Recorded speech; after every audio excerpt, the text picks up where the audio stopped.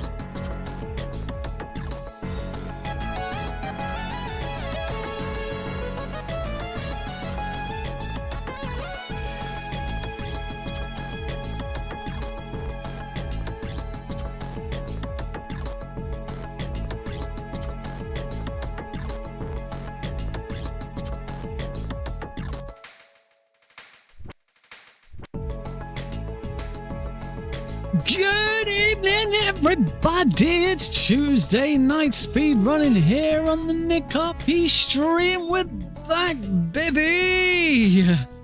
Oh, it's so good to be able to talk again and drink and eat and all that stuff that we normally take for granted. I'll never take you for granted again, food. Never again. Welcome, everybody. Let's get this thing going.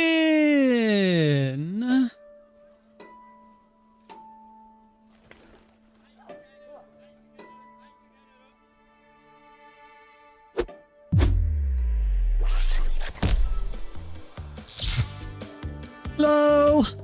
Hello, everybody. Let me get the old headset. All tangled up with my controller. There we go. Lovely. Have the lovely game in my ears now as well, which is good. Hello Rorschach. Hello Meryl. It is very, very good to be back. I am much better, to say the least. I'm still not perfect, mind you.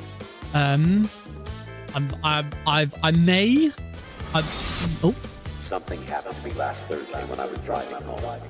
I had a couple of miles to go. I looked up and saw a glowing orange object in the sky to the east. I just something about Cosmic's intro. It's just wonderful. I love listening to it. Anyway, yeah. So back. Last week was what we call in the UK half term. So Heidi was off work and Alex was off nursery. The previous week, Alex was pretty much off nursery all week because he got ill. He came down with what we've later discovered to be two things. The main thing that he had was something called impetigo, which is where children or babies, it's normally children and babies. It's very rare for adults to get it. You get a very, very red, like big red. It's like a rash, but rashes tend to be like lots of dots, whereas this is just like one big red smear, basically around the mouth. He had to go on antibiotics for that. But the thing that we didn't realize at the time is he'd also caught another disease called hand, foot, and mouth disease. Not to be confused with foot and mouth disease. Foot and mouth disease is something that animals get, normally livestock. Tends to get it, and if there's a big outbreak of it, it's a big issue. But hand, foot, and mouth disease is common quite common for children, common in babies. We know that his nursery had an outbreak of it. It'd been doing the rounds a bit. It's a bit like chicken pox, that kind of thing. But because of the impetigo, I sort of theorize that the impetigo and the hand, foot, and mouth disease kind of battled it out for supremacy in his body, and the impetigo won. Because he didn't show that many symptoms of hand, foot, and mouth disease. He obviously didn't show anything around his mouth because he had the impetigo around his mouth. He had a couple of dots away from his mouth, and he had a few bumps on his hand. I think he might have had a bump or so on his foot at any point. But that was about it. We didn't really think much else of it. He was still eating, drinking, because the other thing is, when I say hand, foot, and mouth, it's not just around the mouth, it's inside the mouth and throat as well. But he seemed fine. He was still eating, drinking, he was still happy, he was still fun. He just had this really red mouth. He's fine now, all cleared up, and he is happily asleep. I am having to keep an eye on him because Heidi's out, and Heidi is also very, very tired. Because Alex decided to get up at 5:30 this morning, and then didn't go back to sleep. I was unaware of that because I was asleep in here. I've been sleeping in here for the past week, so I did not know this. And Heidi's been awake now since 5:30, looking after me. But anyway, that's besides the point. That's not important to the story. So yeah, he had the impetigo. We got him some antibiotics, and it cleared. By about a week, it was good, and by the end of the following week, he was absolutely fine. Whilst he was off nursery, I looked after him.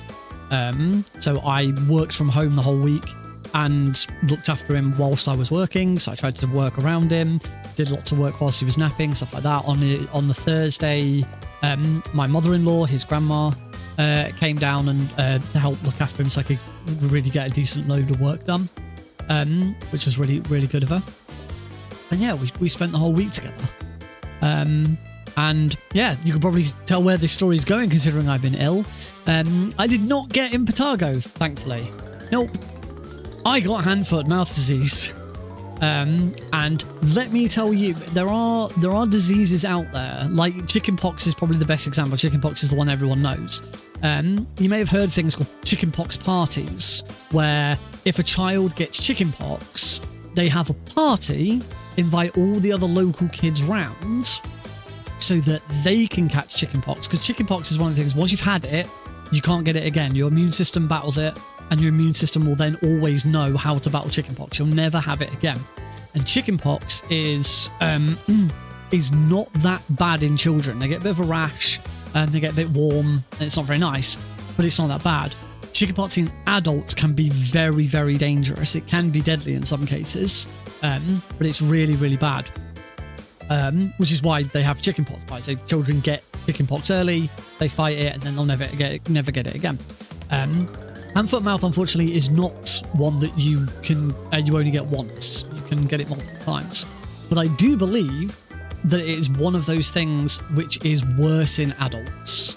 I did learn that it's quite rare for adults to show symptoms. Adults can catch it, but usually they're asymptomatic. So it's likely Heidi's had it, but she didn't show any symptoms of it. I, on the other hand, was not so lucky. So big rashes on hands, feet, around my mouth, around my face, worst of all, in my mouth and throat. And that's still not 100% clear. I can still feel a little bit of an issue in my mouth, but it's not that bad. And that was the worst part. And I'll try and say this as sensitively as I possibly can. There's one other area of the body which gets affected, and it's exactly the one you're thinking of. Around, not the actual bit, but around, sort of inside legs. Think that area. Yeah, that wasn't pleasant either. Yeah, not that. No, not the back. Not the back bit. the front bit. The bit at the front, not the bit at the back. I did get some cream for that one, because yeah, that's not pleasant.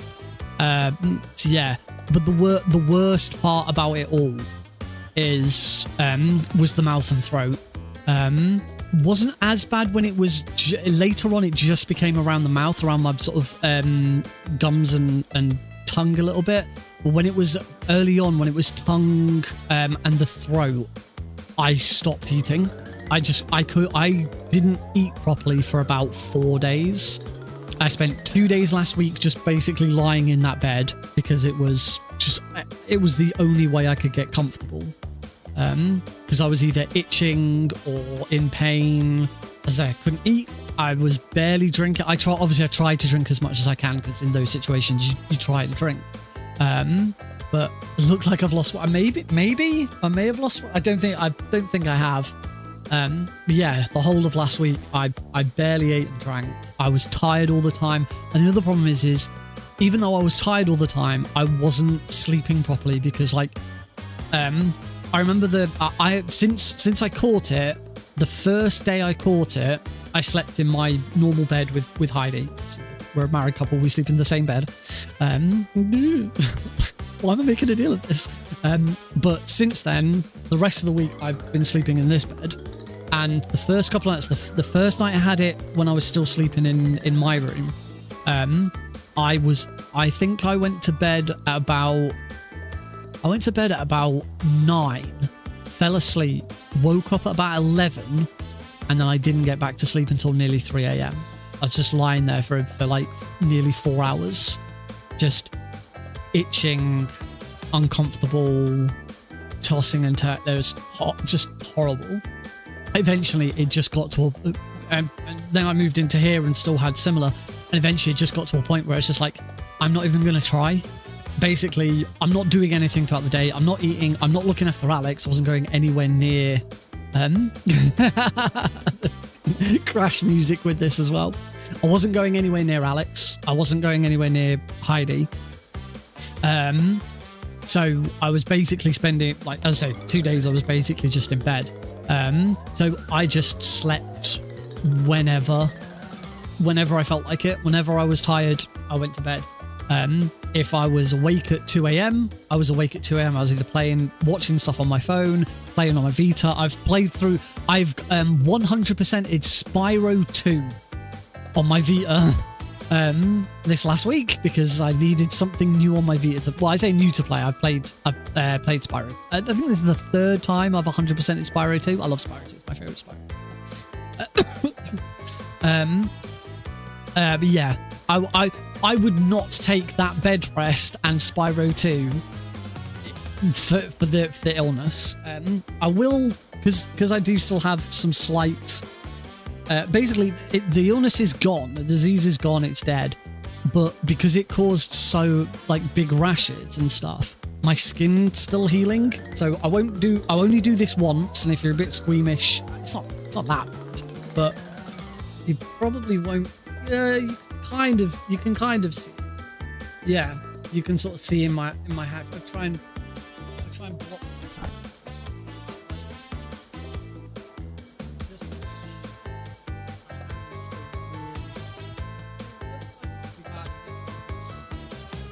This one wasn't.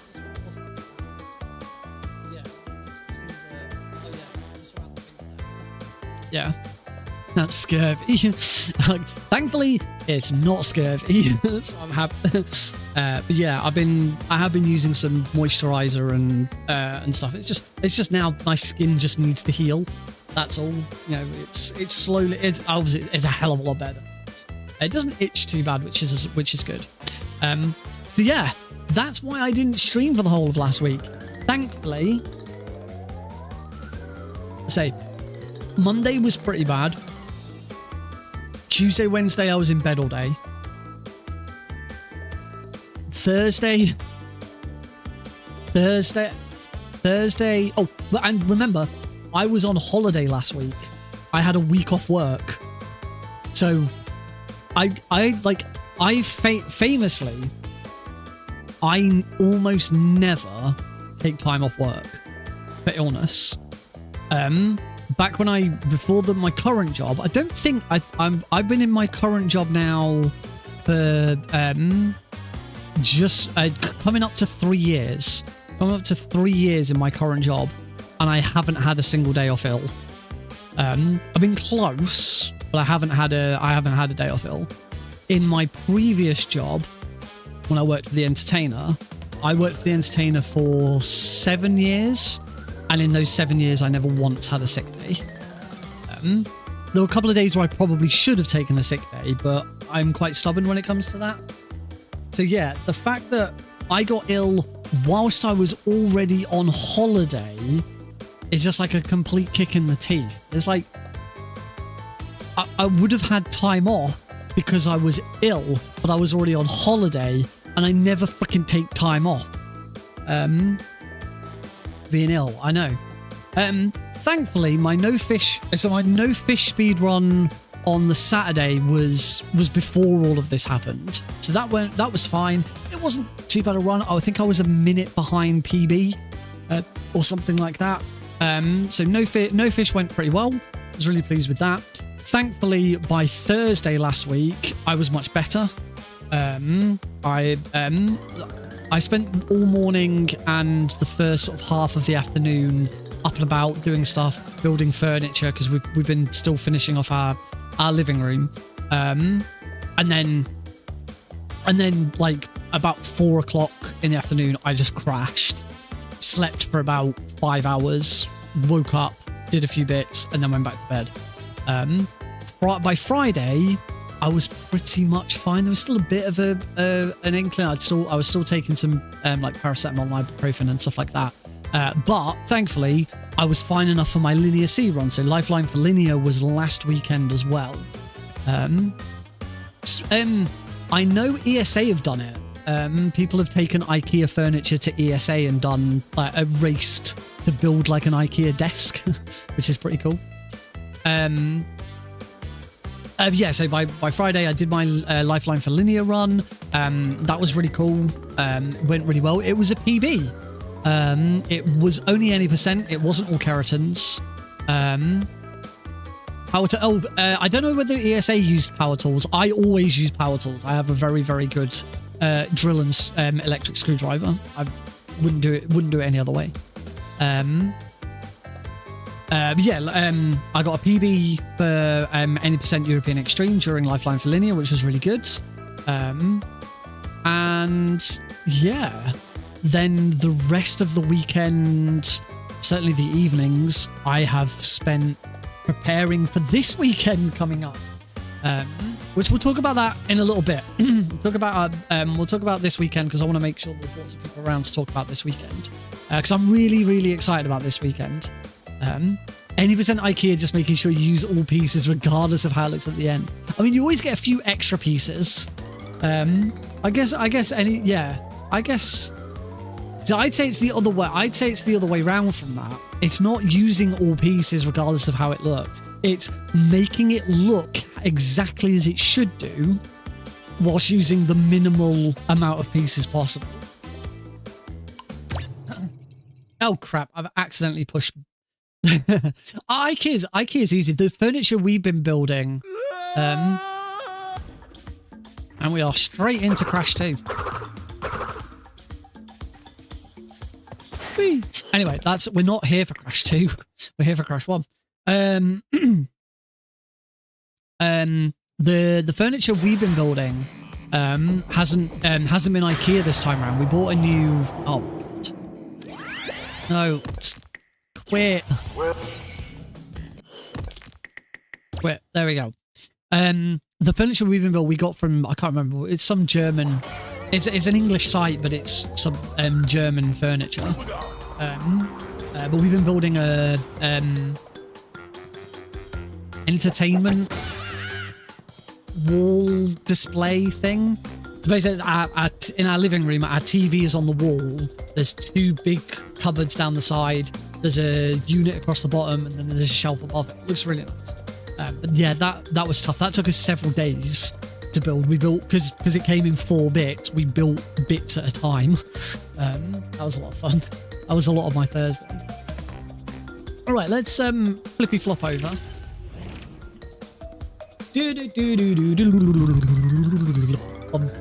Right, so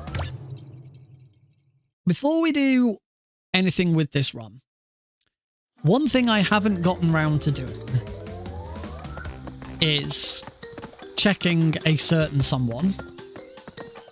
And that certain someone is, of course...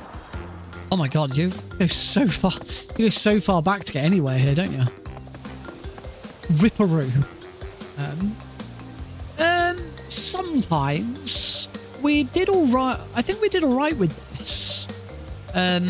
Usually it goes well. I remember the one that I remember specifically going really badly is we were trying to, before Alex was born, we were trying to put his pram together for the first time, and we had a proper falling out over that. That was really bad. But normally we're pretty good at building stuff together. All right, so this is Ripperoo, and all I need to do for Ripperoo is I just need to figure out how the frick you defeat him quickly, because I've completely forgotten. So bear with me just a sec. I will share this on stream as well once I've found. So let's head on over to the desktop. Here we go. So here we are on my YouTubes. You can get an idea of all the stupid stuff that I like to watch. Yes, Daredevil Born Again. So close. I'm really looking forward to Daredevil Born Again. Still haven't seen Captain America. That was the other thing. Heidi and I were going to watch. We're going to try and go to the cinema we were going to leave Alex with his grandparents and try and go to the cinema to see Captain America: Brave New World, but haven't. We didn't get a chance because I was horribly ill. I haven't watched Reacher. I'm seeing a lot about it at the moment. I'm kind of tempted to give it a go. I've got Amazon Prime, so I might give Reacher a go. I like the actor because the guy who plays Reacher was young Hitchcock or Scully in that one episode of Brooklyn Nine-Nine. I can't remember which way around they were. I think he was young Scully in Brooklyn Nine-Nine. And then he was also in what the bloody hell's the name of League of Ungentlemanly Warfare? I'm gonna just it's Ungentlemanly Warfare. The Ministry. There we go. The Ministry of Ungentlemanly Warfare. Really interesting film. It's quite funny. There it is. He's right there in that thumbnail. Really funny film. If you're a fan of Guy Ritchie, then you'll like it because it's another Guy Ritchie film. Henry Cavill is the lead. But yeah, as I say, the guy who plays is his name Alan Richardson. I see the name Alan Richardson there. I think that's his name. Yeah, really funny war film. Really enjoyed that. Anyway, we're here for Ripperoo. Ripperoo speedrun. Crash Bandicoot Ripperoo fight speedrun parody. Let's not watch that.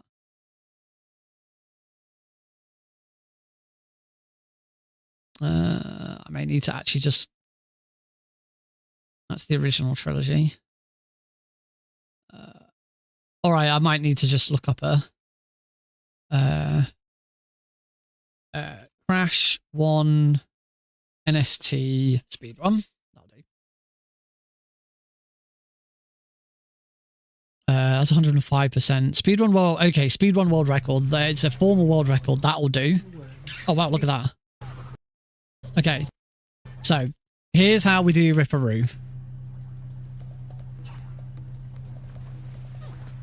Oh, it's something horrible with this mic. So remember, you jump on that as Ripperoo jumps off that bottom right one. Some people just... I remember that. Then you jump on...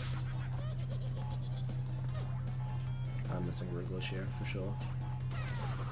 Okay, cool. This is taking one hit, which is how I remember doing it.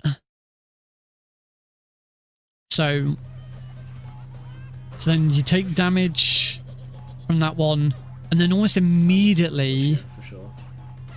go and jump. But yeah, this seems familiar. Oh yeah, Ripperoo's not random. There's no RNG to Ripperoo. Missing Wriggler. Okay, I think that's it then. Let's give this a go. We should be golden.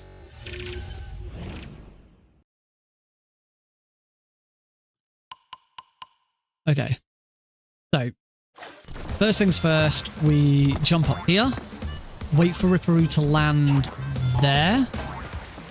Nope, that was too fast. Not when he lands in the bottom right. It's when he is about to leave the bottom right. So do that there. Oh, okay, I'm still too early. Or was I too late there?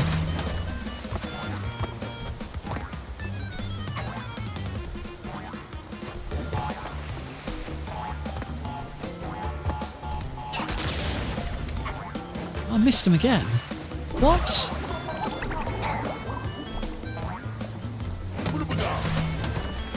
Shit, I'm gonna run out of lives.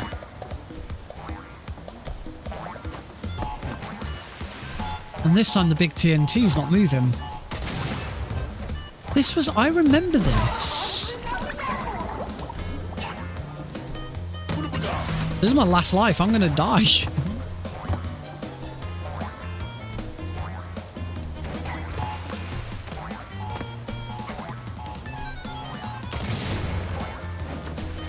Maybe I'm being too early. I'm just gonna have to take the game over. I must be being too early. Game over. Thanks. He's a champ, isn't he? Good old Uka. Give me back my 5 lives. Whoops. Give me back my 5 lives. Hop, hop, hop.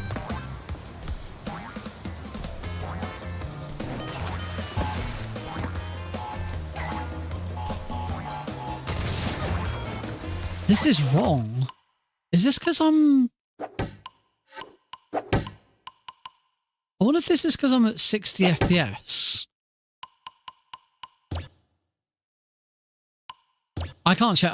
Changing it here doesn't make a difference because my because of my graphics card.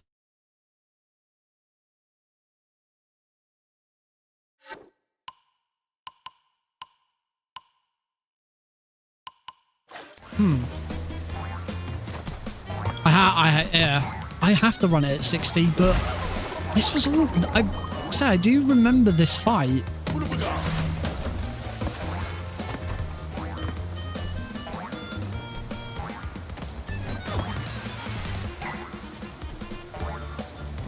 It's not game version.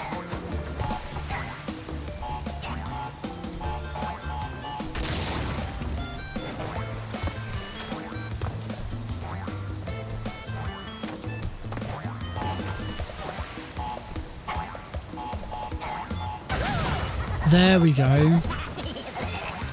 Let me do that.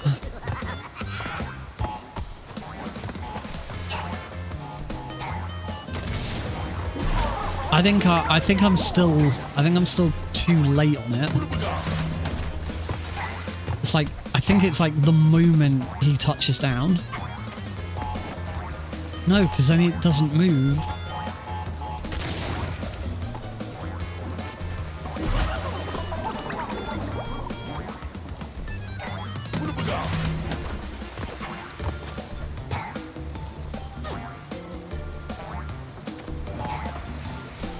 That's about as early as I can do it. There we go.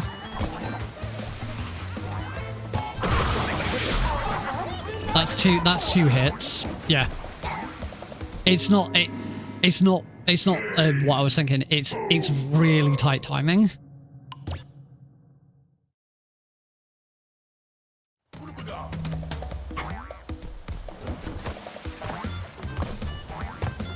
Yeah, so it's like he lands and then, yeah, that should be fine. Yeah.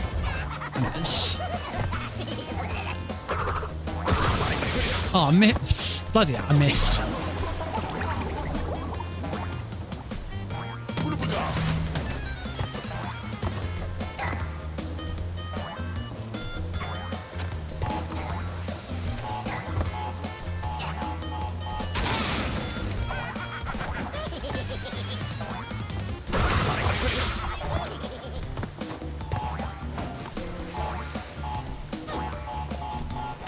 There we go.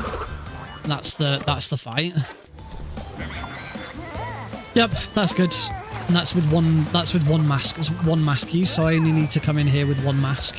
Well, ideally you want to come in here with 2 masks because then you'll have more masks for the next level. But it depends on what happens. All right, and with that, I think we can actually start a run. So we're gonna quit.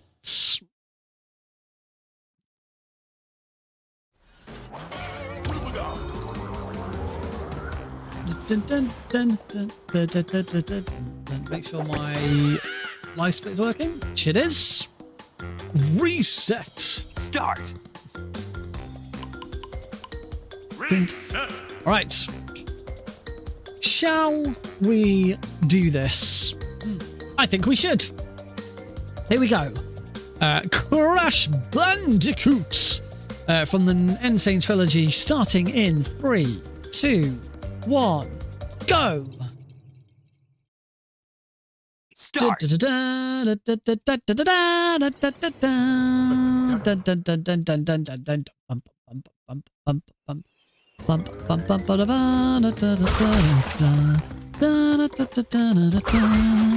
Right, let's go. So, first thing that we need to remember is that Crash moves fastest normally whilst jumping. I hit that, that should give me my next mask. Jump in there.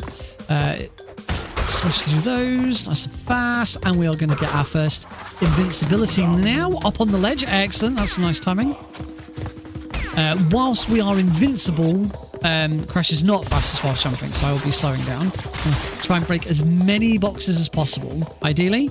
Ideally, the best thing that we can do in every level is break every single box, but then not grab the gem. I think there's like one level we might do that. Hold the X button, and that is instantly beach over. Mash. I do have to manually split, unfortunately. Straight away, grab our next mask.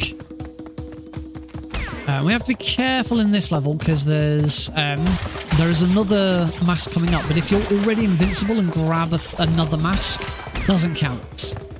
So all I'm going to do is I'm going to make sure I get here. Wait. Oh, I was slightly too fast there. So unfortunately that didn't count, so I've got to do this without invincibility. Which is a bit slower, but oh well. Break as many of those boxes as possible. Now I'm going to start losing masks. Especially when you're jumping up like this. Lovely, that was nice. I managed to trigger the TNT as well. Oh, that's another hit. Mask management not going so well here. Go in. What's the next level? Great gate. Oh, great gate, yeah. Mask management here is already really bad. I'm gonna be a little behind coming out this one. I always split as I start the next level. So onto the great gate. Now, apart from the very first level, there's kind of a trend with Crash Bandicoot 1 where every single level kind of appears twice. That was mean. So every level kind of has an initial. I'm not really saying this very well. It's not that every level appears twice, it's that... Oh, I can't get that now either. This is really bad. My mask management has been so shockingly poor this game already.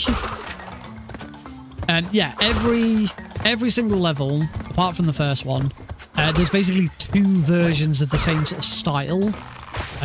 So we're currently doing the Great Gate. Later on, we'll do another level that looks very similar called Native Fortress.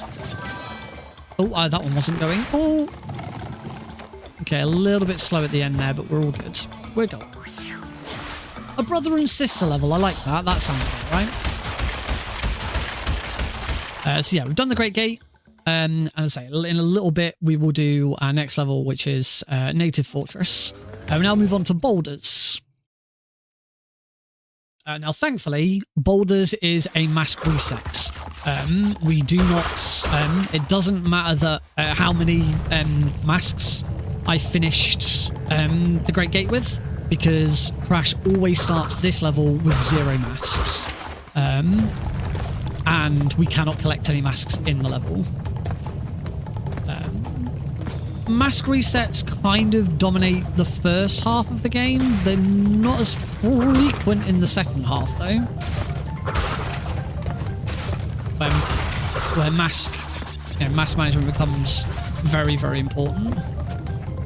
Especially when you start doing tricks that require you to intentionally take damage. Such as Ripperoo.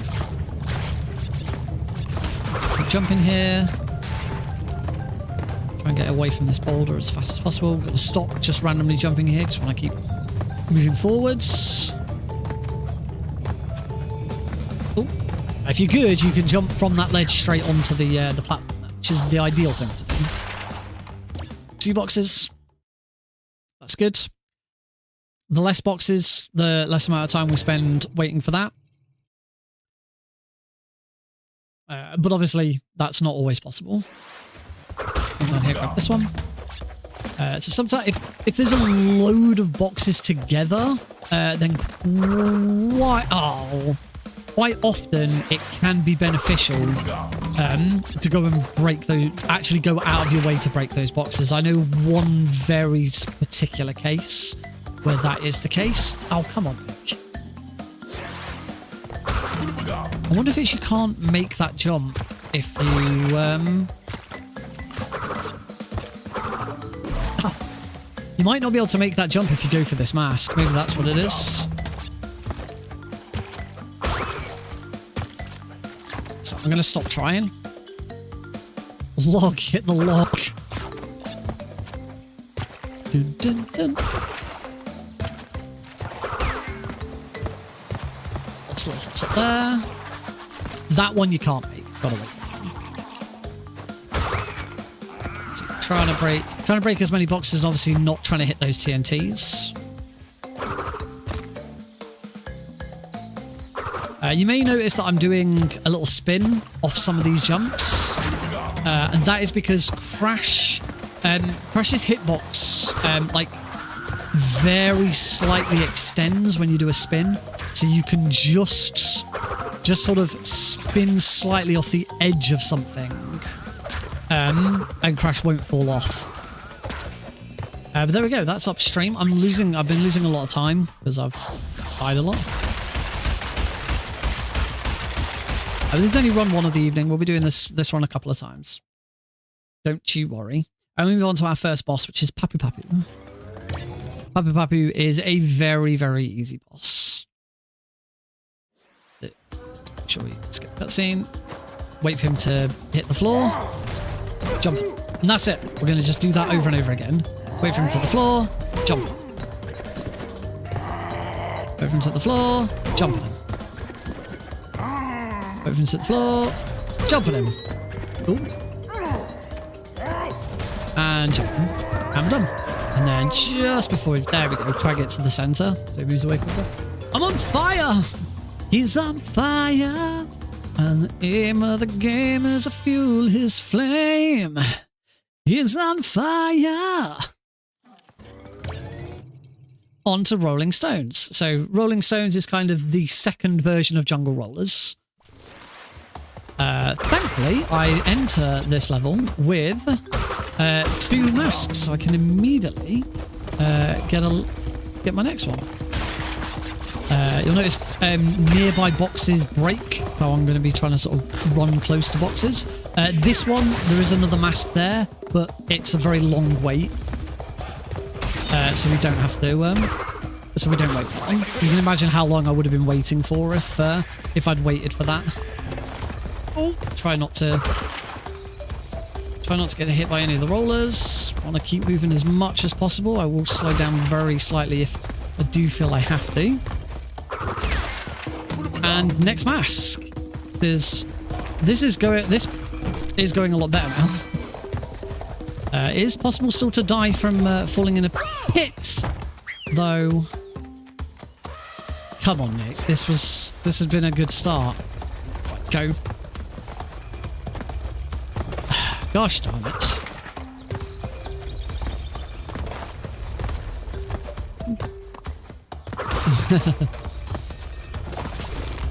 I mean, it's kind of like I must have known.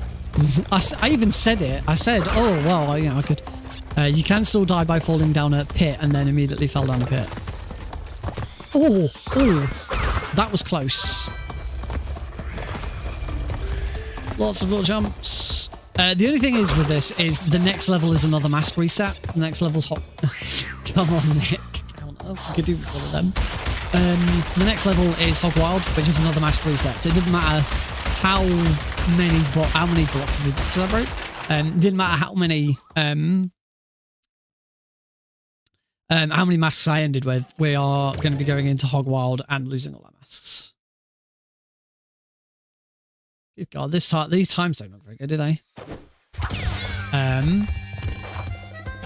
So like every other level, Hog Wild does have a second one. Unfortunately, we won't see it.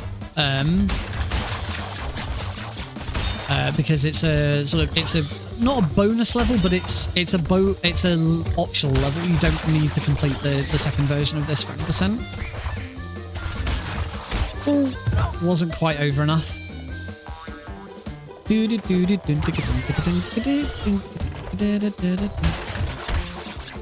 Oh, maybe I'd squeeze past him on the left. Do I have to squeeze past him on the left? Or is it because I'm jumping? Yeah, yeah, it's because he squeezed past him on the left. You do have to be a little bit careful in this level with jumping. In a little bit of, I think from here, we're going to start seeing like these pigs being roasted on barbecues. And jumping around them can be quite tricky. But if you're doing lots of little jumps like this to speed yourself up, you can actually get into a situation where you can't dodge one of them. I think it's that one you can't dodge. So you have to be a little bit careful with jumping a lot to speed yourself up.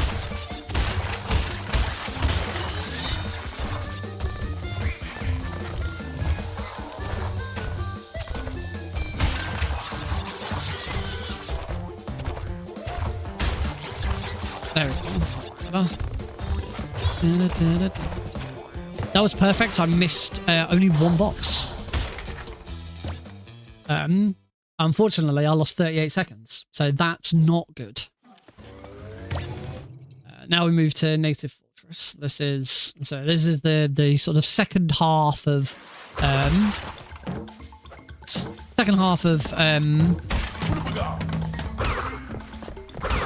the Great Gate.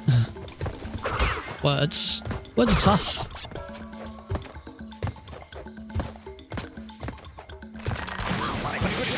I was hoping to beat that, but obviously didn't. I think that means I've lost. I've lost a mask use. Oh, and then I hit that. So there is an intentional mask hit coming up. Unfortunately, I'm going to have really bad cycles now because of that death. I have to wait for a lot of these. Yeah, there isn't another mask before the bit that I'm thinking of, I don't think.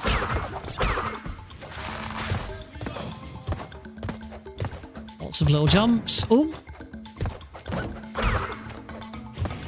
Oh, don't have to wait for that. Here we go. Yeah, this is the intentional hit.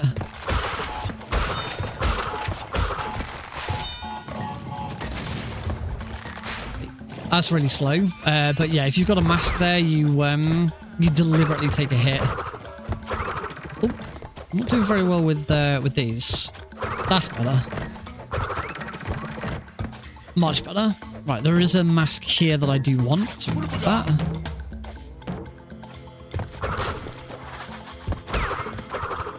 And then round the back here, lots of little jumps. This is developer intended. There's Wumpa fruit back here.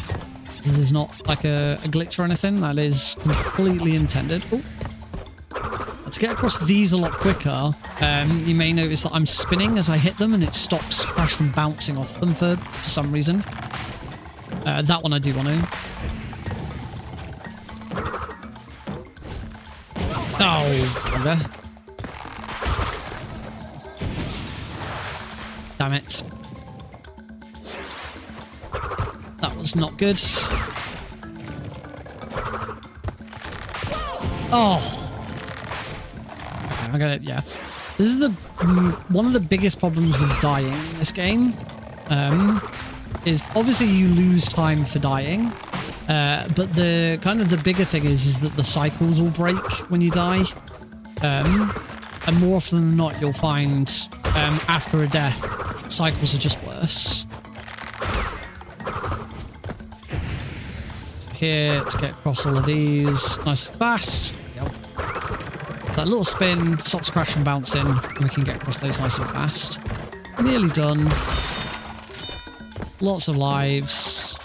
Probably going to need them later. And we're done. I have actually caught up some time. Not a lot, but yeah, you can see now why I've never submitted to speedrun.com with this.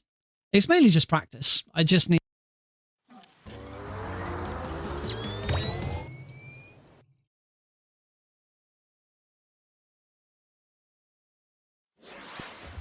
That's the thing that's weird, wouldn't you say?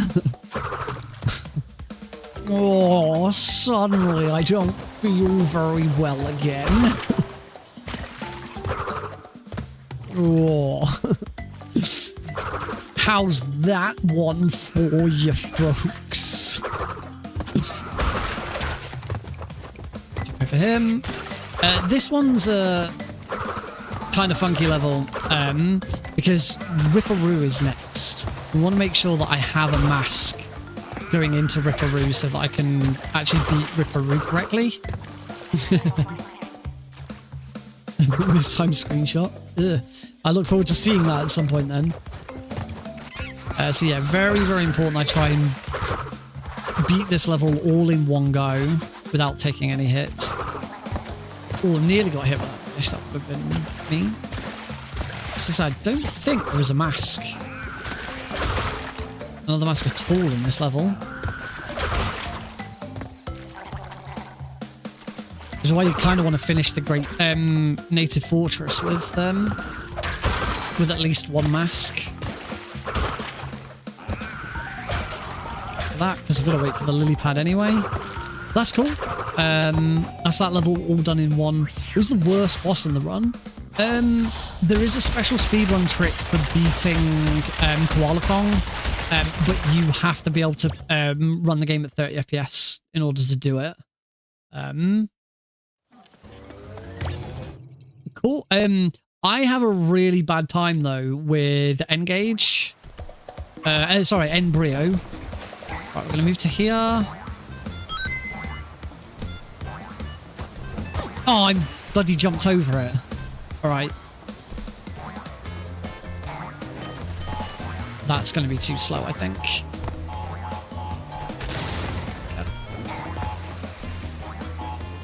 That should be fine.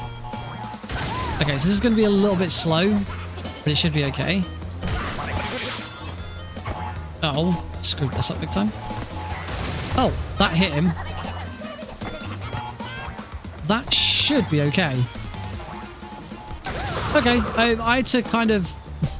I kind of had to take a weird stab at a backup, but we got there. Thing is, his movement's always the same, so as long as you can sort of work out how the timings then need to carry across, you can work it out.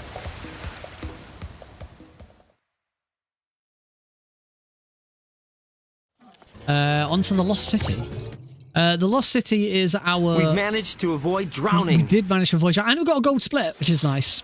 Now, the Lost City is a special level. It's the only level of its kind in the Any Percent run. There are some coloured gem levels, this being one of them, where for... when you complete the whole level... whoops. When you complete the whole level without taking a death and getting all of the boxes, you get a gem. Some levels give you a coloured gem, and those coloured gems do something. You see the hint down there says break every box without dying to receive a gem. Some of them are coloured gems, and coloured gems give you rides in other levels. If you play Crash Bandicoot, you understand, you sort of know the basic concept. Basically, the green gem is the most powerful because there is a level later on where you basically skip the entire level by riding the green gem. So we want to hit every box in this level, which includes the 2 bonus areas, and we want to do it without dying. If you haven't hit a checkpoint, yes, you do have to.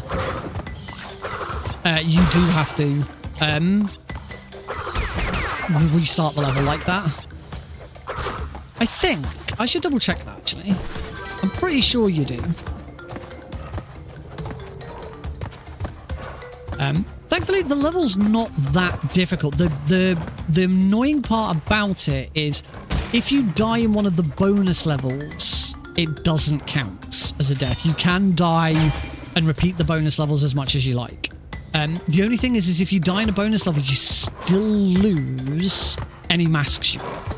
So ideally, you want to still do each bonus level and get it right first try. The first one's actually coming up here. Let's jump over here and smash all of those. Got that. There's the first one. This is one of the embryo ones. Just go around him. Onto here. This one's not too difficult. There we go. That's basically the hardest bit. We will get some lives. 1, 2, 3. Lovely. So that's the first one done. That's fine. The second one is hard to do quickly.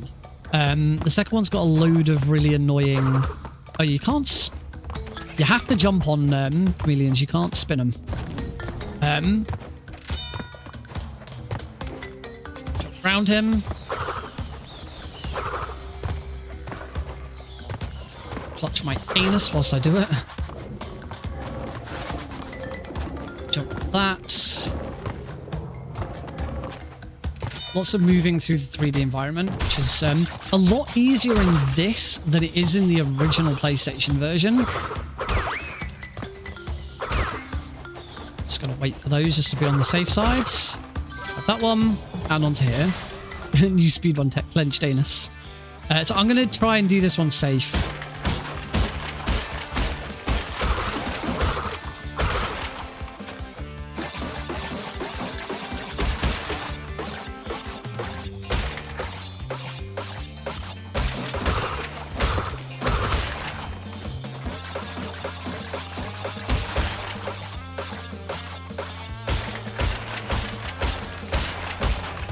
That was really slow, but I've done it first. I've done it first try, and I've kept my masks, which is nice. We're not out of the woods yet. We're nearly done. Just kill him. Play this safe. We're just got to be a bit careful here because I've got to make sure that I bounce off him to hit that and gem. Make sure you collect the gem. You may have noticed there was a moment. There was a moment there where I was in the middle of the gem and Crash didn't pick it up. It is possible to just run straight through the gem and not actually pick it up. That was good. I lost quite a lot of time because of the death. But we got it. We got it the second time. And now, for the first time in a very long time doing this level, I actually get to use the mask. So it makes a really nice change. Usually I do not come into here with the required tools necessary for this. Just jump around there. Next mask should be coming up. I'm going to play this safe. I don't want to take a hit here because there will be another Aki Waki mask.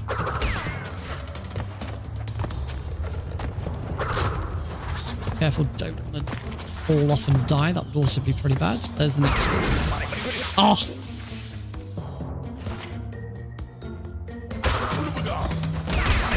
Oh, never mind. Completely screwed all that up. No extra Aku mask for me.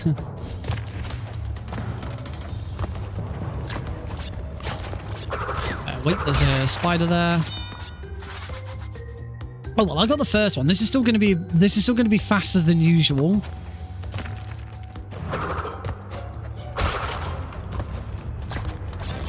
Jumps. Nice. And we are at the end.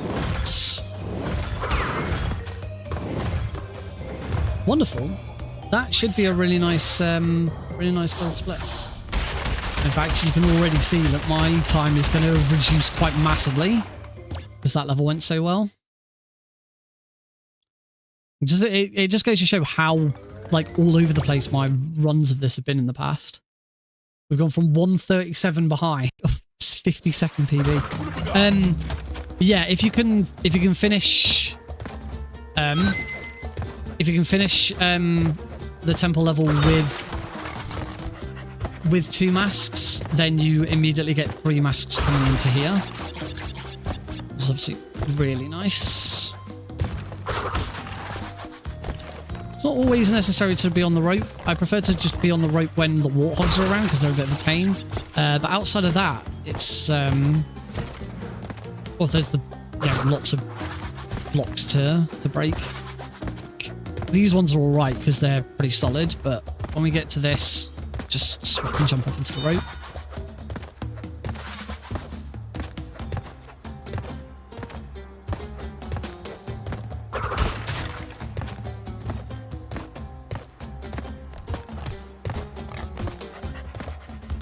Oh.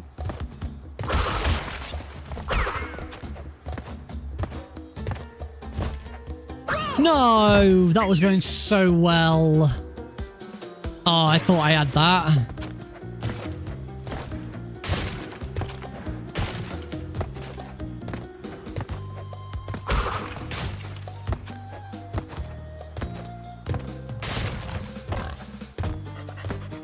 That was a really long checkpoint as well.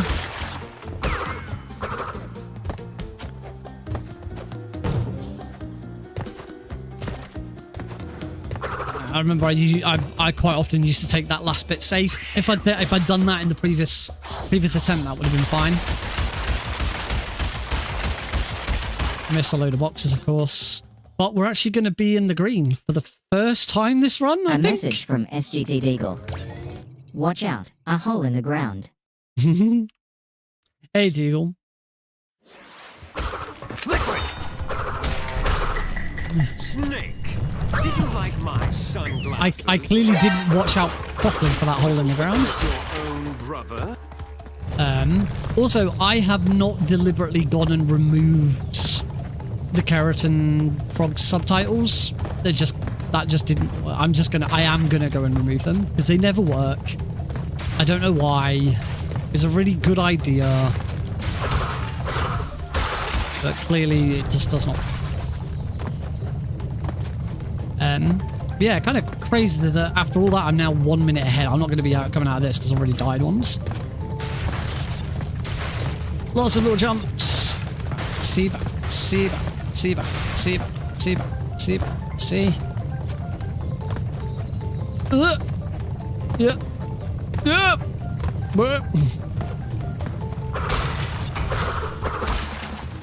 And all those ones, they get broken anyway. The ball breaking the boxes does count as boxes being hit as well. It's quite a nasty level. You really can't see what's coming in front of you.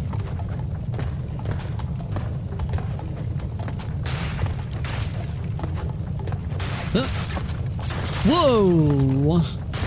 That was almost catastrophic. These ones where they fall. I don't know why they do these ones where they fall. There's no way you're going to get hit by it. Oh, I walked around the outside of that. There's no way you're going to get hit by it. Lost a little bit of time to that death right at the start, but we're good. We're still in the green. Like I said, it's the first time all run we've been in the green. Imagine if we were in the green already. Sunset Vista. This is the second half of Temple Ruins. Sorry, not Temple Ruins, Lost City. I'm going to have to wait for that now because I didn't move straight away. Thankfully, we do not need every box in this one. Lost City is the only level where we have to have every box. There, grab. Wacky. It's of him.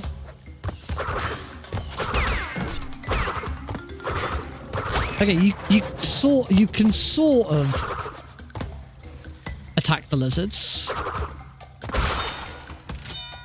I don't understand how the lizards work. Sometimes you can bounce on them, sometimes you can't. Sometimes you can spin them, sometimes you can't. Maybe she's born with it, maybe she's Maybelline.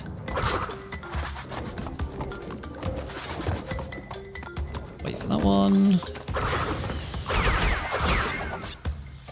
Unfortunately, even if you stand there and kill all of those, it doesn't matter. Yeah, if if you kill the two bats on either side, that's how you get rid of them. The bats won't appear. As long as there's at least one bat that's sort of hanging from the side, bats will spawn and try and kill you. Bad cycle, unfortunately. That's probably because of all the way back at the start where I couldn't get on top of that. That other one straight away. Because this game is a mixture. When it comes to cycles, it's a mixture of global and local cycles. Some cycles are global, so they kick off as soon as the level starts. Some cycles are local. They kick off when you reach a certain area. That's the quick way of getting up there, while still making sure you get the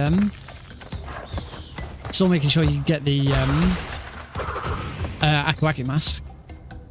Does it even matter? Oh yeah, Koala Kong's next. It does matter.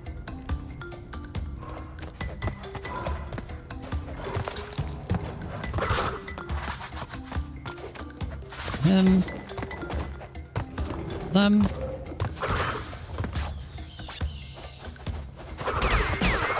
Oh, that's nice. I thought I was going to get hit there, but I didn't. Try and get on top of these. It's a little easier to manage. Or quicker as well. Whoops. So I don't usually get this far and have 3 masks.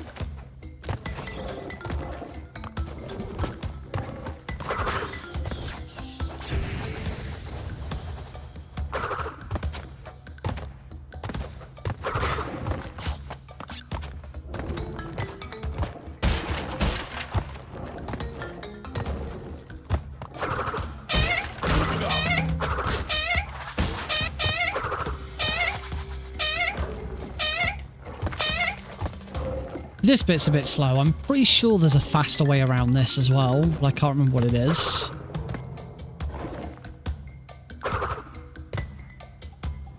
So for now, I'm just going to play it safe.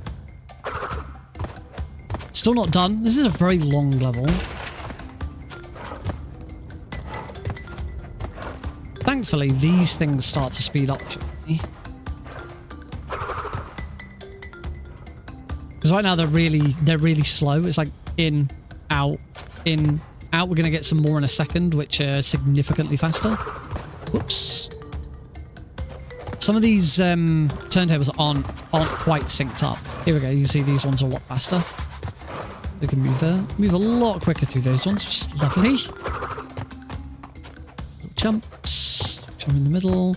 Jump around him. Here there are 8 boxes there, so that is a time where it's absolutely worth breaking all 8 of those boxes to avoid 8 boxes here.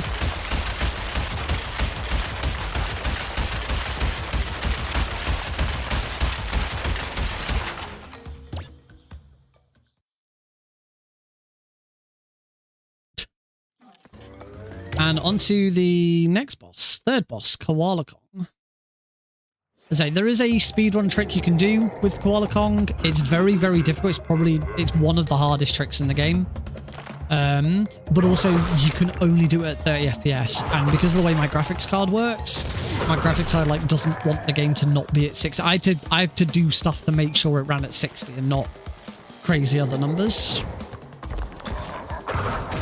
So for Koala Kong, because it's a really difficult trick, and because we'd have to change the frame rate and we can't, we'll just do it.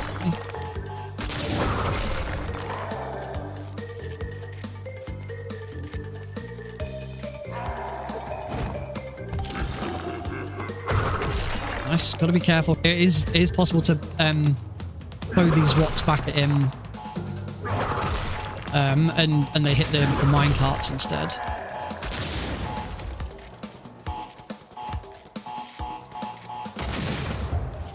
It's something like Koala Kong. Oh, look at those minecarts. There we go. One more. I'll just stand here. Quickest way of getting through the fight.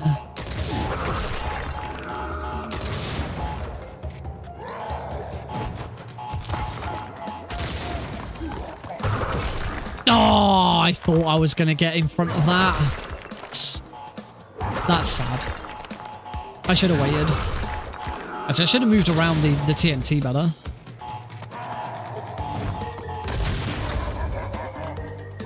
There we go. Okay, lose a little bit of time on Qualicong, but we're good.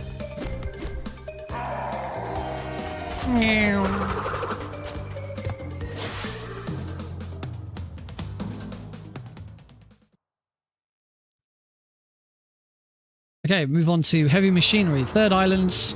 Everything becomes a lot more tech-based now as we sort of move into Vortex's base of operations. I really like the music of this one. There's loads of opportunities for masks in this one. Come on.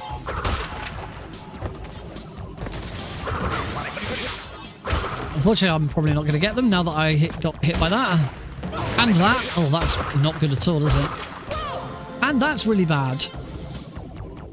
That's right back to the start of the level. Lovely.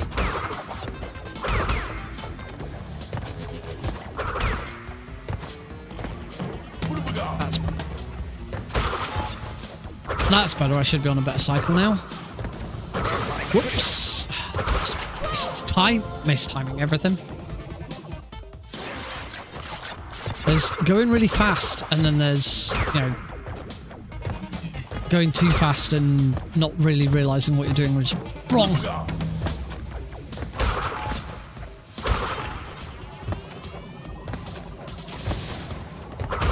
This is okay. Better. I'm still going to hit that. Oh, I don't normally have a problem with this level.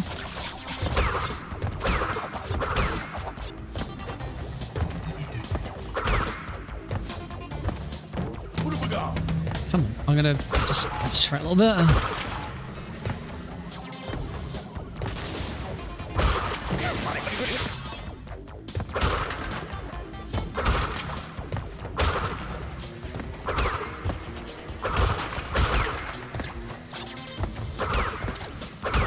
Oh, nearly hit that.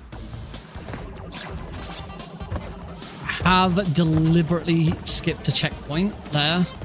I do need to be very careful. I haven't actually hit a checkpoint yet in this level. Good cycle on the steam though. Still haven't actually hit a checkpoint. Safe on that steam.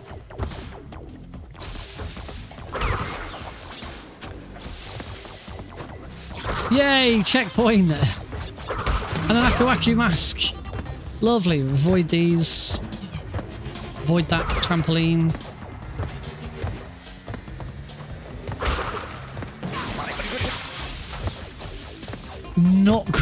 That was not very good. Not a very good cycle on that steam.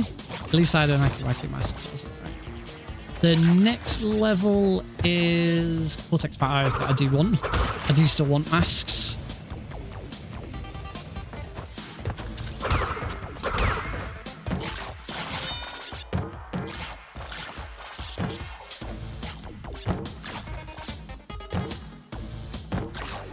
Oops.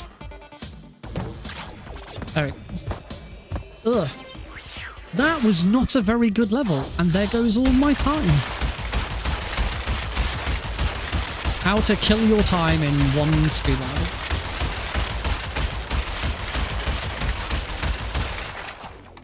It is supposed to be disabled during runs.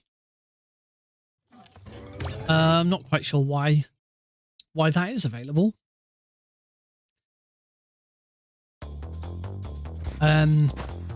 I don't. It'd be a bit awkward, but I'm actually locally recording as well. I'm locally recording the speedrun scene, so a codec call wouldn't actually cause any problems, but that should be, yeah, it should be disabled. Second, there we go. Unfortunately, this is another level where you can you can get a triple mask. I think I definitely won't be getting it now.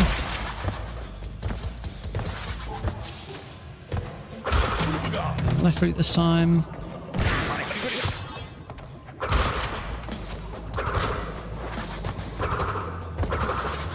Nope.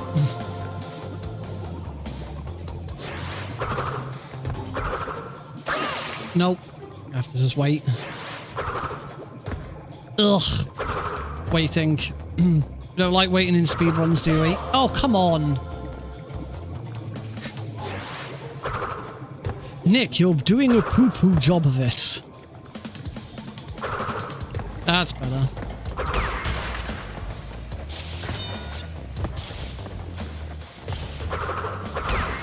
This is better. Jumps. Lots of jumps.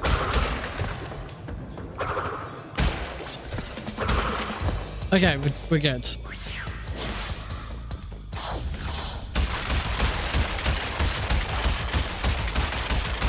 Full redeem hasn't triggered. I do know that there is a new version of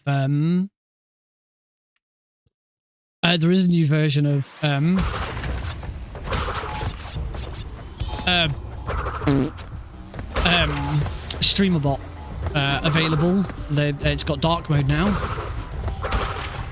It's got dark mode and like there's a couple of other new bits with it. I don't know if they've made it more stable, because I do feel like my experience with StreamerBot has not been the most stable experience.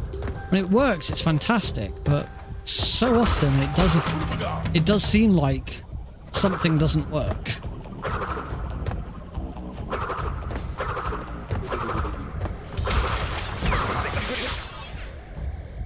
Everything should have dark mode. You are absolutely correct.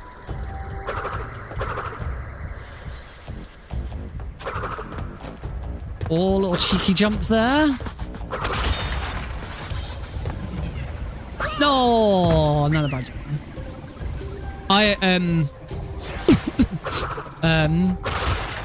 One of my friends that I used to do marathons and stuff with, had like their Discord light mode.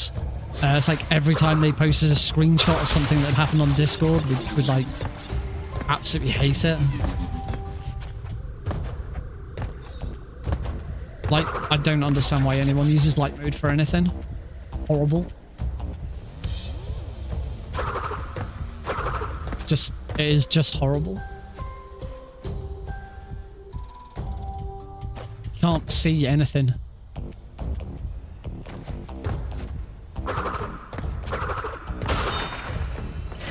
Okay, we'll leave that other one. It's fine. We don't need it. We don't need it. Flash.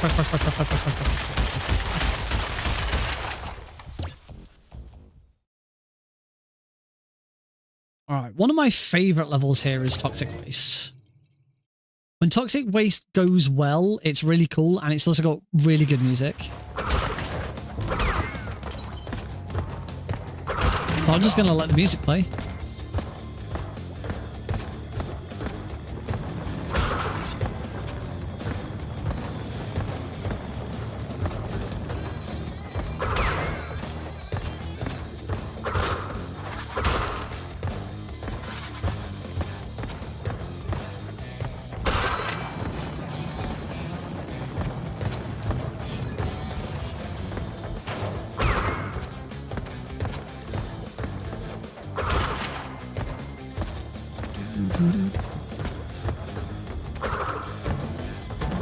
Oops.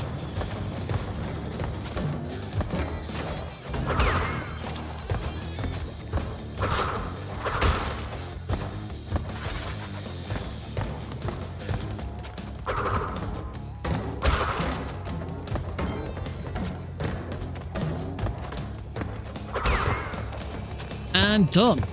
Lovely level. I love that level. It's one of my favorites.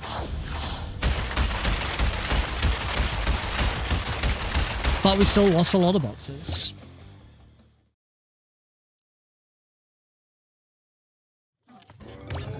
On to the next boss. There's still 2 more bosses after this. There's a Pinstripe. Pinstripe does have a speedrun trick, but it's quite precise, and also it requires a mask. And I don't have a mask. So at the moment, I'm more interested in like getting consistent runs where I'm not dying than trying to do like tricks that are only going to save small amounts of time. Let's structure. Here. Do we move under here? No, he's going to move to the sides. His gun's going to jam again. There. Wait, here. His gun jams immediately. Oh, I can just... And that's pinch. No. Rocket propelled. It's not. Are we gonna play this game again? We haven't played the what does the RP stand for in a very long time. If you know the answer, don't join in. No, my it is my real name.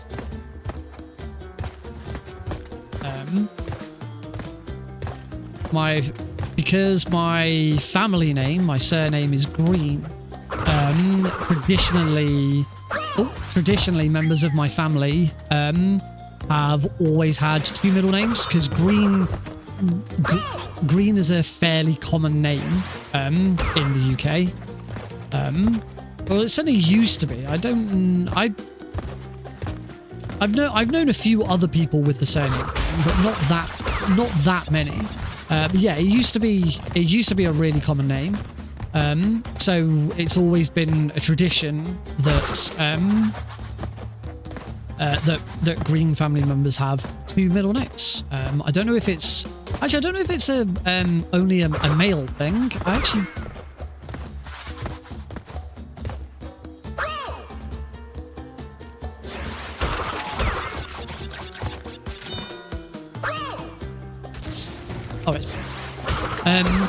Yeah, I don't know if it might be a male thing, but I actually don't know of any like female Green.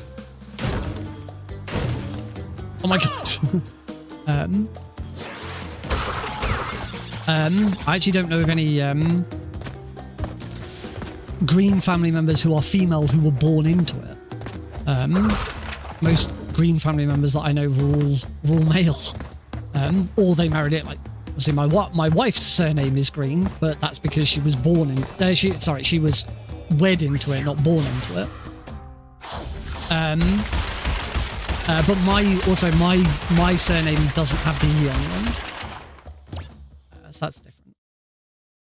Right, we move on to Meryl. With your first guess, I can tell you that one of those two is correct. Onto Slippery Climb. I don't have any masks at all, so I'm not even going to attempt the hyper jump. So there's a trick in this called hyper jump. This level and Koala Kong are the two areas that can be used. This one's a lot easier, and you don't have to be at 30 FPS for this one to work. But it's still really tricky, and it does require a mask. There are no masks. I'd have to keep taking deaths over and over again. And at the moment, with the way I'm doing this run, it's just not worth me spending loads of time. I'll get a decent time without doing it.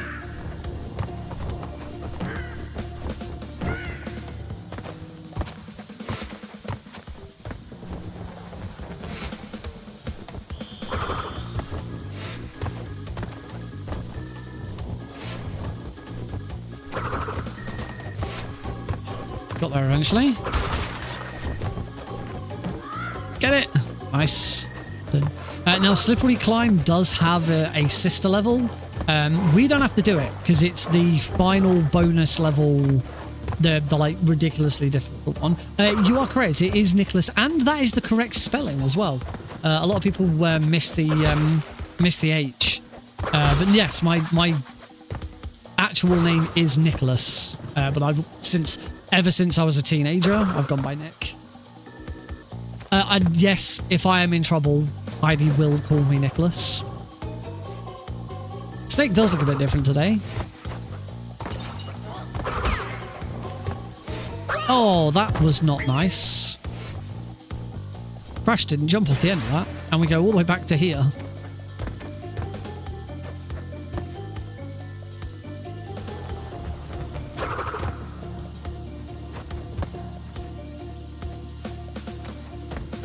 yeah, certainly as a kid when I was growing up, you know, well, as a teenager, I should say, because when I was a kid, when I was a child, I did go by Nicholas. But when I became a teenager, at that point, it was like, yeah, everyone's just going to call me Nick. No one's going to call me Nicholas. It's funny. Alex is the same way. We deliberately chose to call Alex Alexander. Alexander is Alex's birth name, is his legal name, but we call him Alex.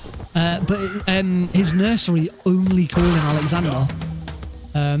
Presumably because that's what we put on all the paperwork.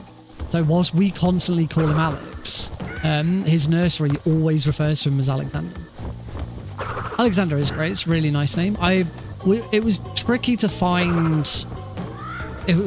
Finding names was quite tricky when we were coming up with them, because the big problem that we've got with names is Heidi is a teacher. So you come up with any name, and Heidi can almost, and Heidi's been a teacher for well over 10 years at this point. Heidi can definitely think of a child that she hated who had that name. Victory of the People. I think I have heard that before. I think I've probably had a fridge magnet with that on at some point. Oh, we're back on. We're back in the green again. There we go. And the lights have updated to reflect it. Thank you, lights. Yeah. Anyway, if we go back to the RP, your suggestion of Robert Paul, one of those was correct. You got the easy one. Of my two names, one is easy and one is difficult.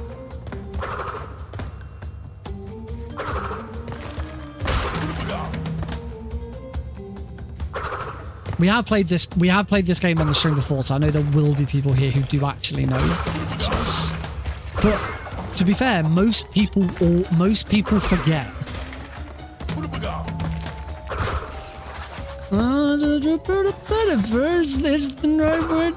Is that the case?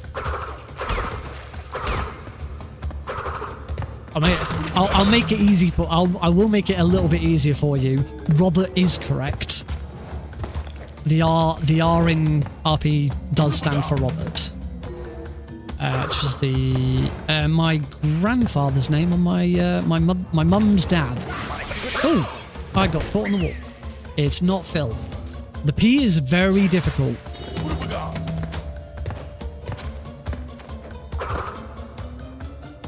Everyone struggles with it. The thing is, it's so difficult that even people who I've told in the past, when they come back to it again in the future, they'll always immediately remember that the R stands for Robert and never remember what the P stood for. And my line manager at work has done this several times.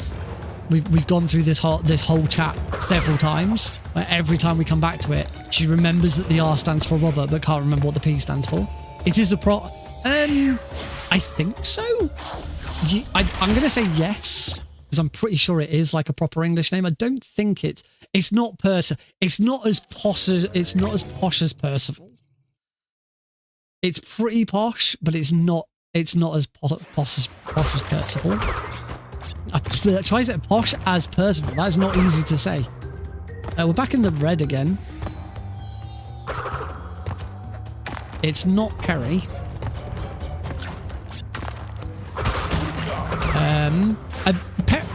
Hang on, Perry is short for Percival, isn't it?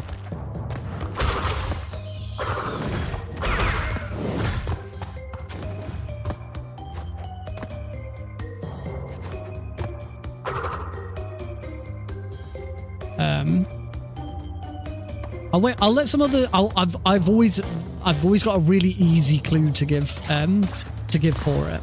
But I'll wait and see if anyone else wants to take some guesses before I give you the clue.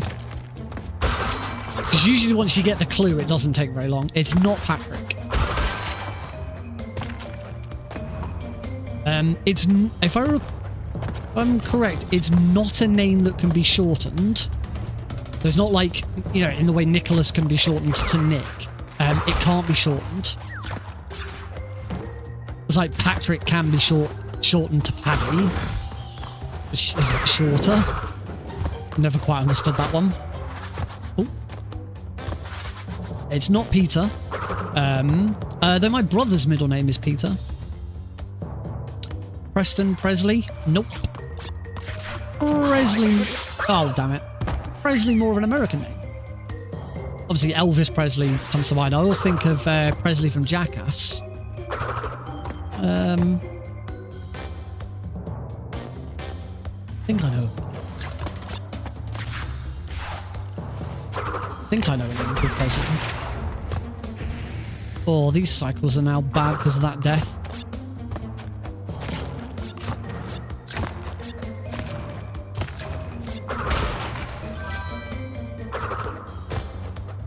Gonna need it. I'm gonna let Cosmic and some of the others who are guessing have a couple more guesses before giving you the hint. So once you've got the hint, it doesn't take very long.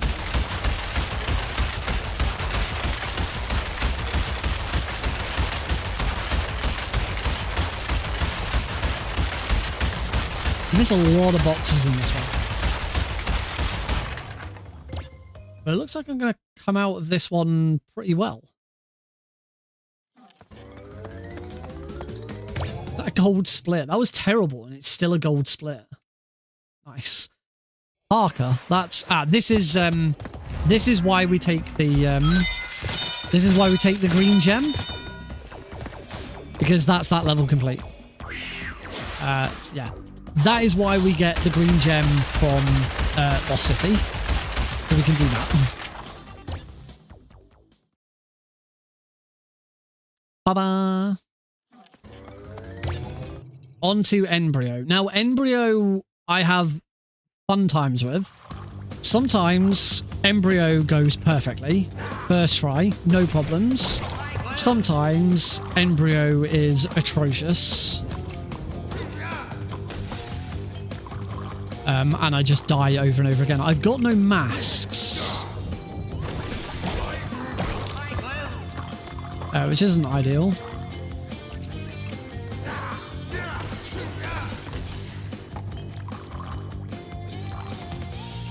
Alright. It doesn't look like anyone's getting anywhere fast. Oh, it's bloody... I got hit by the bottle in midair. It doesn't look like anyone's getting anywhere. So I will give you the clue. Cheers. Think James Bond.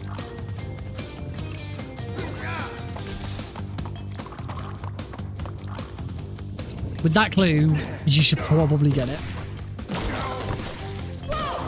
Oh, what? This is it. See, this is what I mean with Embryo. Sometimes it's not Piers.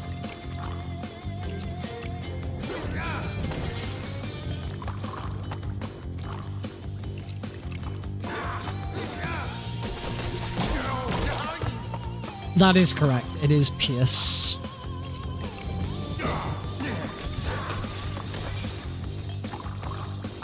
I believe Pierce was on my grandfather's my grandfather's middle name. Oh, my grandfather's middle name was Pierce. But I believe Pierce was his mother's maiden name.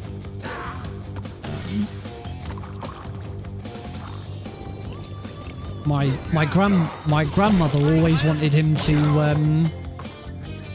That is correct. You did the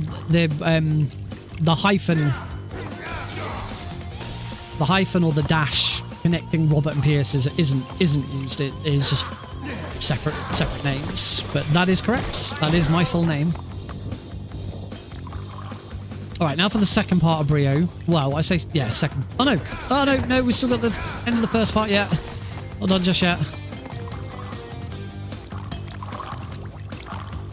Now we move on to the second part. The problem with this is if I die during this bit,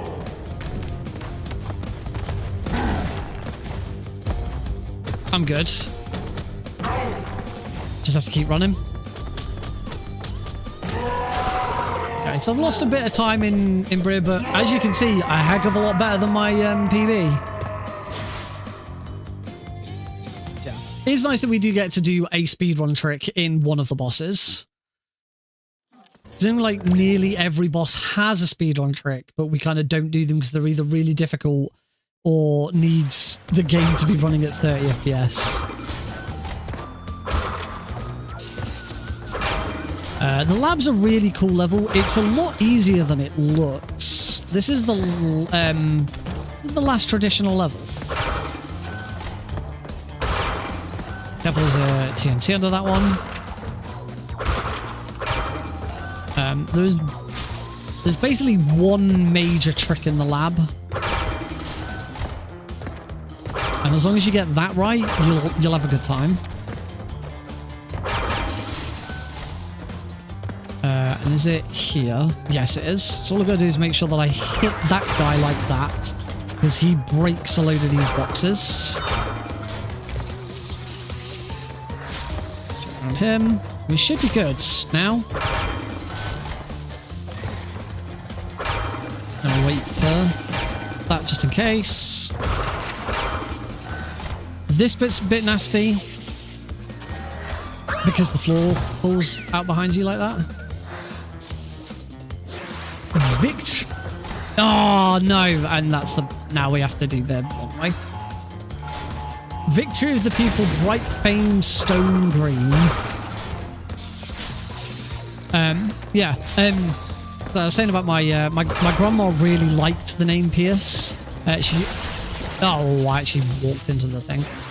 She always wanted my my granddad to legally change his name, so she could double barrel it, so that instead of my surname being Green, my surname would be Pierce Green. That would be my surname.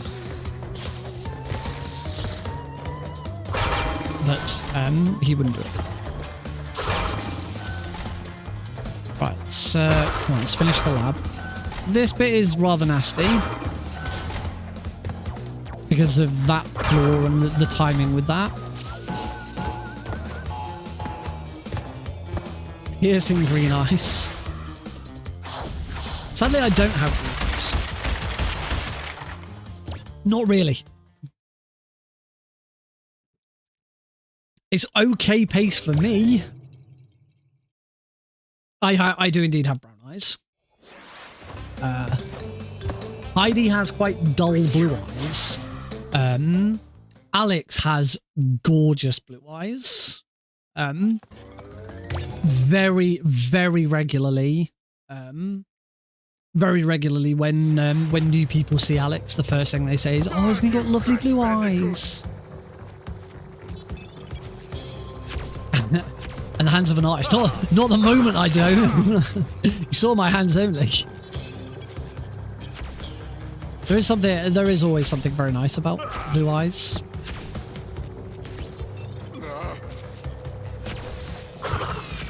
We're getting closer to my initial goal. My initial goal with Crash 1 is to get under an hour again.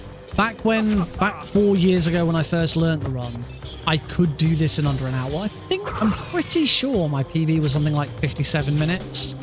It's just getting, practice in and all of that.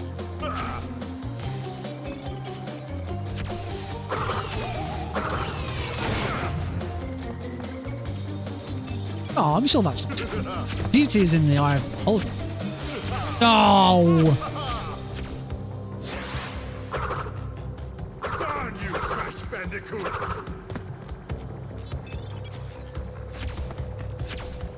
That's what's better. Oh, and then miss the green one because I'm too busy looking at chat.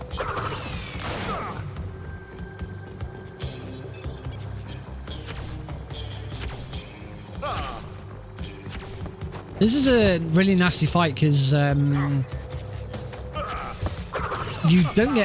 have no masks in this one. You only have whatever masks you take in on the first attempt. It's like you want to try and finish the lab with at least one mask if you can really. I actually don't know if there are any masks in the lab though.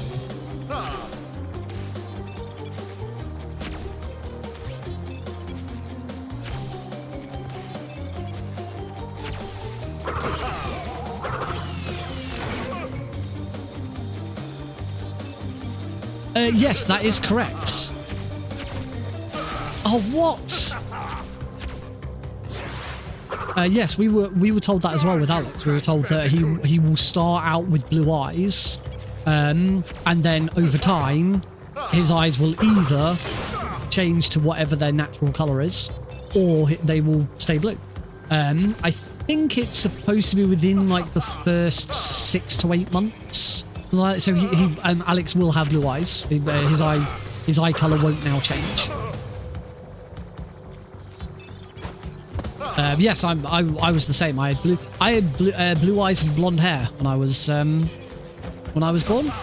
That's another one that's very common for babies to start blonde and then go dark. So at the moment, blue eyes, white Alex. That sounds like a great name for a Twitch channel.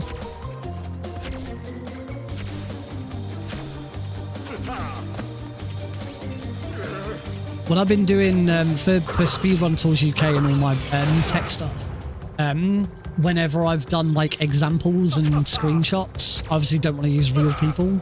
I don't want to use other people because I don't want them being in screenshots they don't know. Sometimes I haven't got a lot of choice. Anyway, that's beside the point. So I tend to put my own name in, obviously. I'll put Heidi's name in. I've now also started putting Alex in, but I've been calling him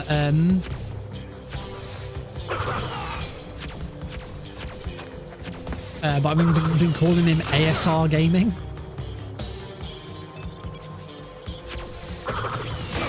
Because that sounds like it has a nice ring to it. There we go, 103. Yeah, this is not good pace. But we're slowly bringing it down. It's a PB. So we'll take that. We'll take the PB. But under an hour really is the first. Yeah, we did it. Under an hour really is the first checkpoint.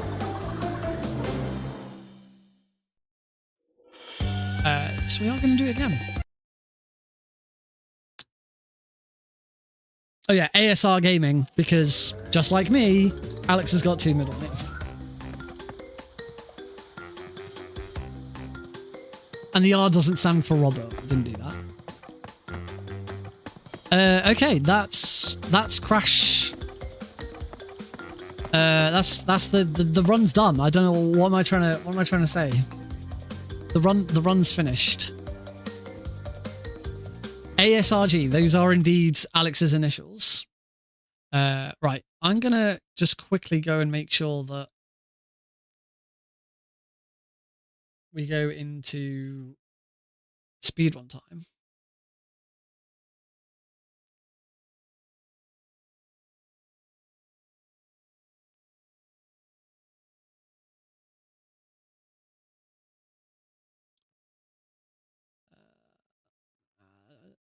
Add a test trigger. Test trigger. The game's done, Nick.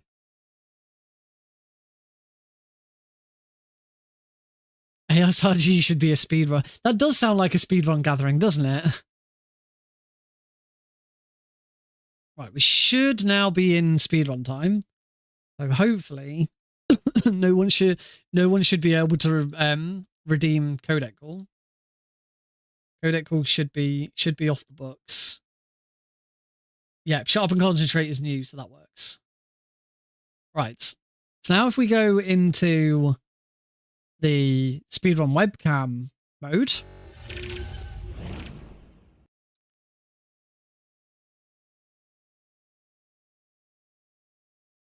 Codec call is now available again, and shut up and concentrate is not. Right, we seem to be working again now. I think it's something like I don't know if there's a with StreamerBot. I don't know if there's like a refresh rate. Maybe I need to turn the refresh rate because like it will only I'm sure there's a setting for like how often it updates, how often it ticks over. I wonder if maybe it's not updating quick enough and like too many things are happening at once. Yeah, Codec Call should be active now because we're not in a speedrun right now. We're not in a speedrun scene. We're in webcam scene. So Codec Call should be available to use if you really want to. Sure. Variables, files, timed action, scripts.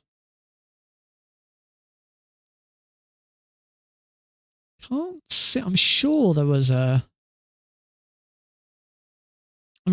setting. I'm sure there was a setting in StreamerBot about like how often it refreshes, how often it considers.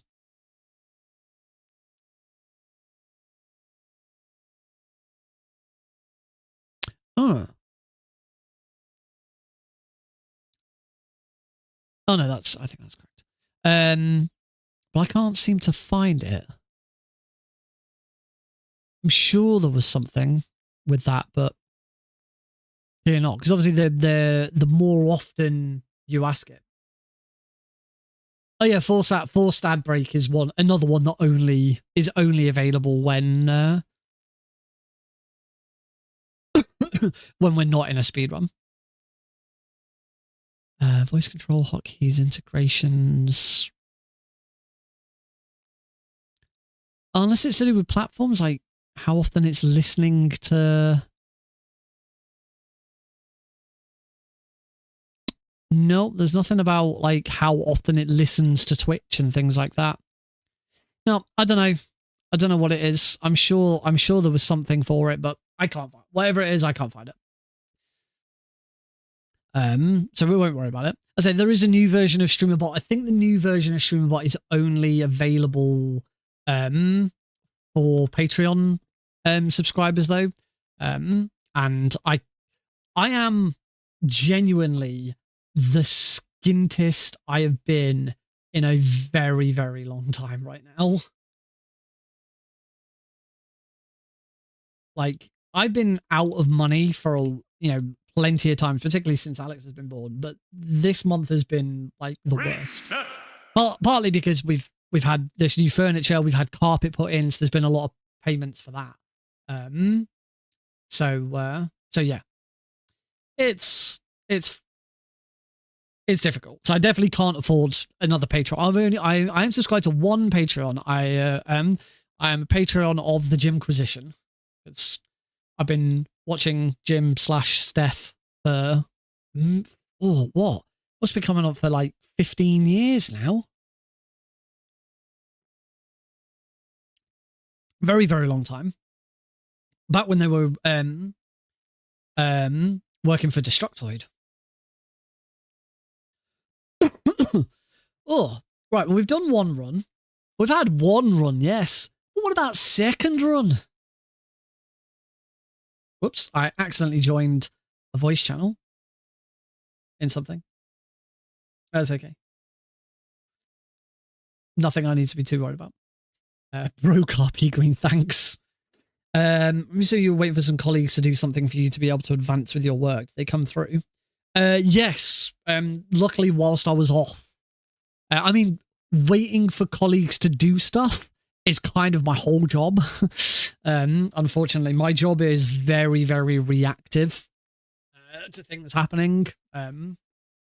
So yeah, thankfully, during my week off, I sent an email to a bunch of different people like the Friday before I finished work saying, I'm on holiday next week and this thing is outstanding. If you could all send me the details for it that I need before the end of my holiday, then it means on Monday, when I get back in, it's all ready for me to go and I can do it. Sadly, I think I'd only had like maybe 1 or 2 do it. Out of 5, 1 or 2 had done it.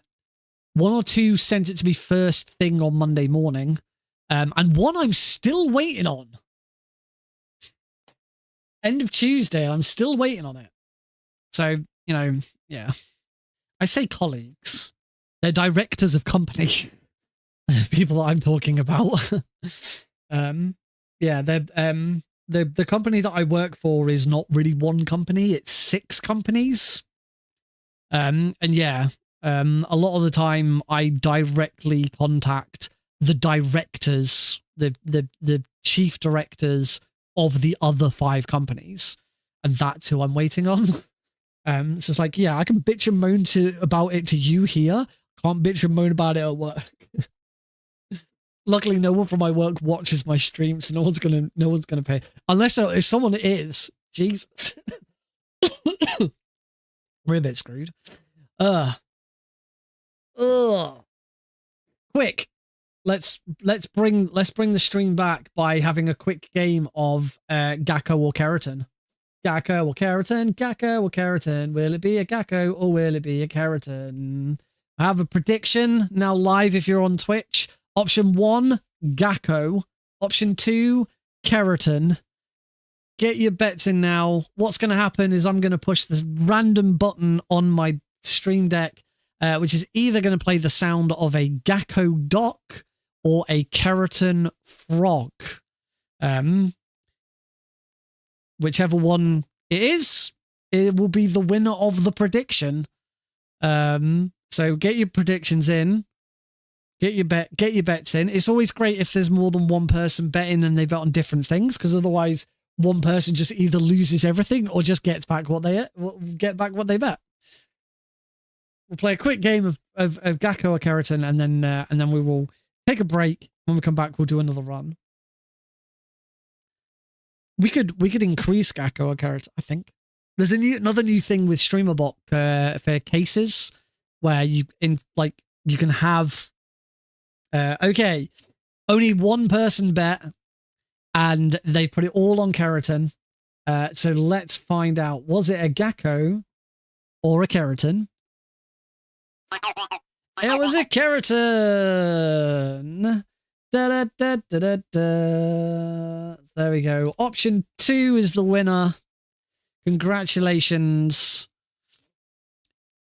Meryl, you win your 70 Eli points back again. Woo! Oh, fantastic. Wasn't that fun? Yeah, StreamerBot has got a new case thing where you can feed it a variable, and then you can decide what StreamerBot does depending on what that variable is. So as I say, assign cases to it. So for example, the one thought I'd had that I could do with it if I ever wanted to is the soundboard that you guys all use. Obviously, every single sound is a different button. There's not just one soundboard button. There's loads of, you have a different soundboard button for every single one. And a really useful thing that Twitch could do, because when you create a reward on Twitch, you have 2 options. You either create a reward and that's it, or you create a reward that requires an input, where basically you click on, as the viewer, you click on it, you type in a message, and then it sends. And you can do anything with that message. What you can't do is you can't predetermine what that message is going to be. Would be really cool, and this was something Nutty suggested in like a rewards redesign, is give you the option to have a drop-down list of options for a reward. So you click on the reward and you're presented with a list, and you have to pick something from there. So rather than just being able to type anything freely, you could select from a list. That would pair really nicely with this new case section. But as that isn't an option, what I thought I could do, if we wanted to add more soundboard stuff, because eventually I'm going to run out of reward space. You don't have unlimited rewards. You have a limited amount of rewards. So what I was thinking I could do is I could consolidate all of the soundboard down into one button and have like a panel underneath the stream with either codes or numbers that say, when you redeem the soundboard, input this number or whatever, and it will play that sound. And with this new case, the new case function that's been added, case logic, I should say, the new case logic that's been added to StreamerBot, that makes that really easy. So all I have to do is go through it and add each. I'd probably give everything a code, every sound a code. So if you type in KN, it'll play Knuckles. And then all you do is you feed the variable of what the person has inputted into each case. And say, so if it's this, play this one. If it's this, play this one. If it's this, play this one, etc., etc. And that's it. That's how that would work. And then there's a default case where if whatever variable comes in and you haven't got a case for it, it just says something else. So at that point, I'd have it like whisper back to the person who redeemed it. You've entered an invalid code. Please try again, and automatically refunds you your channel points, for example. That's not as, I don't think that's as clean as what we have right now, because you then have to go and, every time you want to use a sound, you'd have to go and look up what the code is. But I think it's an option if we ever get to a point where I'm like, I really, really need some more space for some more channel rewards. We could do that. But if you think of anything where cases might be useful, let me know. We could do more random number generator stuff with that now. Like there's a streamer bot has a random number thing, so we could like add a actually it also has a random action, so I could like add a random sound. So you push a button. This isn't to do with cases now. You could just push spend a little less channel points to have a random sound effect play. You have no control over it. It just plays a random sound effect. That would be cool. I have a new sound effect to add. If you've been on the Discord server, I posted a video of Alex, and I want to add it as a sound on the board. Still waiting for a come on. We do need a come on Nick sound effect. I'm going to add these to my set. I'm going to put these in suggestions. SFX to add Alex bitch. And come on, Nick. There we go. I've written that in my suggestions on Discord. Yeah, somehow, we don't quite know how, Alex has started saying the word bitch. We don't know how. It's not a word Heidi and I use very often. Occasionally, I might, behind her back, call Heidi a bitch. I'm sure she does the same to me. But very rarely do we say that word out loud. Like, not, and that's not me trying to say, oh no, we never swear around the baby. We're not swearing. We swear. I swear all the fucking time. We're, neither of us are particularly prude about swearing. We're trying to do better now that we have a child. We're deliberately avoiding swearing when he's around. Yeah, somehow we think, we don't think he's picked it up. We think he's trying to say something else, but he can't quite say whatever it is he's trying to say, and it just comes out as bitch instead. And we've got a video of him doing it, and but he also sounds really sassy when he says it. He's like, bitch, bitch, bitch. It's so funny. Yeah, I've got a recording of it. I want to turn it into a sound effect for the stream, because that's going to be really cool. Because we don't have a sound effect that's kind of we've got like, idiot and you stink. You stink. We've got those. I don't think I haven't got it on my soundboard, because I might need to add like a second page to my soundboard. The soundboard I have access to isn't as big as the soundboard you have access to, because mine just fills up one stream page. One stream deck page, whereas obviously you can have as many as you want. I used to have Science Bitch. Is that one available on? Is that one available on the stream? Is that a reward? No, it isn't actually. Which is Breaking Bad Jesse from Breaking Bad saying, is either Science Bitch or yeah, or it might have just been yeah, Science. Should still have it. I mean, I'm just going to have a quick look and see if I can find it in my...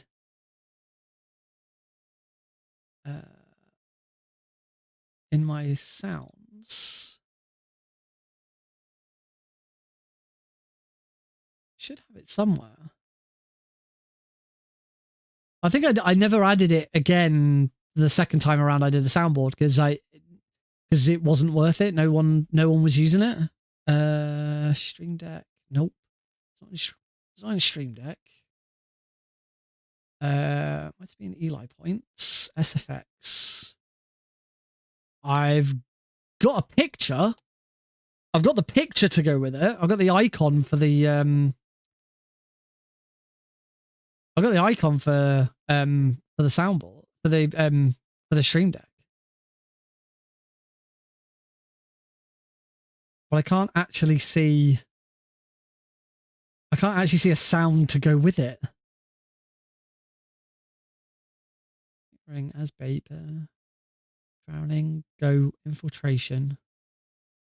Next infiltration. Oh, that's I know what that is. Can't find it. As I say, I've got. It's weird that I've still got the image that I put on my.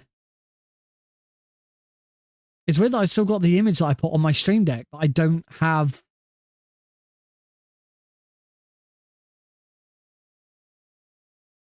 But I don't have the sound anymore. Oh no, there it is. I found it. It's yeah, bitch. Jesse saying yeah, bitch. Don't think I can play. I don't know how I'd play it. It's in a bit cosmic. I don't know how I play it on. I don't know how I play it on stream. I'd have to go to my desktop view. I'll do it. I'll just quickly go. I'll quickly go to the desktop view just so that you can hear the sound. That's the only way I can think of actually playing it. Yeah, bitch! It's that one. So yeah. If you ever wanted that one, I can add that one. Anyway, on that note, let's take a break. And we'll come back. We'll do another run of Crash Bandicoot. How about that? And then we'll talk some more about some other stuff because there's cool stuff happening this weekend. Cool stuff happening this weekend. There's all my buttons. Didn't like.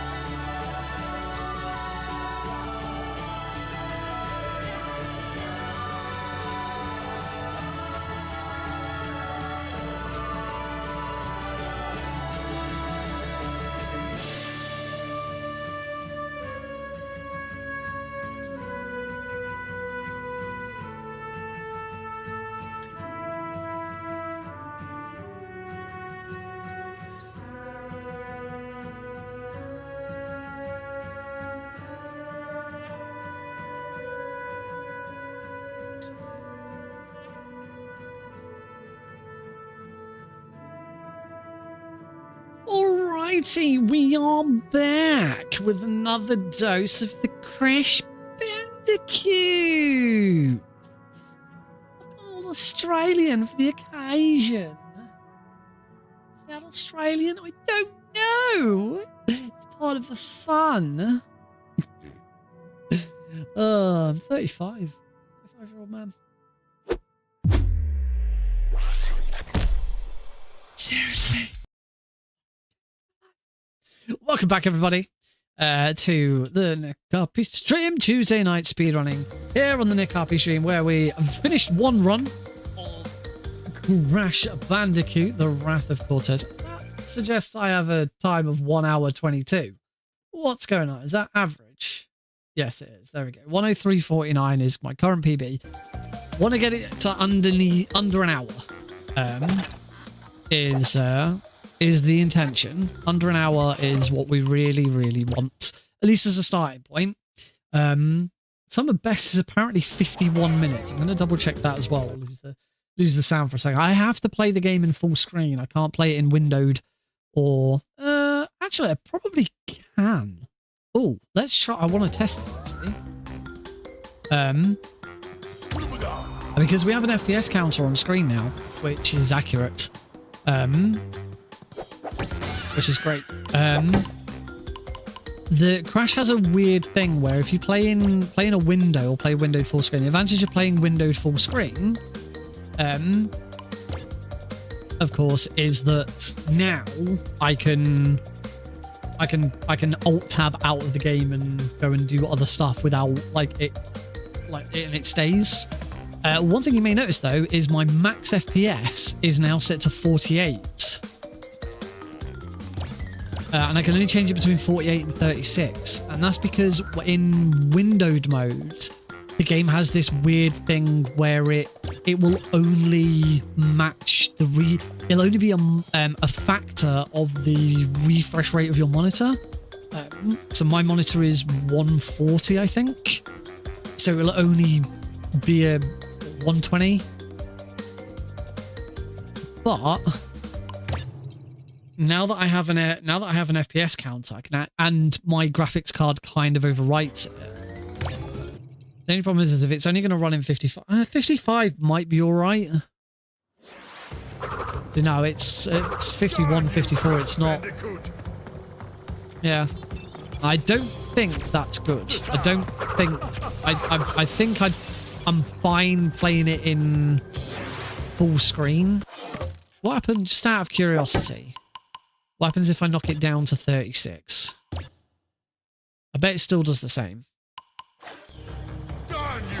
Now it runs at 42.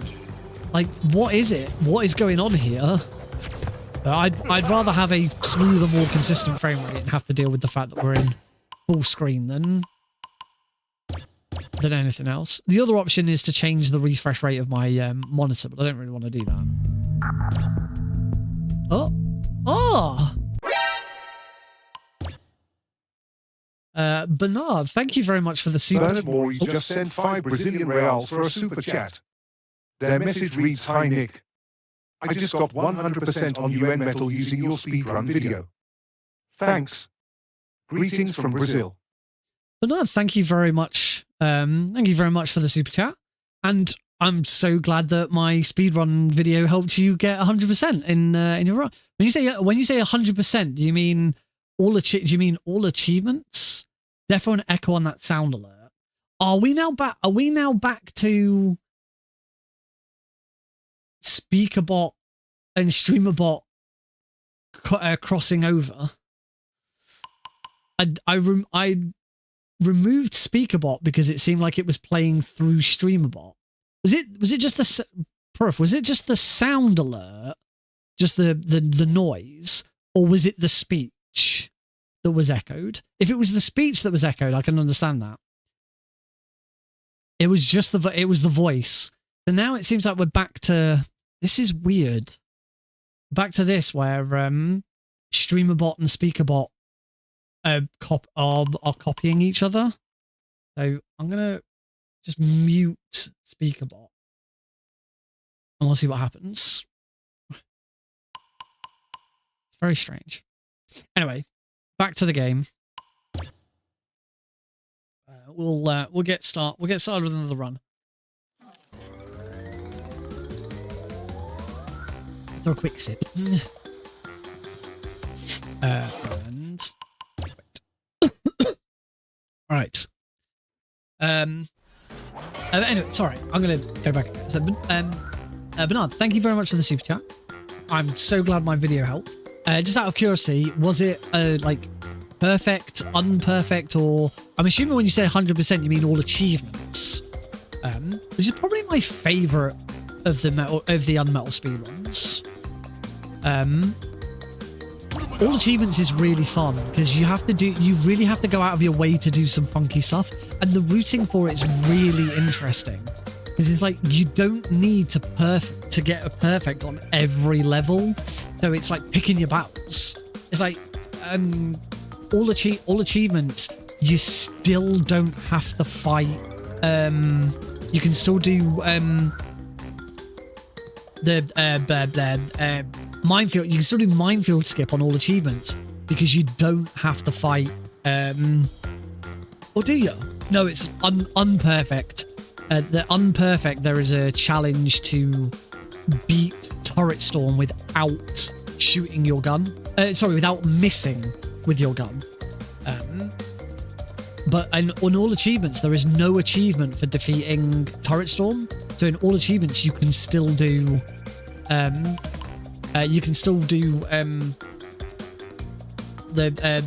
skip. Still do Turret Storm skip. Minefield skip. You can still do minefield skip in that run. It's really cool.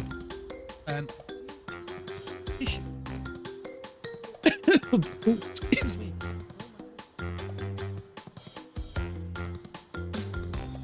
Wow. I'm just gonna.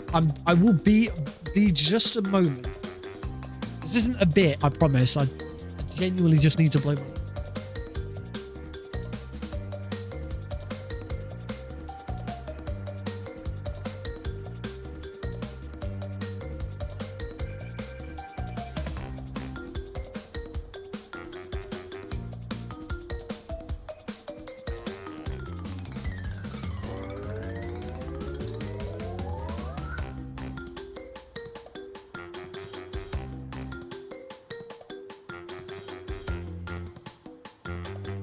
Titles. Only one person recently, only one person in the last year has submitted an unmetal speedrun, and that was Bracon. Yeah, they really enjoyed it, but it was kind of a one and done for them, which is fine. But yeah, SGDQ submissions are opening soon. I'm not sure what I'm going to submit. I'm not sure if I want to submit unmetal. I do want unmetal to appear on GDQ, but I just don't know. It's awkward. Anyway, let's do this. So next run, we're still trying for our first major goal of under an hour. Oh, I did want to quickly check my best segments, because that time of 51 minutes seems a bit off. I'm assuming there's something in there that's a bit weird, but probably not. No, they all look okay. Could genuinely be that 51 minutes is my summer best. Let's see what happens in this run. Anyway, let's do this. 3, 2, 1, go. Start. So skip the opening cutscene. Skip all cutscenes. Skip. Oh no! I already missed a box. That's bad. That's not that bad. Lots of jumps. Oh, I'm gonna reset. I've already lost a mask. I'm gonna reset. Reset. Thank you, Smash Brothers announcer. Oh yeah, from the start of the game, you can go straight to Stormy Ascent if you want to. We don't want to. We're not going to do that. But you can if you really want to. Let's try this again. Bum bum bum bum bum bum bum. Game looks a bit choppy. It should do. Yeah, looks okay to me. I've got the Twitch stream open as well. In fact, actually, I'm going to pause the Twitch stream because that might be one of the causes, I guess.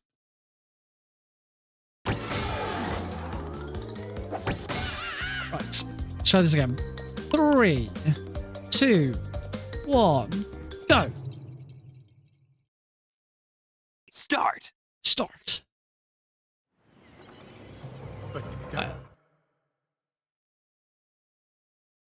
Alright, let's concentrate on this first level. Yes, I got all the boxes this time. Some little jumps. That's better. And then hit the crab. Get up on there.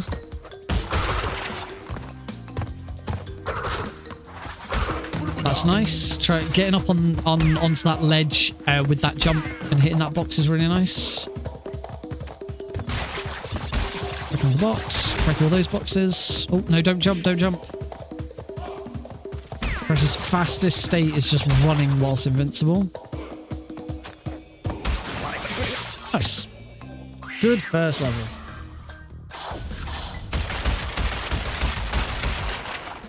Missed a load of boxes. As expected. On to Jungle Rollers. Lovely. And we're straight back into invincibility. Off we go.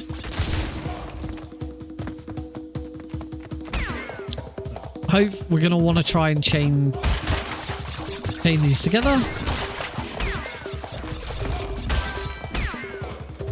I messed it up last time. Just wait. There we go. That's how it's supposed to be done. Cut the corner there. Hit all of them. Oh.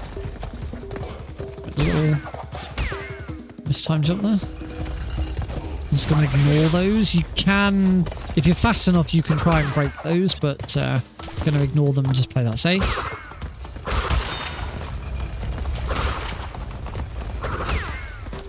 That's all of the rolling stones. Not getting hit. And go into Great Gate with 2 masks. Beautiful. It looks like I've only got 1 mask and not 2 masks because he's not golden. But that's a bug in this game that apparently never got fixed.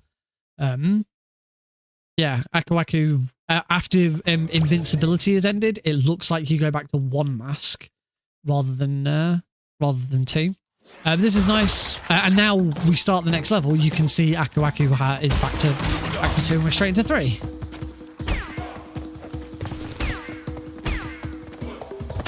This is going to be much nicer.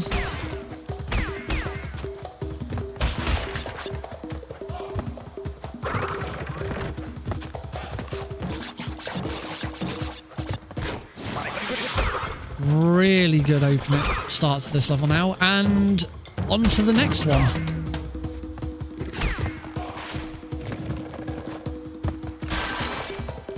I think we're going to get a mask reset after this. Yeah, we're going to boulders, which is a mask reset.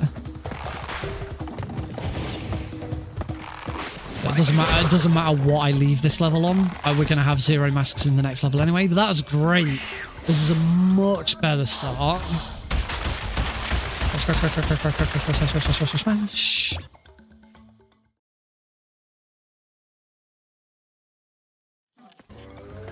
And on to boulders. Lovely. Gold split, not by a lot. Gold split nonetheless. We take those. Take those when we can.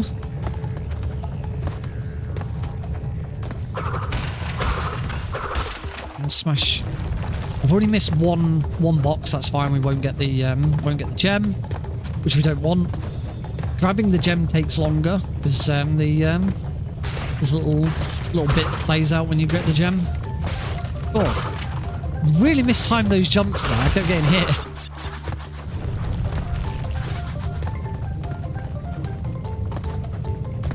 You want to keep jumping because it's faster, but also you got to be careful because, you know, stuff happening. Holes in the floor.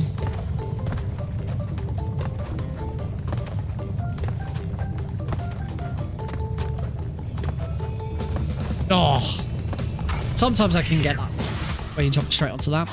Just like, oh, you missed one box. That's great. That's really good. I do think it's faster. I don't think it's just faster if you only get one box. Right. Upstream. I'm not gonna mess around here. I'm just gonna wait. At the moment, trying to do these sort of tricks to save like a second or two isn't worth it for the amount of times I fail and die. So I'm gonna play a few of these bits safe, just so. Oh, that wasn't very nice. I don't think that doesn't cause me any problems for later. I'm pretty sure we've got another. I'm pretty sure we've got Hog Wild before we need to worry about masks again.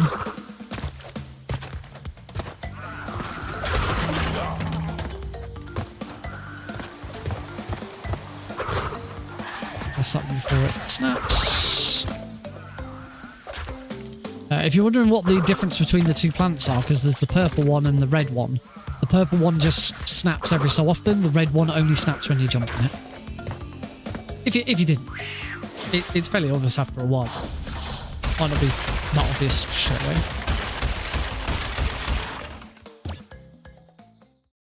That was upstream. On to Papu Papu. Oh no, Rolling Stones is after Papu Papu, so I would have been better off trying to hold on to that mask. Oh well.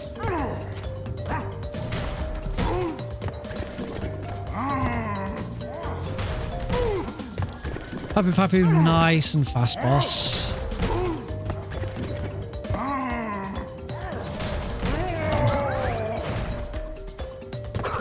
And stand in there. You always want to try and stand in the middle just so that Crash doesn't have as far to go to do that jump out.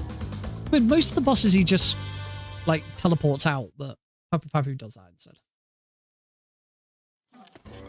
Okay, Rolling Stones.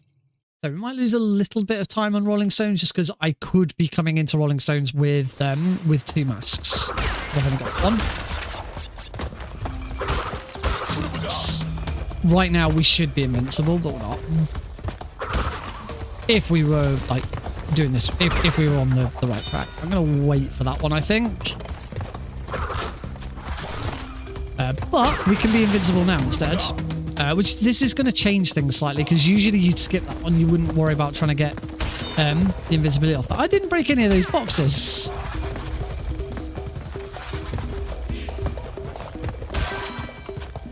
I don't know if there's another mask. I'll wait for that one. Oh, there is another mask. Perfect.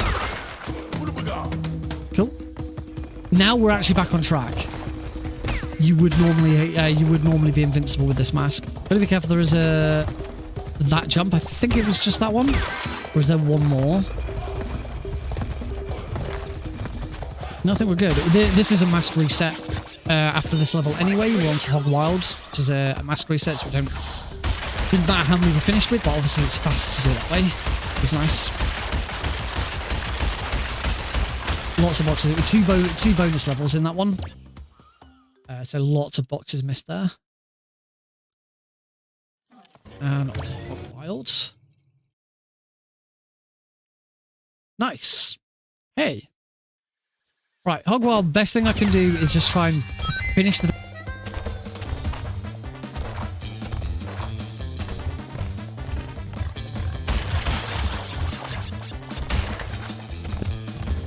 Not going to worry about doing like all these little jumps, particularly when we get to the bit where it can start to be a problem.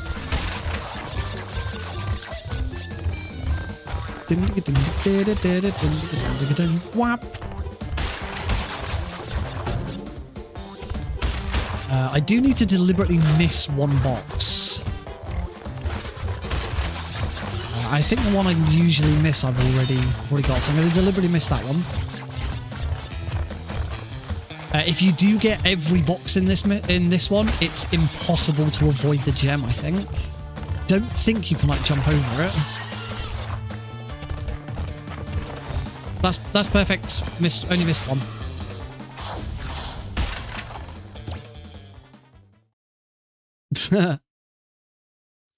Right, so that's Hog Wild. On to Native Fortress. Nice. Time's looking really good. Now, Native Fortress is a bit of a tricky level.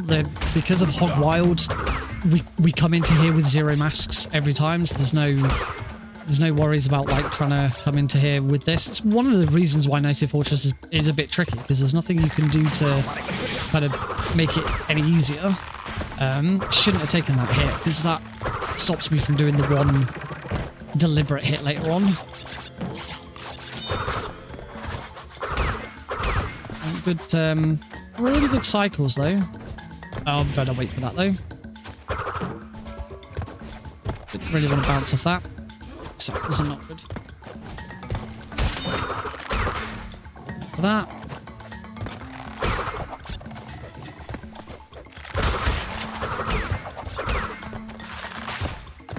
Cool.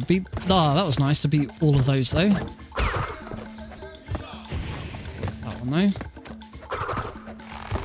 That one, that's the one that ideally, if we've got a mask, we can break. Under that, that's going to be a time save, so that's nice. That's good. We are going to get a new mask in a second. So we are back on track with masks again. Back over here. Do they suffer with sway? Yes, sometimes. Particularly if I'm playing with the controller, and I've been playing with the controller for quite a while. I can do. Don't get as bad if I'm playing with the keyboard and mouse. Actually, I don't speedrun that many games where I use a keyboard and mouse. Ground Zeroes is the most obvious one I can think of. Most of the games I use a controller for. Oh, wait for that one. That's okay. We'll take the hit from that. Not ideal, but we got across it nice and fast. Plenty of lives, so I shouldn't have to worry too much about that. Oh, cool. That's not a huge time loss. That's fine. That's fine. We can do that.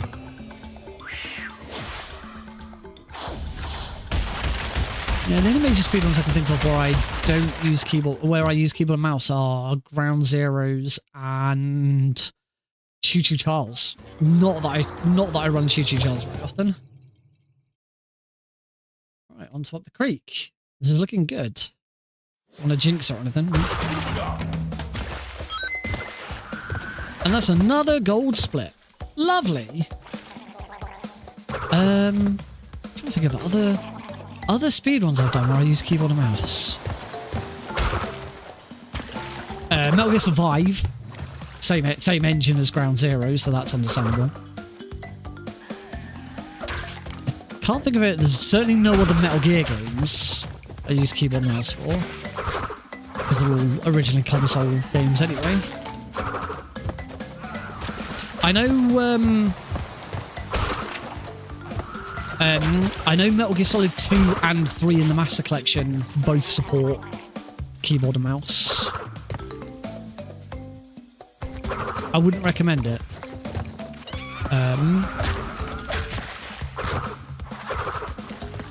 And the original PC port of Metal Gear Solid 1 had keyboard and mouse support. Although I don't think you used the mouse, it was just keyboard. Klonoa 2 for the Fantasy Reverie series version, that does have keyboard and mouse support. Not a fan of that either. Okay, we're going into Ripperoo with one mask. one mask ripperoo, which is fine. Better to have two, but in order to have two, I needed to have not taken that hit in Native Fortress.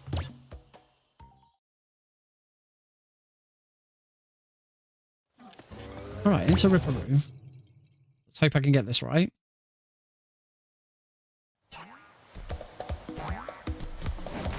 Remember, the timing on this first hit is very, very precise. I've got it wrong. Slightly too early.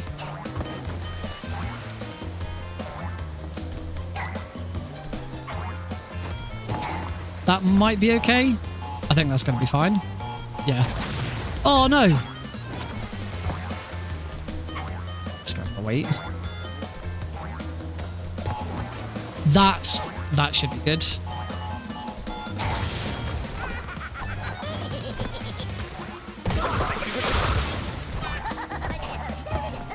And that should be it. Yep, there we go.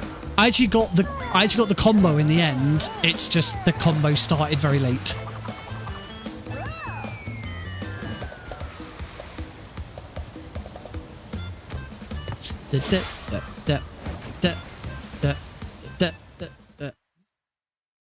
And I didn't lose that much time in the end. So I still haven't had a run where I've done that perfectly. The big disadvantage of taking that hit is we do start Lost City with 0 masks. And obviously, Lost City is one where more masks would be nice. So, said it before, this is the one where we have to beat the entire level without dying, and I have to get every box. Because we want that sweet, sweet green gem at the end.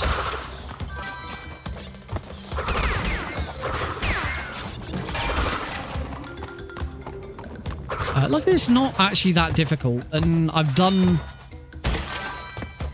this level so many times now that I'm kind of used to it. There's a mask there.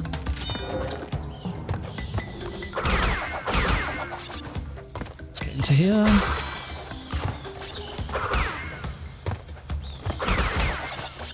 Cool, we're okay. I need to make sure I jump up there, grab that. The one annoying thing with this level is you get quite a few of these... oh, that was nice.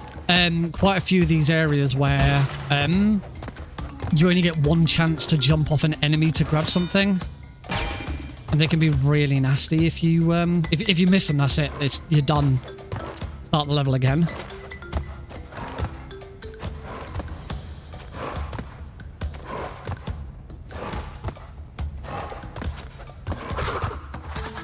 There are no continues, my friend. I have had at least one run where I've accidentally span into the embryo token there and lost it.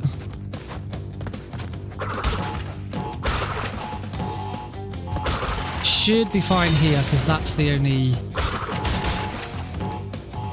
Yeah, it's fine.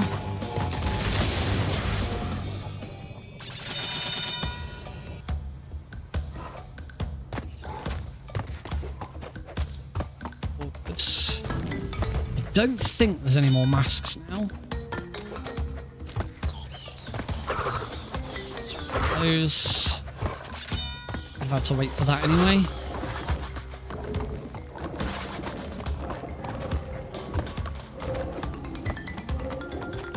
Okay, another one here. Have to make sure you hit that correctly.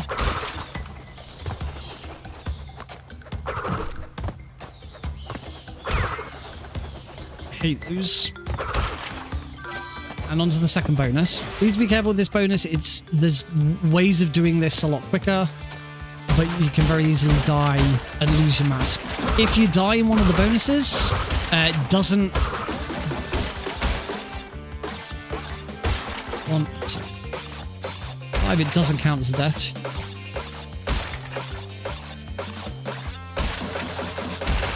One, 2, 3, 5. Just play it safe. We don't. Nothing too drastic there. Because we're still not done. We're still got to get to the end of the level.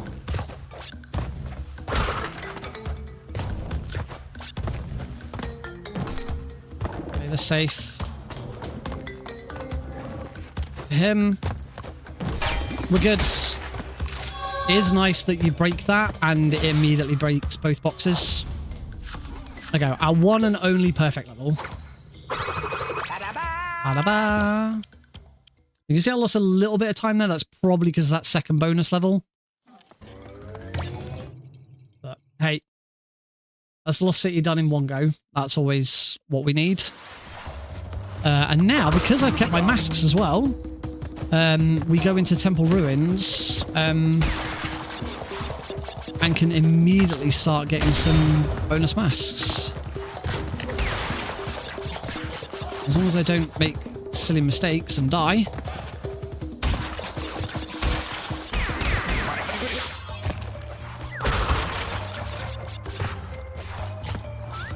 Do. Another, should be getting another triple mask shortly. I'll wait for the fire there anyway, so that one's fine. Next mask is here. I've got to be careful. It's very, you can just get killed with that. There we go. Next triple mask. Just wait a second for that to drop down.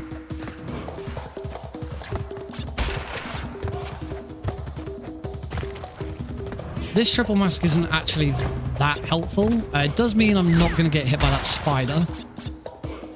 So it's a little bit quicker. Crash 4. Crash Bandicoot 4, It's About Time.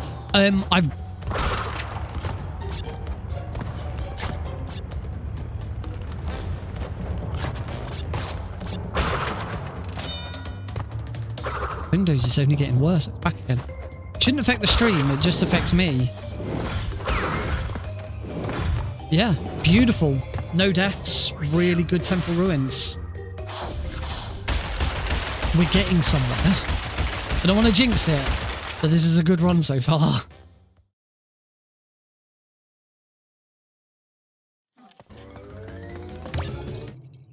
Road to Nowhere is definitely where it can all go horribly wrong. But I kept my masks, so we do get to go fast.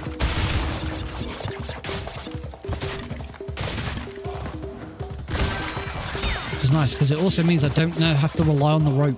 Because the main reason I rely on the rope so much is mainly because of the hogs. The hogs are really nasty to try and get around.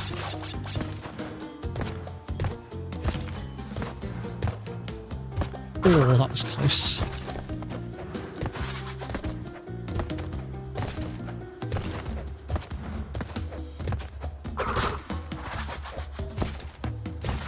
Oh.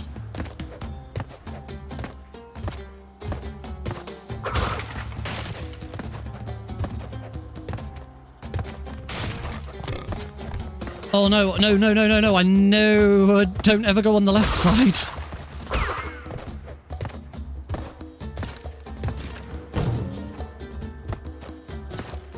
It's because I'm right at the end. I'm just going to play it safe at the end. Wonderful. Road to Nowhere with 0 death. Unfortunately, we now move on to Boulder Dash, which is another mask reset. So I've kept 2 masks for a very long time. And Boulder Dash now completely wipes them.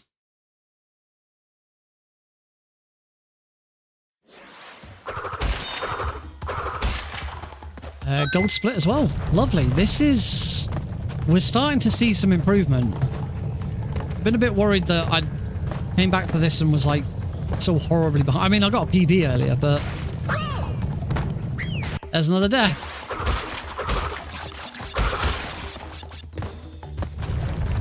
Gotta be careful in these ones.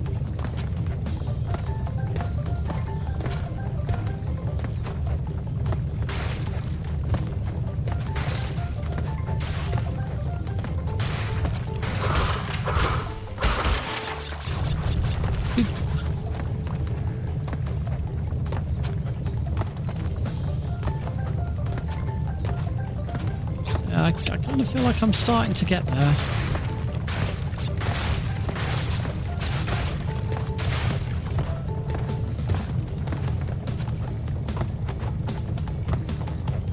I'm pretty sure back when I first learned this and was first doing it, I got a 57. I don't know why I never submitted it to the leaderboards. I just never did.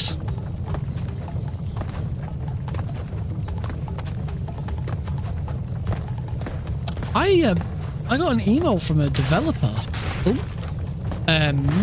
Yesterday.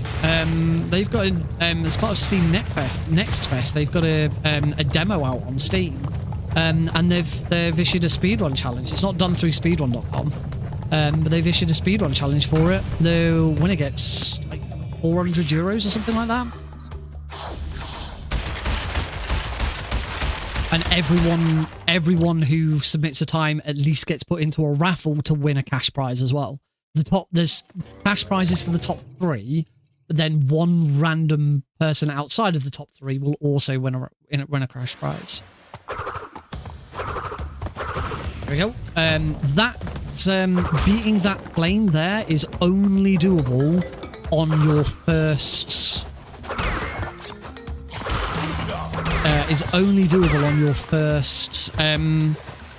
Start of this level. If you die and have to restart the level, you can't do that.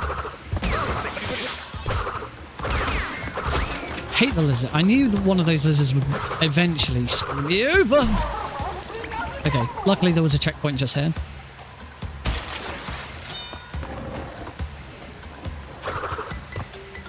Sure, yeah, I knew you could be slightly faster. Timing wrong. Oh, I was a bit too fast there. Come on, Nick. Oh, the next checkpoint was right there as well. That's disappointing.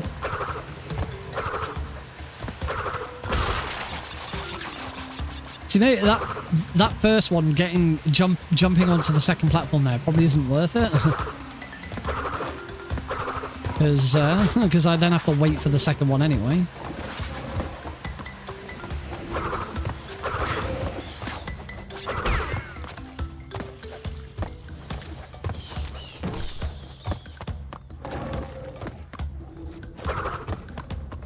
Okay, good.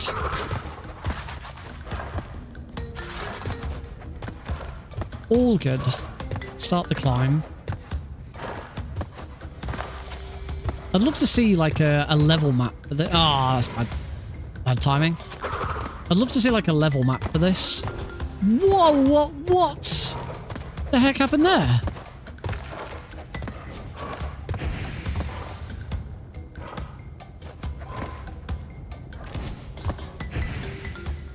Like, see this level in its entirety, all in one image, because there's like several of these climbs. This is a really tall level.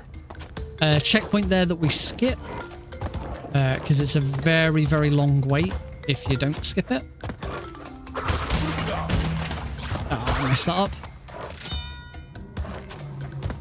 Yeah, the quick way of getting through that is you have to try and break the...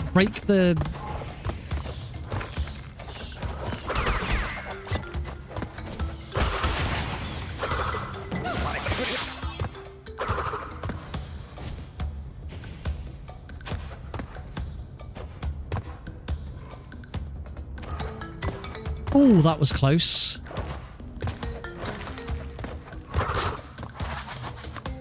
Oh, gee. Those ones aren't too bad.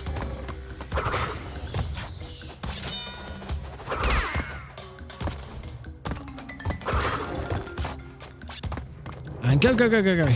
I do need to have a look at this level, because there is something you can do in this level that's a little quicker. But I can't remember exactly how it works. It's something here.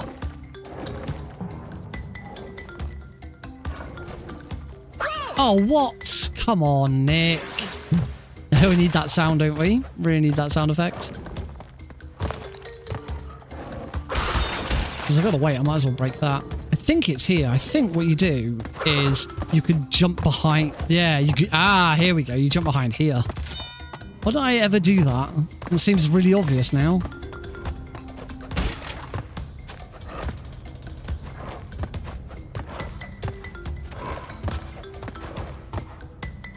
Matt Berry voice. Come on, Nick. Quick, Blues isn't here. Matt Berry was in. Matt Berry was in the Fallout show. Wasn't it great? Wasn't Matt Berry great in Fallout? Father.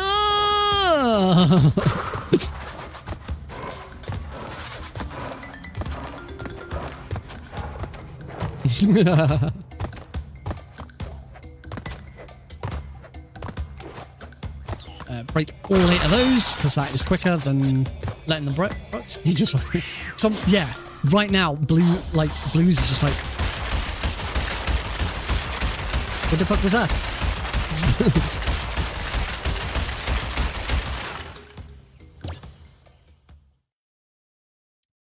Okay, well, that's quite a bit. Up in there, will ya? All right.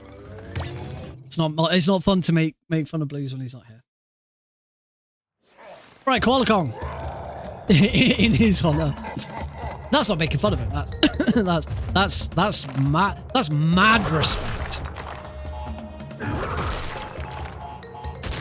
It's Koala Kong. There is a speedrun trick you can do with Koala Kong, but it requires you to run the game in 30 FPS, and I can't go that low because Crash Bandicoot and my graphics card don't play very well. He would have wanted that. We're saying it's not dead. It's what Blues would have wanted.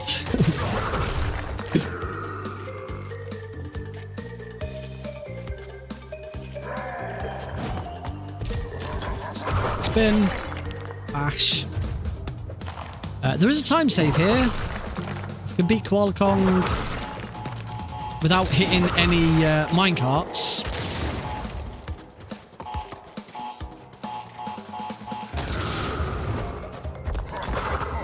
Ooh, that was close. I nearly got hit with that. Oh, and there we go. I still hit a minecart slightly too early. Damn it. Also, I wouldn't be able to do the speedrun trick here anyway. Because I don't have a mask. You need a mask. You need at least one mask.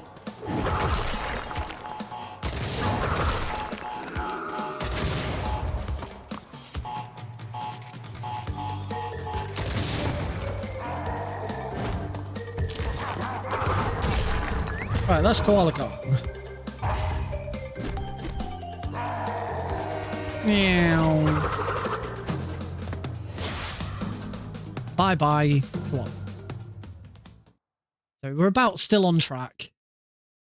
We don't save any time from that Koala Kong fight. But we actually lost a little bit of time. Onto heavy machinery. And there's a massive time save here if I can not screw up the start of this. So I'm going to concentrate here. It is a significant time save if I don't screw this up.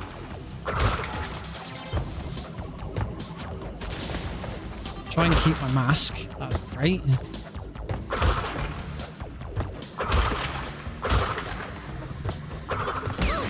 Oh, what? That was not supposed to happen. Let's get the checkpoint. Checkpoint isn't actually that difficult to grab. It's quicker to not grab it, but it doesn't only takes a second.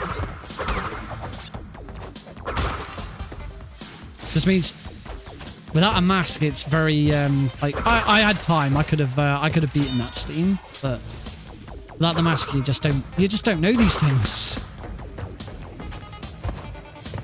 Ooh, that one I probably wouldn't have beaten.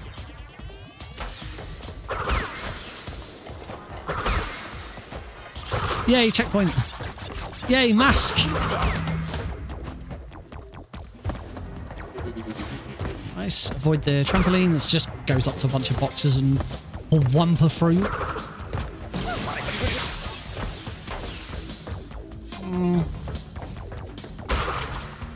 Really should be trying to save masks in this. Taking damage isn't good because we can get through Cortex Power a lot faster if I've got spare masks. Down we go.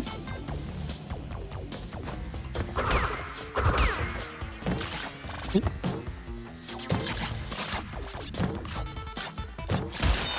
Oh, wrong way. Yeah, come, Nick. Come on, Nick. Hey, I got the last one right. If you sort of brush up against the next one, you kind of keep your bounce going. But it's an area I haven't really developed yet. But this is still a massive time save compared to the previous run, as you can see.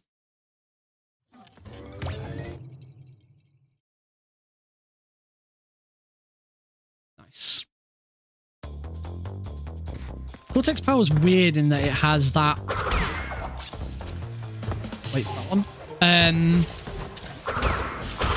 Yeah, Cortex Power is weird because it has like an opening cutscene to skip. No other level does it. Oh, let's pick the power up now.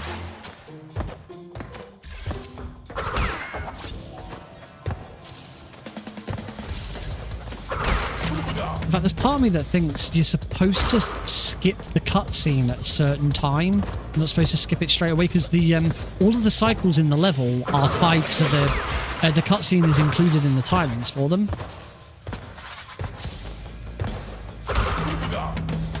Oh, I've gone the wrong way. This way.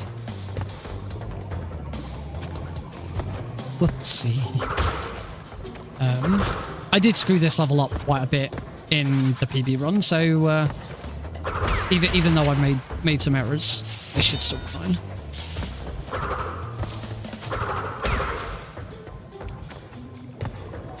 This should still be faster.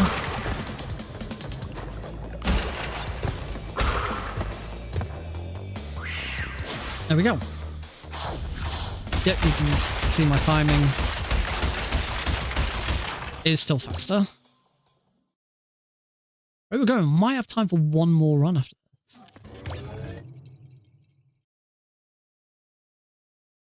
Generator room. Very funky level.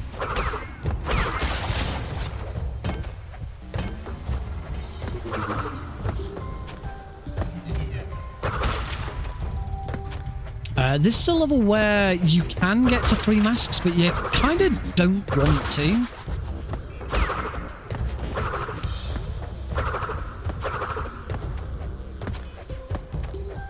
Because you don't really want Crash to be fast. You do want him to be invincible, but him being like super fast isn't actually that helpful.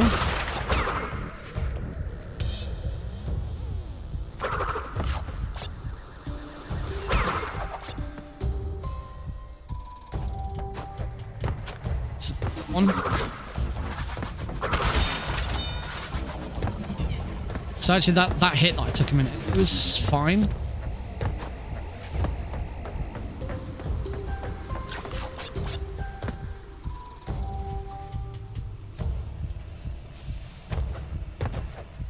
We're nearly done. Move on to the best music track of the game, Toxic Waste. Yeah, Toxic Waste. Oh, don't! Oh, I thought I might have been a bit too fast on that, but no, we're all good.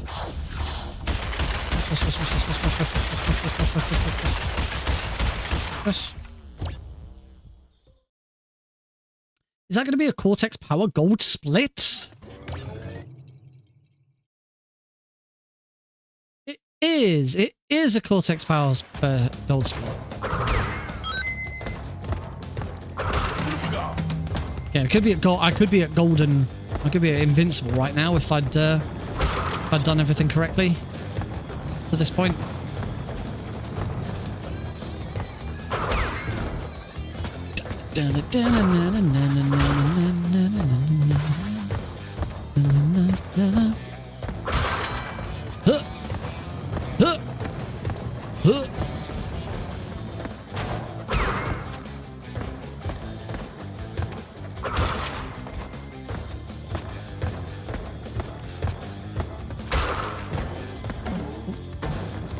avoid that one.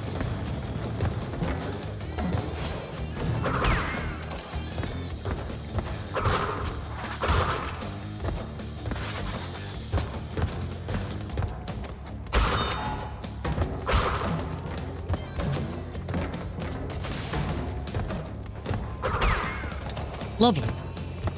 Great level. Only thing that could have been faster is if I'd gone in with 2 masks. I could have had a golden mask.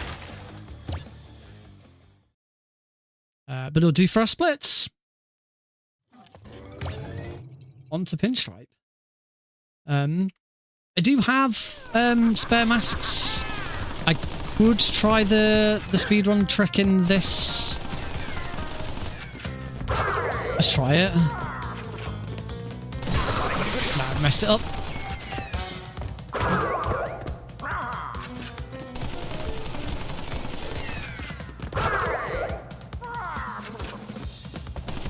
Oh, crap.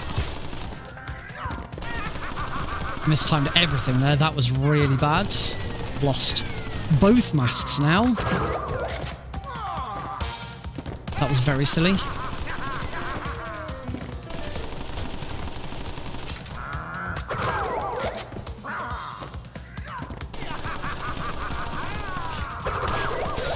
Nice. Oh, and I hit him nice and fast as well.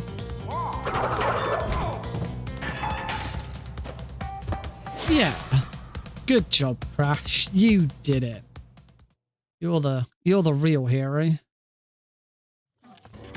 Onto the high road with no masks. Not that we really need masks for the high road, but they are a nice. It's still a nice to have. Partly because the next level after this is Slippery Climb, which is where you'd want masks to attempt hyper jumping.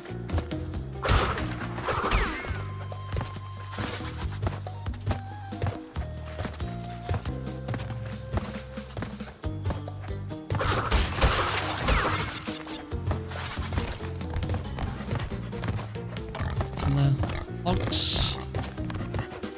Oh, little tweaks. We're all good. We're all good. Can stay off the rope for a second. Off the rope.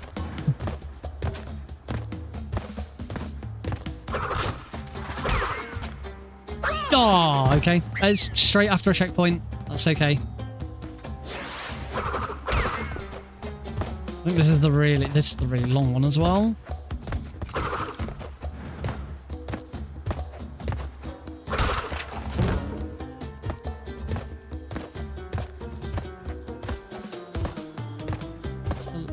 This one.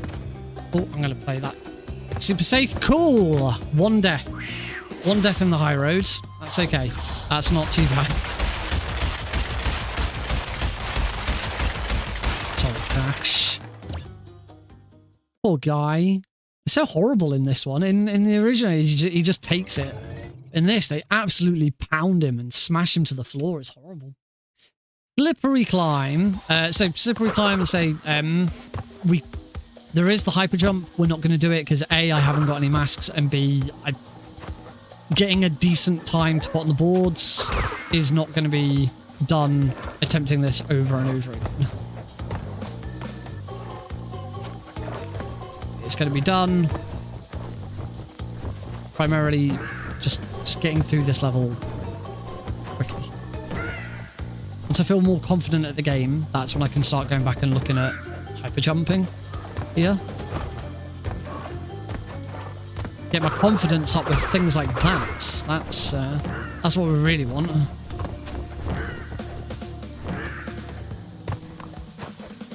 I am very appreciative of the fact that we don't have to do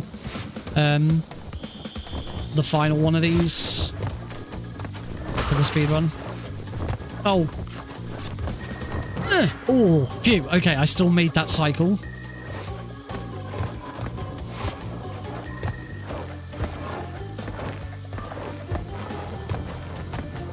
We're okay. It's all good.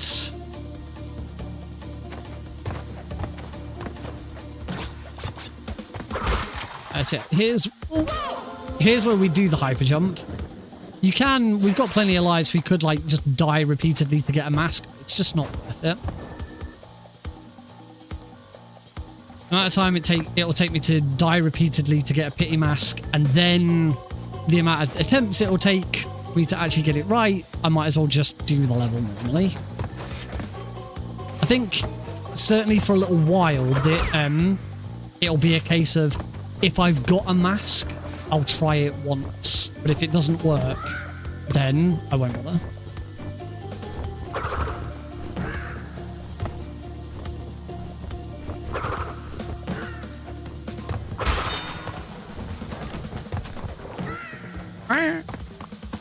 Yeah, but there's a spike then.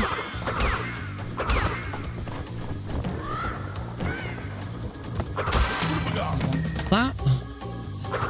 Missed a cycle there just to get that mask, but actually that mask wasn't really necessary. The next level is Lights Out, which is a mask reset. All this mask does is mean I've got a safety net against the scientist at the end of the level.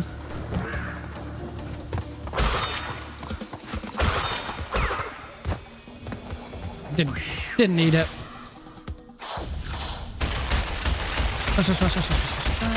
Oh, I rolled one death. There was a really quick death. We are good for slippery climb.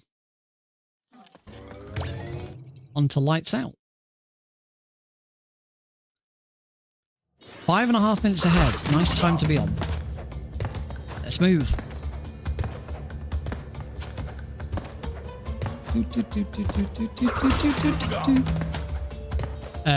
This level does have a sister level. Can't remember what it's called, but it's one of the bonus ones. You need a key. You need a key to get it. It's not part of an any % run.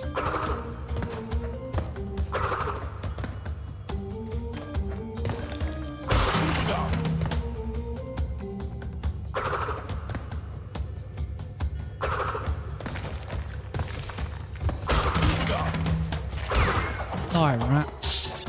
Pretty sure there's a time save here. I think in the previous run I died. I did die towards the end of the level.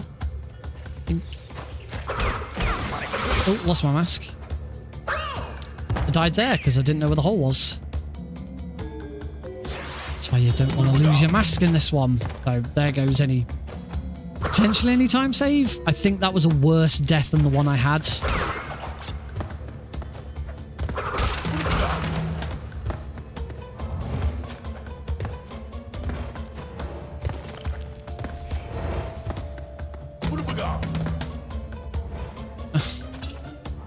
Oh, that was pretty cringe. Bravo for the effort, though. Get to the naughty corner. Ooh, I only missed 3 boxes. I don't know where those boxes are. Oh, there was a gem to travel on. Jaws of Darkness. This is the sister to another level. Can't remember what it's called. This one, it's good that I come in here with a mask. Although I think we always come in here with a mask.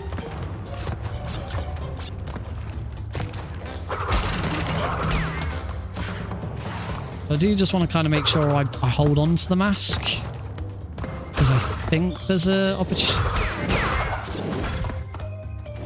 I think there's an opportunity to go Super Saiyan.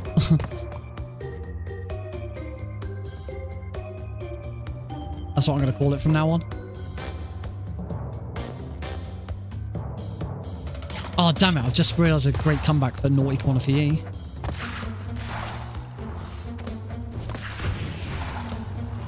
You can... I know one speedrun tactic is to just take a hit on that plane. Oh, that's right back to the start of the level as well. Naughty Corner for you, because I guess you're being a bit of a naughty dog. Naughty dog? Crash Bandicoot? Never mind. Or, that's 2 really nasty... This is bad. What's going on? I'm going to lose all my time.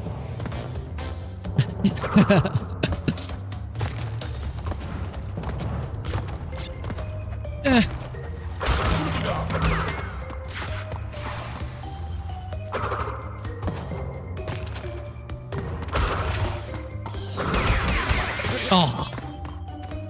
Hate bats. How much time am I going to lose for this? How much time am I going to lose to Embryo? Like, place your bets. Oh my god, this is awful. I'm losing so much time to this level.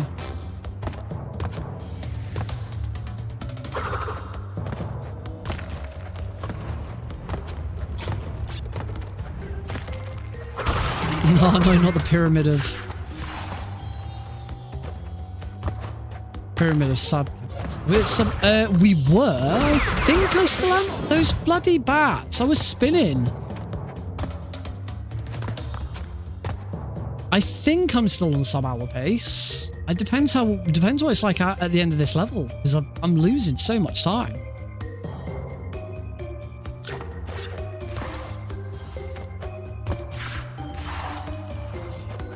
I'm just gonna have to play this super safe. The only number that's sometimes not accurate is sum of best. Sum of best is quite often not very accurate because things happen with splits.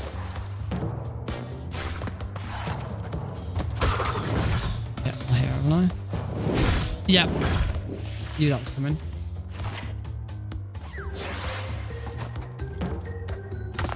The predicted time is fairly accurate. So, predicted time. Oh, that way. Predicted time works off averages.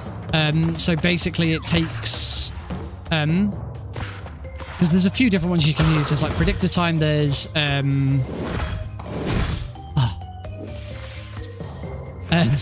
there's predicted time.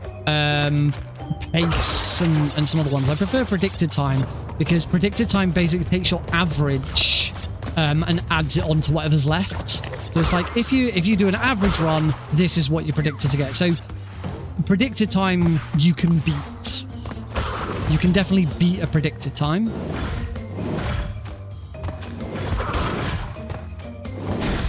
Oh my, what is going?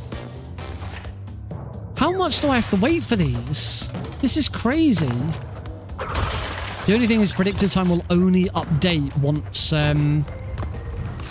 we split. It doesn't. It won't retroactively update with the current time. So it says that now. That does not include the fact that we are losing immense amounts of time on this level.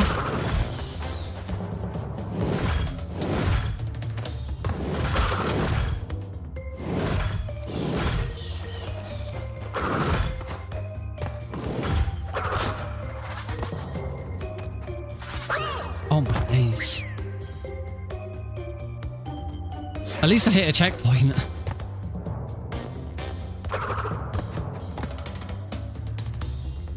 Oh, I didn't think I was on that then.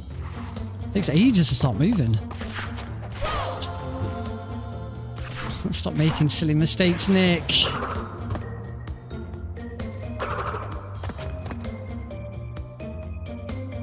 Everything in this level does want to kill me.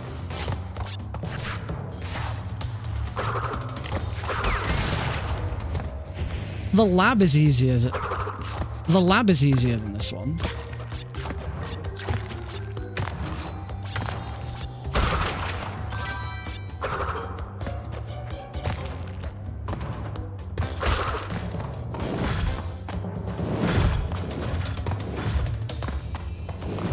There we go. Crikey. I lost over 3 minutes. 3.5 minutes to that level.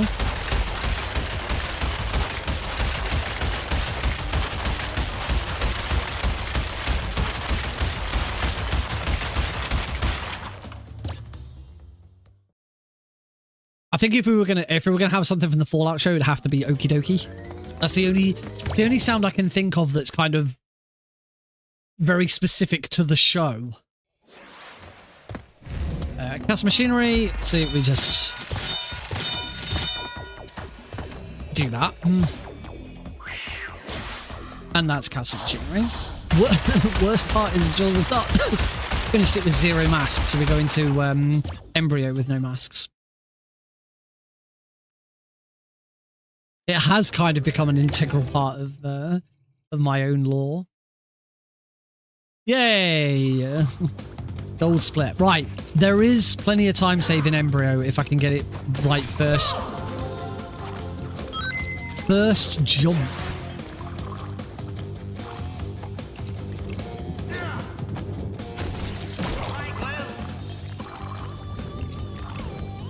I think Embryo is the worst boss. Jaws of Darkness might be the worst level now.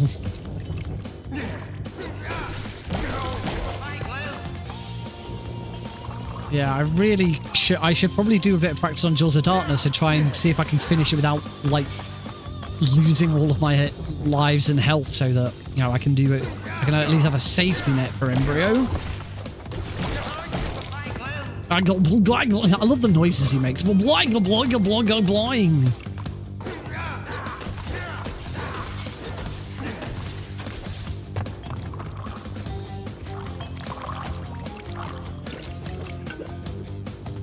on, let's get this right first try. This will be a nice time save. I pull back some of the time I lost. No! Jump straight into him. And that's the worst part of Embryo. You have to do the whole fight again if it goes wrong at that point.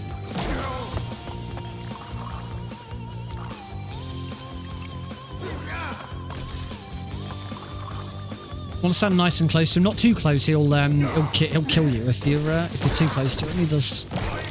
You saw him put both arms out. That's where he's about to like smash his bottles together in an explosion to kill you. You want to be fairly close to him so that he doesn't throw these too far. Oh, fucking bottles. I think I want to be sort of in the middle of the room.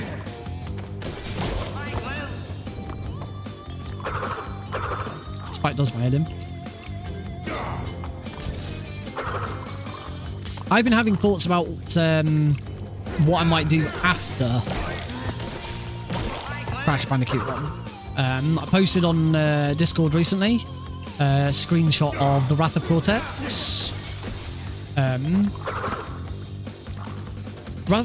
Before the Insane trilogy came out, Wrath of Cortex was probably the one Crash game I'd played more than any. Because I never had any Crash Bandicoot games on the PS1. I still don't. I've got a PS1. I've got a bunch of PS1 games. I don't think I have Crash Bandicoot. Pretty sure the first time I ever actually owned a copy of Crash Bandicoot, we talked about this before, I got an Sony Xperia Play as my mobile phone.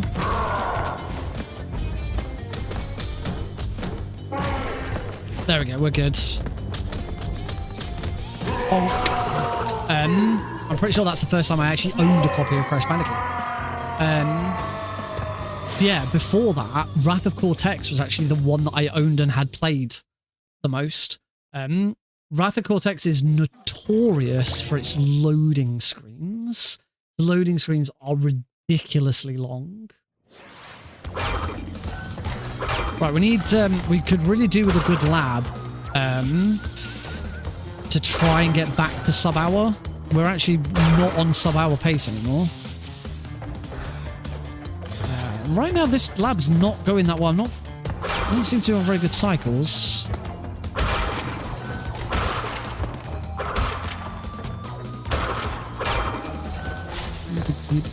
This is another one. The whole soundtrack is banger, but this is another very good one. Hate those green blocks. Right, this is the important bit for this level. I need to do that, and I now need to not die.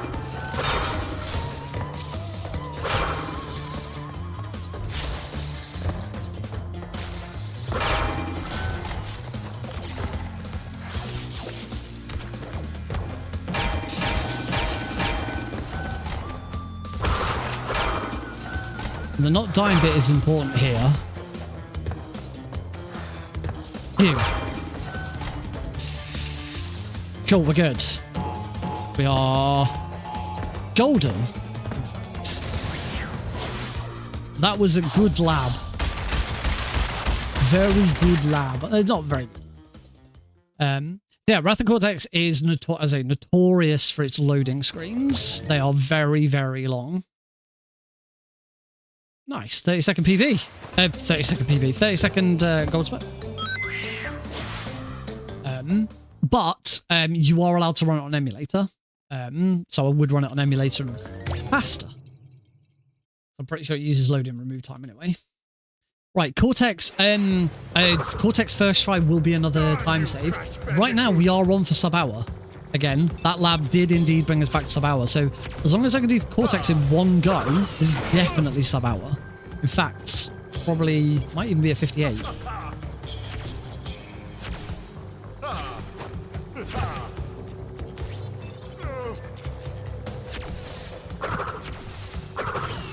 Oh, I missed that first one, didn't I? Oh, I'm not sure what's going to happen here.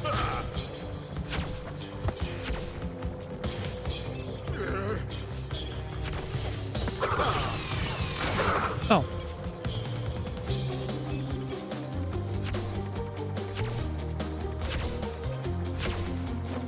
Whoa!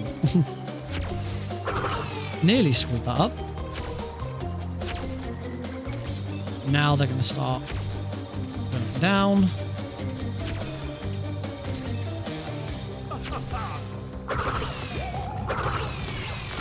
That's probably the hardest. No! Oh, I just needed to be a bit quicker. I thought I could just like tap and that would be enough. It wasn't. Silly muffin. You do want to try, you can move forwards and backwards in this area, and you want to kind of move forwards a little bit to shoot the green ones back at him. However, you can fall off the edge if you move too far forwards.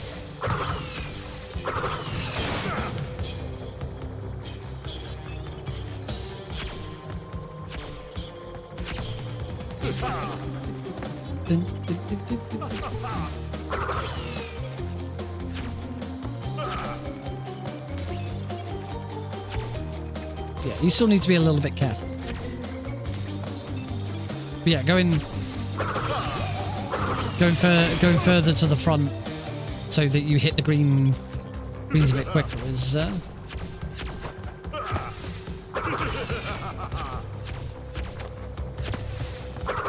we go, we're done. All I gotta do is reflect this final shot. 59.18. Sub-hour achieved. Da da da da da da. Da. Cool. So that is goal number 1 complete. Goal number 1 was sub-hour.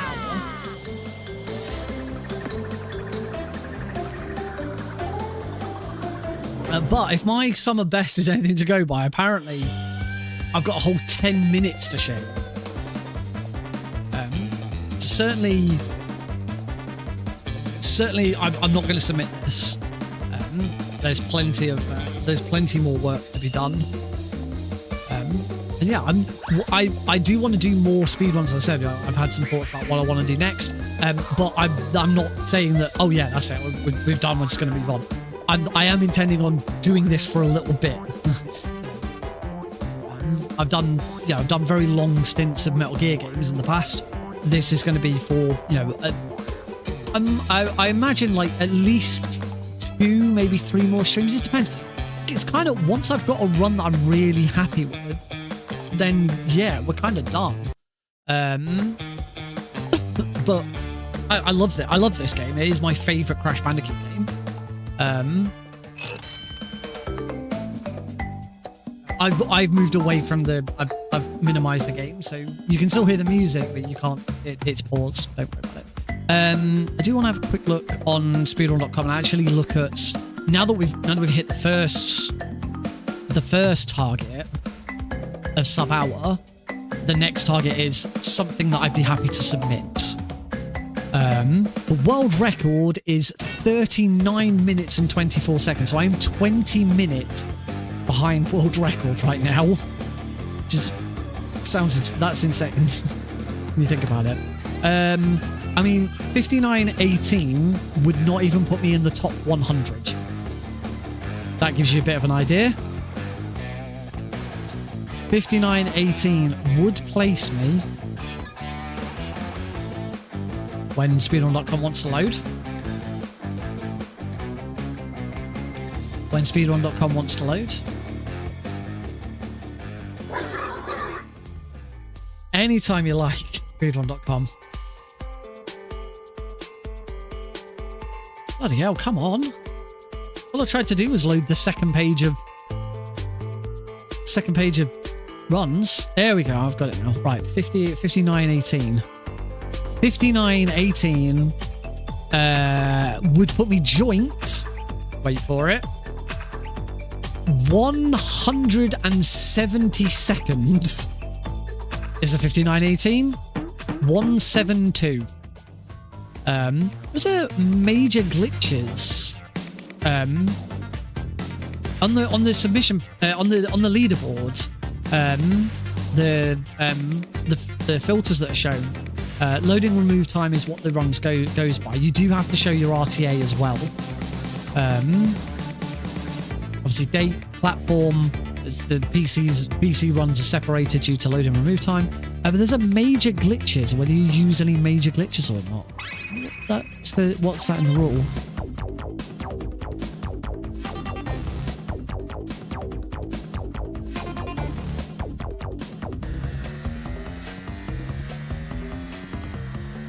Game timing. Runs must be started from the title screen. General information loading times. FPS counter.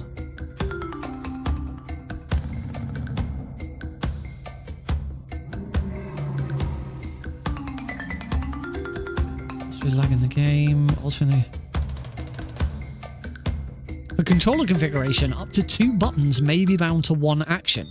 2 or more actions may not be bound to one button, with the exception of binding a movement input plus slide/interact to the button of your choosing solely for the purpose of interacting with Coco in Crash 3. Action locations may be changed at will. Keyboard actions may be bound to controller buttons and vice versa. Any further deviation from the default settings, such as creating macros or turbos. I wonder, there's nothing there that actually says what major glitches means. Is what I was hoping it would say. What do you mean by major glitches?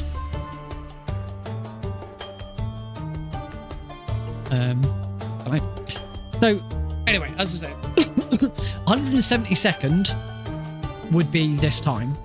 So I guess top 100 is probably the next milestone, and top 100 is place 100 is 51 minutes and 14 seconds. So ideally, basically, we're looking at a sub 51. Sub 51 is what I'd want for the leaderboard. Sub 50 would be 82nd. So yeah, I think we're looking at a 50-minute run. Shaving 9 minutes is where I think I'm at the moment. And then, of course, the next thing to do is to actually have a look at the world record and see what I'm missing.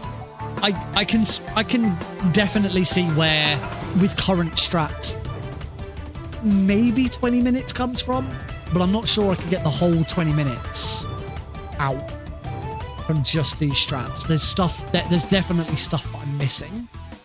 I mean, this major glitches thing, the 13th best run with an LRT of 42.54 says it doesn't use any major glitches. So I'm assuming that means that run, I'm assuming major glitches is hyper jumping.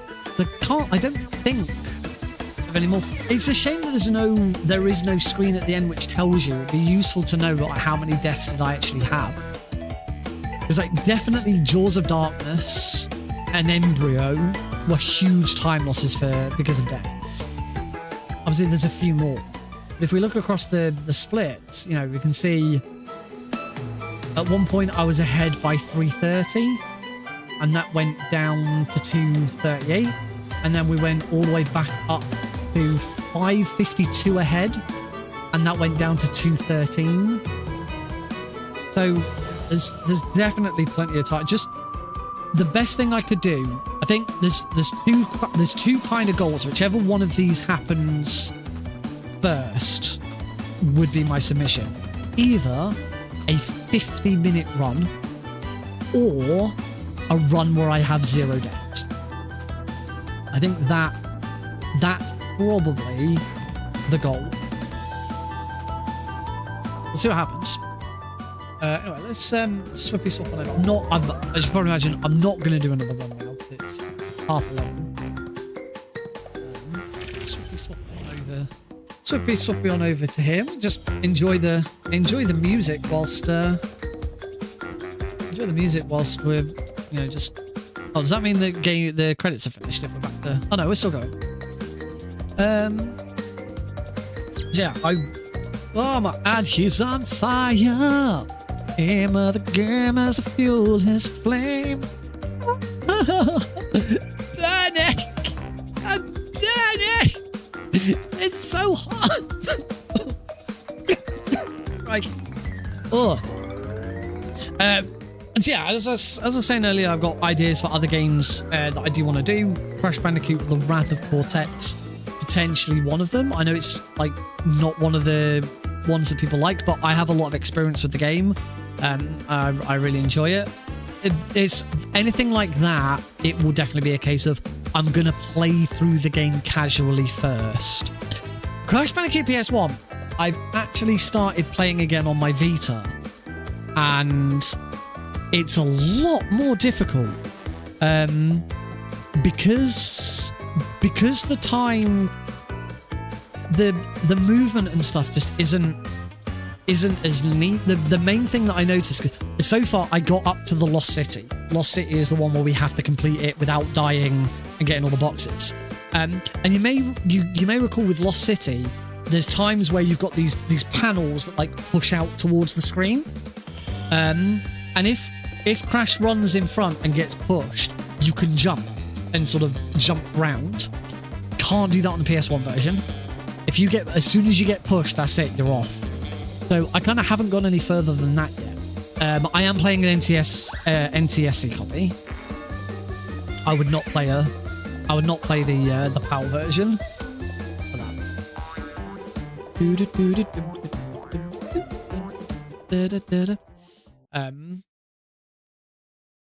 So yeah, that helps. So yeah, I might. It might be better playing it on stream with, rather than on a tiny Vita screen. It might play better on here, but it would be, it would make sense. I know the route, I know the run. It's just a different control scheme, kind of, and physics to have to learn. So that is an obvious one to do. And I think I probably will give it a go at some point. As I said, Wrath of Cortex, Xperia, Crash Bandicoot Run. If only I still had my Xperia, I sold it. I really shouldn't have done. I didn't get much money for it, but it was scratched as well. It's horrible. Wrath of Cortex, again, I would do a playthrough on stream first, and then at the end of it go yes or no. I know there's a lot of skips you can do in Wrath of Cortex. You definitely don't. You definitely, there's I can't remember exactly what there is, but there's a bunch of skips. We talked about Resident Evil 2. I completed Resident Evil 2 over 2 streams, Halloween last year and one other. I think it was like just before Christmas we did the other one. I've been tempted to look at speedrunning that, although I've only completed Leon's A story. There's still Jill's, is it Jill or Claire in 2? I can't remember. There's still Jill's story if it's Jill. And then Leon B and Jill B, or Claire B. I think it's Claire actually. Resi 3 OG is fun. I've heard Resi 3 is a lot shorter. I don't think I've got Resi 3. Resi 2 is on Game Pass, which is where I got it from. Is Resident Evil 3? I certainly don't want to be buying any new games, particularly. Oh, Resident Evil 3 is on Game Pass as well, so I could definitely do that. So I mean, Resident Evil 3, remake. Obviously, if I wanted to play Resident Evil 3 OG, I'd just emulate it. Might be interesting to do one of the PS2 ones because I never played the PS2 games. It might be interesting. Where was I going? Where was I going with this? So yeah, Resident Evil 2 I've considered because I really enjoyed it, and I think it'd just be cool to have a Resident Evil speedrun under my belt. There's a lot of Resident Evil speedruns out there that people really enjoy. Shut up in there, will ya? Oh, Blues is here.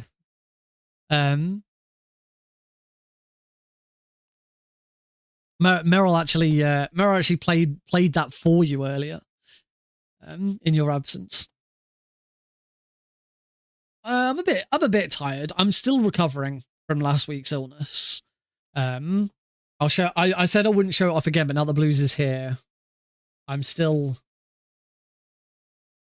trying to block the light. I'm still very. Why don't I just turn my light around? I'm still very patchy and blotty. As you can see, that hand's a bit worse in places. But I'm not ill anymore. I haven't got the illness. It's now just my skin healing. From it. Yeah, not pleasant. Still healing my hands. A little bit of my mouth is still healing. Occasionally I have a little bit of pain in my mouth. Yeah, these sores, hand and throat, mouth and throat. Yeah, not nice. And I'm still healing a little bit downstairs because it also affects you downstairs a little bit. And I'm not talking about my feet. My feet didn't actually get too bad. I had a couple of spots. My feet hurt, but I didn't actually have any spots on them. Yeah, I'm getting over it. I hate when I open the Xbox app; it automatically opens Battle.net. I don't play anything on Battle.net. There's Avowed on. I didn't know Avowed was on Game Pass. I've heard mixed things about Avowed. Anyway, besides the point. The latest game I've been playing on Game Pass is Indiana Jones. I finally started playing that. I don't think I'd want to speed run it so far from what I've played, but it's an interesting game so far. Yeah, Resi 2, because the speedrun for Resi 2 Remake's not very long. Like, it took me 2 streams to complete Resident Evil 2. But that's because I was spending so much time looking around, working out where everything was. And I figured straight away that if you knew exactly where to go, it'd probably be a lot easier. I don't know, I can never remember why, but the PC runs the boards are split between frame rate. There's a 120 FPS and a 60 FPS run. They're not that different. 120 is slightly faster. The world record for this is Leon standard 120 FPS is 51 minutes. Knife Trick. I'm assuming Knife Trick is only available in 120 FPS. Right, gotcha. About Leon's second. See, Leon's second is even faster. 48 minutes. Claire's second is 45. Claire's first is 47. So the fastest one is actually Claire's second at 45 minutes. But I understand that's harder. Hey, Thomas. So yeah, I think at the very least, at some point, we will go back to Resident Evil 2 Remake and at least have a go at Claire's story. Yeah, I'm assuming the second stories are just like things are in different places. I don't know. I don't know enough about the game. But it's certainly something to look into. As I say, I think it'd be cool to have a Resident Evil under my belt. I'm not sure about playing the OG PlayStation ones. You could go for a Oh, I'm not sure. Oh, it's Resident Evil 2, not Resident Evil 4. Casual speedrun's absolutely fine. Third time's the charm, please. Third time's the charm.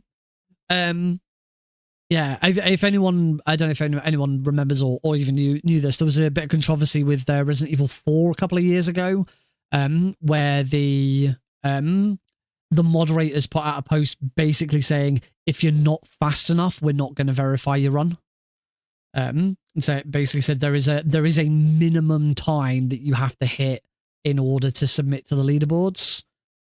It was to try. It was kind of intended to stop people from just submitting casual runs of the game, but the way the timing that they get, the timing that they gave just like screamed elitism. It's just like, just like, we can't. It'd be like someone from the Crash Bandicoot.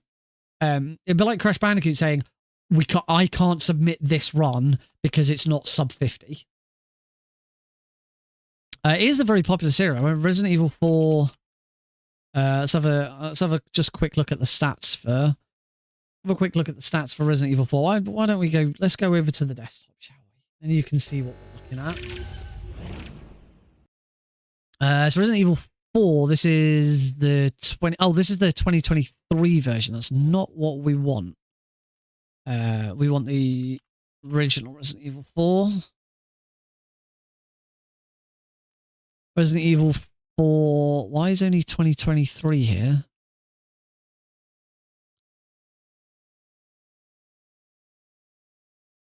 Resident Evil 4 2007. Is that what we want? I think that's what we want. No, because that's only on PC. That's not it. What's back? It's a shortcut for back. I like to do this in full screen because it looks better. Where's Resident Evil 4? This is 48 main games. If I click main games. Resident Evil 4 console. There we go. It's right there. I think it was this because I think it was before Resident Evil 4 Remake came out. Yeah. 2,126 followers, 3,675 runs, and 980 players.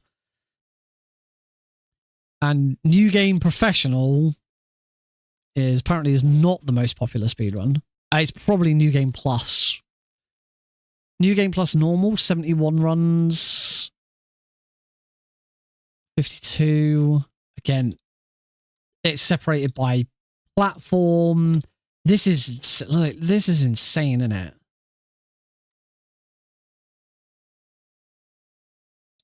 Like there is a separate board if you're playing on a GameCube, but the game's on a USB device. Like, flipping heck. How many different categories? This is insane.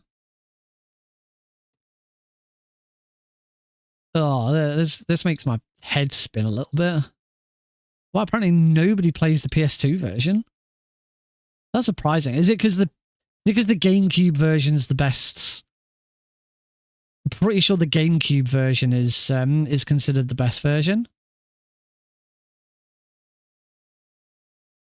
No, yeah, that's what I thought. I thought it was built for GameCube.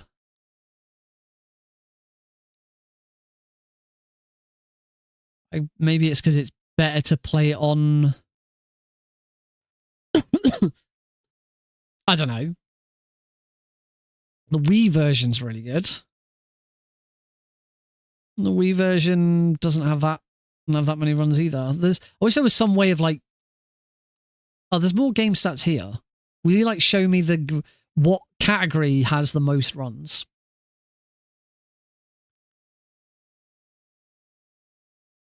I don't know, but yeah, 3,675 runs.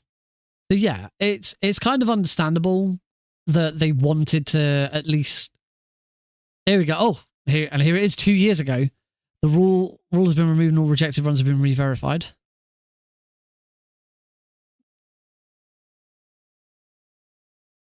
Yeah, this was it. In fact, I think they even got.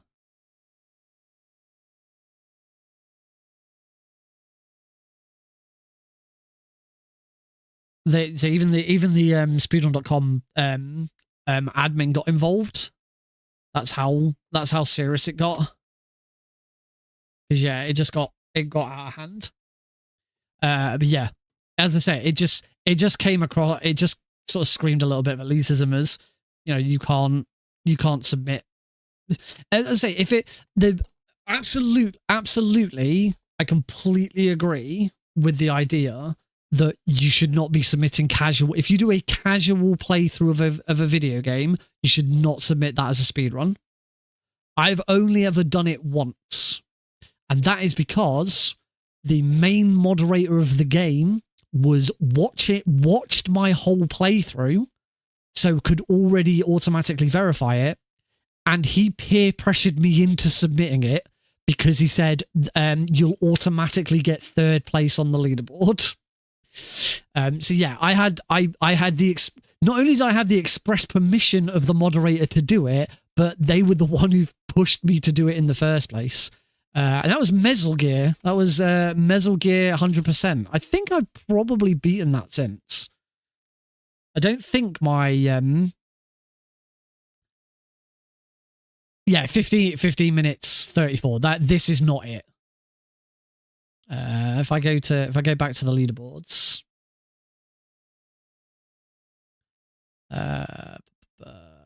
filters, obsolete runs, exclusive. There we go. 33 minute 48 seconds. That is just a casual. It even says in this wasn't even a speed run. I was just completely 100% for the first time. But as it's recorded and it's a guaranteed podium, I was convinced to submit because Sergeant Silent convinced me to do it. So yeah, if you've just done a casual playthrough of a game, you should not submit it as a speedrun. But on the flip side, there should be absolutely no rules about you must hit a minimum amount of time. It should be, you know, there should be a concerted effort to make it a speedrun. It should be obvious that you are attempting a speedrun and not just playing it casually. I mean, for most cases, you should be like, you should have live split showing anyway and stuff like that. So, yeah, it kind of makes sense. I think it's very easy to differentiate between a speed run and a casual run. Yeah, I didn't even have live split on. Monkeys disappeared. Where did the monkeys go? Oh, there they are. Yeah, this is just me. As I say, this is just I didn't know where anything was. I was just playing through and trying to. That's the bogus one. Trying to beat it. As I say, this was 33 minutes and 48 seconds, and my actual time on the board is 15 minutes and 34 seconds. So 15 minutes faster when I actually tried to do a speedrun. It's a very funny speedrun Metal Gear. A lot of fun, but very, very frustrating speedrun, particularly the very reset heavy run. Shut up in there, will ya? All right, enough about Metal Gear then. Anyway, we talked about Resident Evil, talked about Wrath of Cortex. There is one other game that I am considering looking at next. I've actually already mentioned it this evening. It's here in my Steam list because I downloaded it today because I didn't realize I didn't have it installed. Yes, I've already mentioned this game. The game that I've mentioned isn't actually the game that I would speedrun. But say I've re-downloaded it. It's not a Metal Gear. We're not talking Metal Gear here. Meryl, you've been around all stream. What other game have I talked about today? See, I'll let you have like one guess. I'm not gonna draw it out. This isn't gonna be like trying to guess my middle names again. I'm not gonna draw it out. I'm just gonna let you have one guess. If you can get it right. If you can recall one other game I've talked about today. drawing about. Oh, there we go. Spyro Reignited Trilogy. I did indeed say, I mentioned that I have whilst I was ill, I played Spyro 2 on my Vita, so the PlayStation 1 version of Spyro 2. It's my favorite Spyro game. It's one of my favorite platformers of all time. I did try to learn to speedrun it once, but there is a trick very, very early on that I just could not do. I actually don't know if that trick is in the Reignited trilogy, but I imagine the Reignited trilogy would be much nicer to play. I think I had to look at speedrun.com to check. Fucking jump scared by a fucking monkey. look at that. Let's have a look at Spyro 2. Spyro 2 Ripto's Rage. Yeah, here we go. So the any percent speedrun for Spyro 2 is 7 minutes and 29 seconds. It's insane. Absolutely insane freaking time.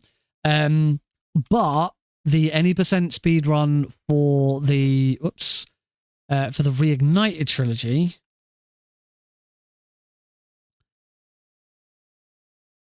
Spyro 2 specifically, any percent is 14 minutes. So I don't think the same trick exists.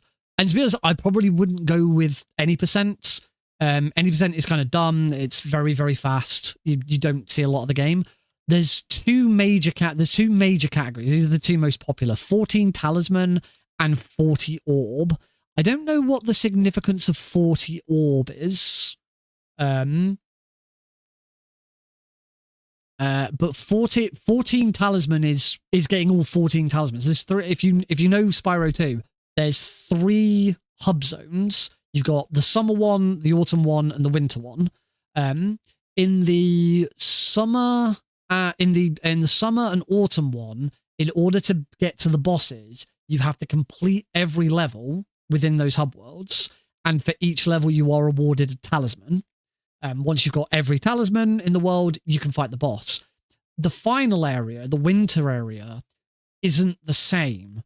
I think the only thing that gates off the final boss is if there's a door that sort of separates the outer area and the inner area, and that door is blocked by a rock, and you need to purchase the head bash ability from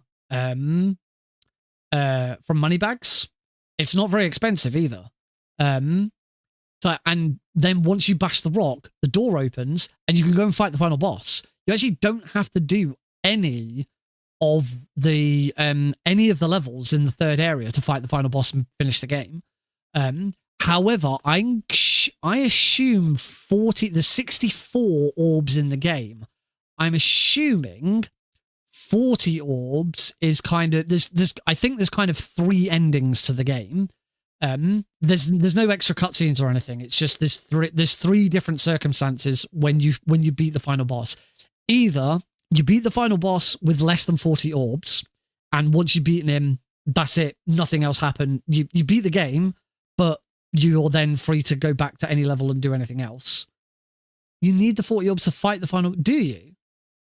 I thought the 40 orbs might be that it's only once you get 40 orbs that you can visit the Dragon Park, Dragon Shores, I think it's Dragon Shores. Something. There's a final bonus level where you just go play party games, and if you do 100%, you unlock the Flame Breath ability. I thought that was what you might need 40 orbs for. And I'll say 100% is 100%. 100% NLS is no level storage. There's some sort of glitch or trick that you can do with level storage. Let me have a quick look at the world record for. Oh, somebody's gonna lose this if they're not careful. Oh my god, this quality is atrocious. That's better. Who is this person? I've seen someone using that soul. See what happens when they reach.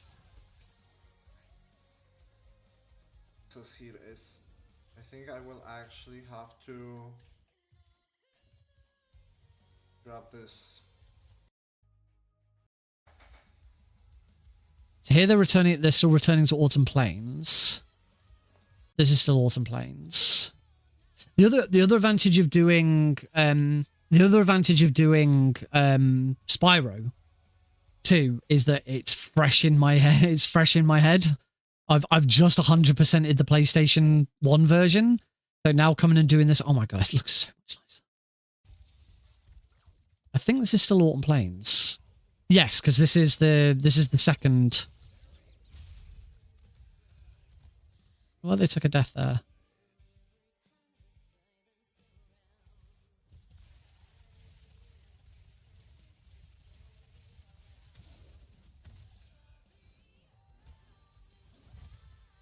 The frick.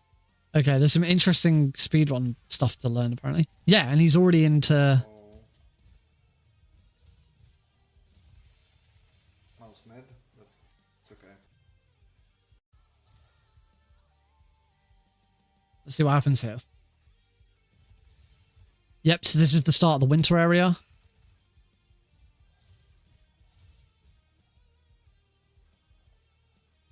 Oh, you can fly. Yeah, there's some funky... There's some funky tricks going on here. Mouse mid, but it's okay. So that's... But that's just any percent, I think. Was that just any percent? Oh no, that's 14 talisman.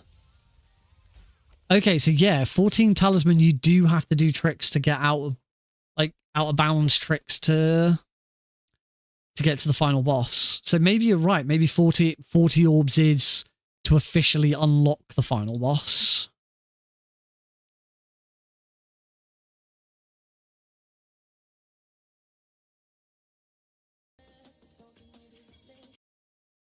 Hey, Urn. Yeah, because now they're in... Now they're in autumn... Now they're in winter tundra and... The mystical. Okay. Yeah, I probably...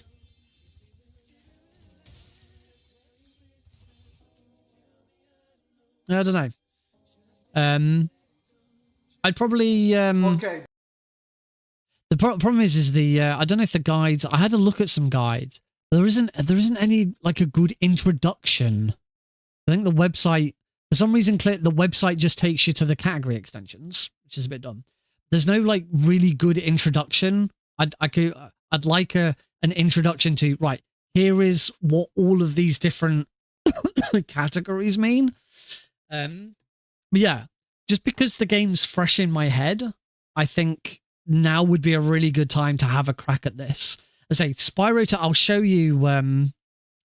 Actually, I do want to have a look. Can we go back to... Go back to not the category extensions. Oh, it's a different tab. What I do want to quickly do is just have a look at the any percent. Oh, that's Spyro. Right, any percent. Let's have a look. There's only 2 runs, so clearly no one's really interested in any percent. I know what the trick is. That's not Glimmer. No, they're not in Glimmer. Idle Springs, Colossus. This suggests to me that they don't do the trick. Still save insane. Warp to Scorch. That's what you would. If it's anything like Crash Bandicoot, that wouldn't surprise me. It doesn't look like the trick that I couldn't do in the PlayStation 1 version is present in this version. It's a completely different game engine, so I would be very surprised. Let me let me show you Spyro 2. So I did start to learn this at one point, but got stuck with one trick. Oh, that trick! Here we go. That. I could not do that. So somehow you, like, bounce off this frog. jump up here, and that allows you to go out of bounds and get through here. And that's it.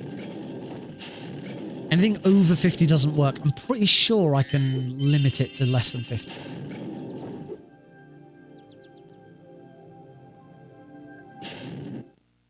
Yeah. That's what I couldn't do. I couldn't do it. I tried over and over and over again to bounce off that frog like that, and I just could never do it.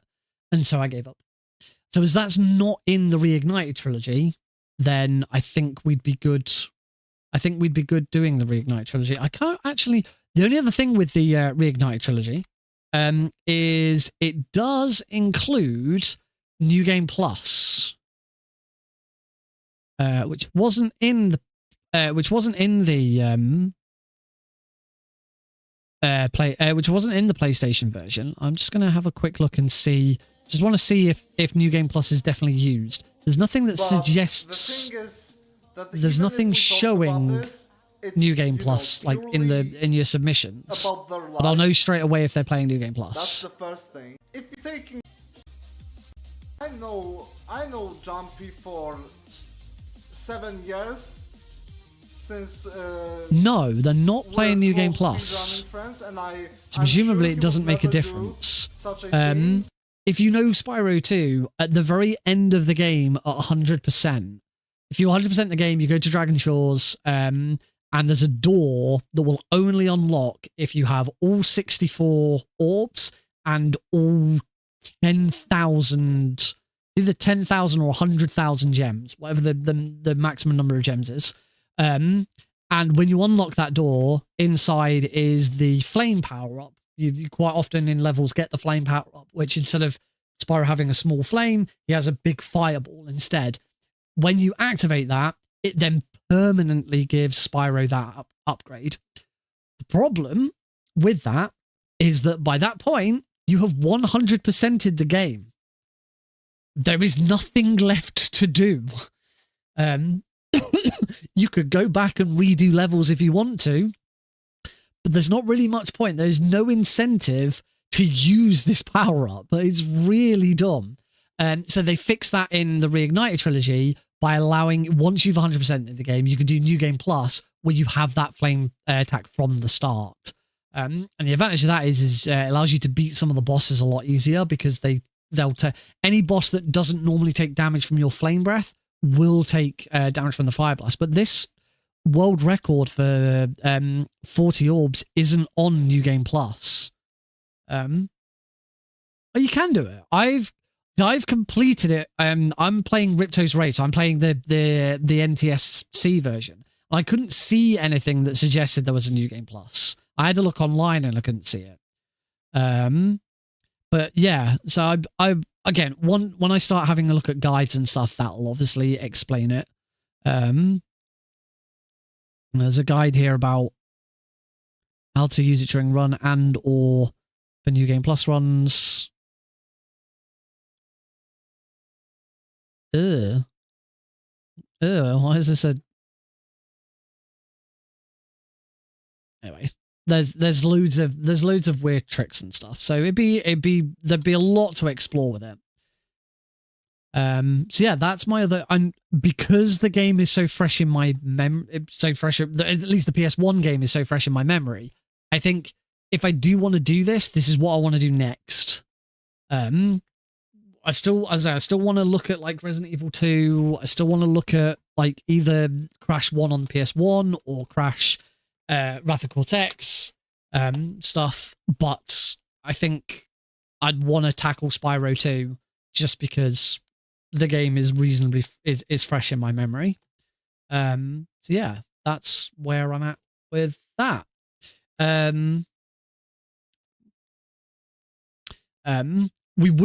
I wouldn't do a full run of the game. I wouldn't like try and finish the game on the stream first, because you know I've just finished it.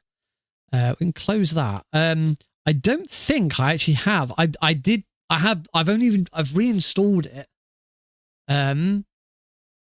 Rest of it, yes. Unfortunately, I don't think I'm going back to Donkey Kong Country.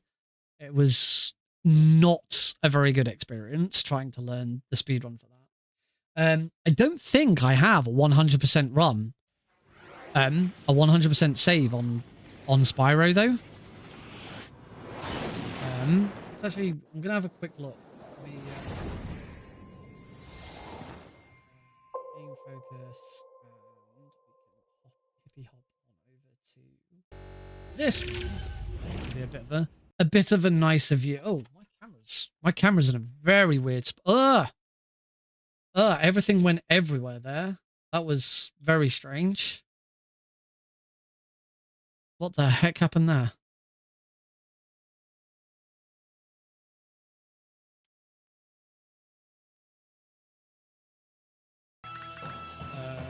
My controller's not working.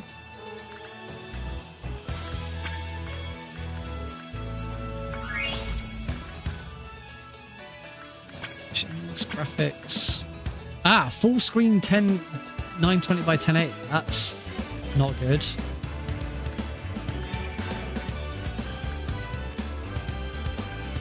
Oh, that doesn't like that.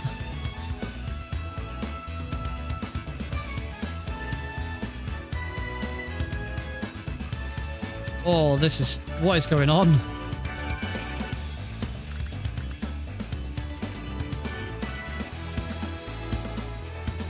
Right. That's unlimited. VSync off. Motion blur off. Big net off.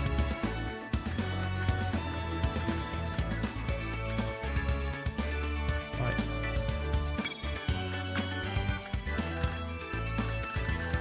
I still can't see half the game. There we go. That's okay. Now I can. Only thing is, my controller's not working, so I'm guessing I need to do something with the with the controller set. Let me just quickly quit this. Back to Steam. Unknown controller support. View controller settings. Enable Steam input. Official layout for Spyro Reignite Trilogy. That'll do.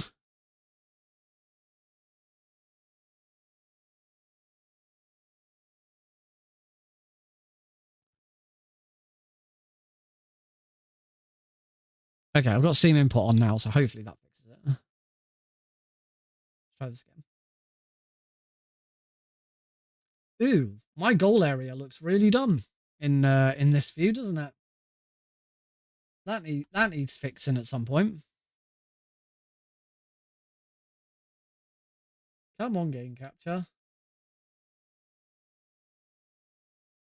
Apparently the game doesn't want to be captured now, though.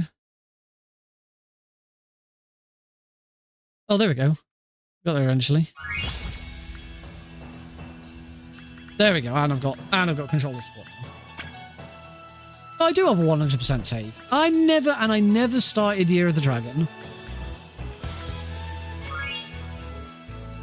Meow.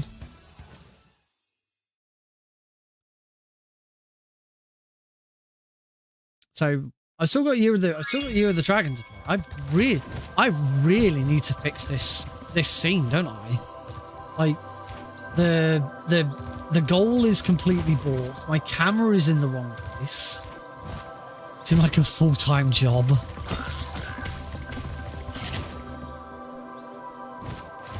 Yeah, speedways are great levels. But yeah, as you can see, I've got the fireball. Because I've 100%ed the game.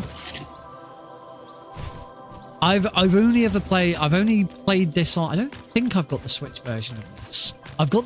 I had the Switch version of Crash Bandicoot, but I think that copy got stolen. I went on holiday at one point, and the airport on the way back stole all of my Switch games. I don't actually know how you start a new game. Options.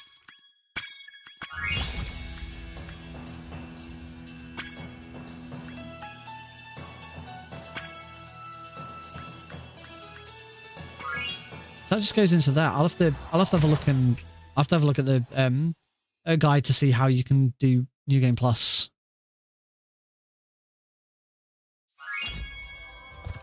Because I know it's recommended. This one got skill points as well. Oh yeah, they added skill points. They added skill points were in Spyro 3 if I remember, but not Spyro which country? Where did I go? Tenerife. I think it was Tenerife. Were they in Spyro 2?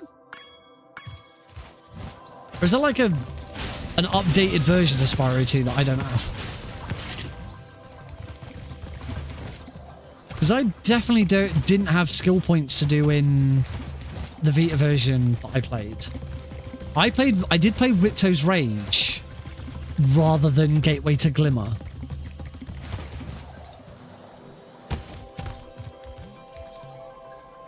So I wonder if that makes a difference. Because I didn't have any options to look at skill points. I don't think. I've loaded up Crash Team Racing. Loaded up Crash Team Racing on my Vita now.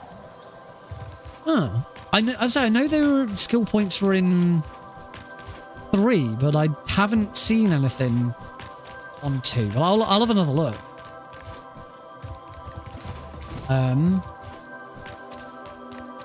Anyway, there's certainly nothing in camera subtitles. Oh, is the map nicer? There's a map here. You get a map in the PS1 version. It's horrible. Oh, that is much nicer. That's a much nicer looking map. Oh, man, after playing the PS1 version on a tiny little screen for ages, this is gorgeous. This is so nice. It looks so pretty. Oh, Spyro. Yeah, let me have a quick look at how does one go about new game plussing? This game. Spyro to new game plus.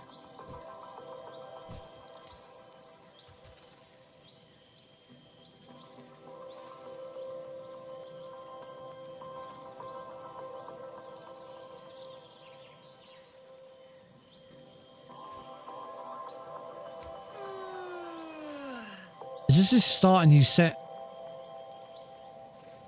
new save file in Spyro 2?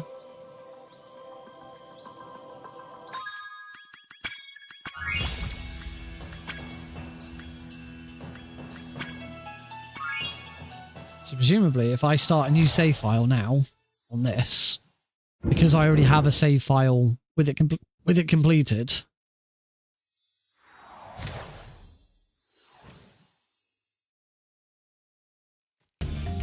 Yep. And I have the flame shot. Hi, Spyro! Oh, you skip the dialogue so quickly. Oh my god, this is beautiful. I've already played through and 100%ed this. I've just forgotten how beautiful it looks. It's so nice. I'm going to casually bloody play through 3 again now. On here, rather than on the Vita. I've forgotten how gorgeous this game is. It is really nice. It is really nice what they did with both Crash and Spyro. It's very, very nice. Do you? Because it's New Game Plus. Okay, you don't have all of the other abilities unlocked. I did see something that said that you can turn it off. Use mouse for flying. Oh, and they added Sparks Point to Treasure, which is nice in this. That wasn't introduced until Spyro 3.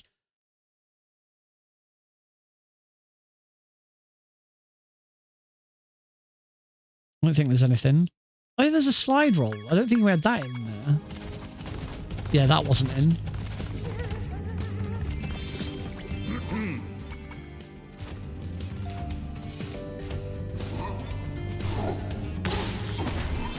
trying to think of what other classic games like this could do with this kind of treatment now. Jak and Daxter, Ratchet and Clank. Those would be good. Oh, did folks here? Oh. Did folks hear that it seems like we're getting finally getting the remake of Tony Hawk's Pro Skater 3, 4, and 5? Or no, 3 and 4. Yeah, we got 1 and 2, and now we're getting 3 and 4. That was recently announced. Well, no, there's a countdown to the 4th of March, but it seems like Pro Skater 3 and 4 have been confirmed, like rated in Singapore or something. You don't hear about this? Yeah. So there was basically a message from I assume it's still Activision, about Tony Hawk, about some new Tony Hawk game announcement, and the announcement is coming on the 4th of March, which of course in American dates format is 3-4. So that already got people assuming that it's going to be the remake of Tony Hawk's 3 and 4, because we already got 1 and 2. So now we're probably getting 3 and 4. And then it recently got discovered that in Singapore there's been a recent game rating confirmation, or however game ratings work, for a Tony Hawk 3 and 4. So, I love the remakes of 1 and 2. They were so good. I should go back and play those again. Like I played enough to like 100% with a single character, but there's so much more that you can do in those games. I don't know what I'm doing. I'm just enjoying Spyro. It's so nice. I mean, Tony Hawk's Pro Skater 3 for the PlayStation 2 is probably my favorite. I know it's one of the highest rated PlayStation 2 games of all time. As a kid, I played loads of 1 on PS1 and 3 on PS2. I never actually played 2 on PS1. I've played it since. Played it, but I never actually played that much 2 as a kid. I played through 4. I played through Thug. Thug 1's really good. Thug 2's pretty good. American Wasteland's not bad, so I did enjoy American Wasteland. That's kind of as far as I went. I never played 4. I heard 4 was terrible. I heard Project 8 wasn't very good, so I never played that. I never played the weird board ones. I hope they get a lot of the licensed characters back, because Pro Skater 3 had Darth 5, not 4.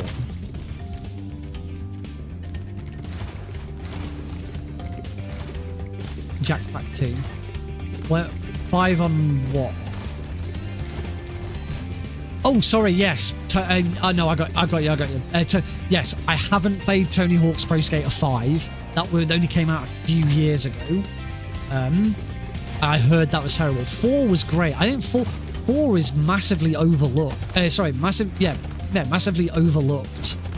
Because 4 was kind of the transition from the sort of goal-based. 4 plays more like Thug 1 and 2, where it's kind of open world, you go and do missions when you want, rather than the whole classic goal mode. But yeah, 4 was really good. But I feel 4 was kind of overlooked. I know 4 had I think 4 had Jango Fett as an unlockable character. 3 had Darth Maul and Wolverine, and I very much hope they return. I can't remember if did Spider-Man return in the 2 remake. I can't remember if Spider-Man was in the 2 remake. Probably not, because Sony. I know Spider-Man was in 2. You could play as Spider-Man in Tony Hawk's Pro Skater 2 on the PS1, but I don't know if you could still play as Spider-Man in the 2 remake. I don't think you could. Which means I imagine it's unlikely we'll get Wolverine. Might get Darth Maul though, because Spider-Man's problematic because Sony pretty much holds the rights to video game, or they've got the license to make video game. I don't know. Woo, let's go for a fly. Yeah. Now we're flying. I'm still just enjoying this. This is really cool.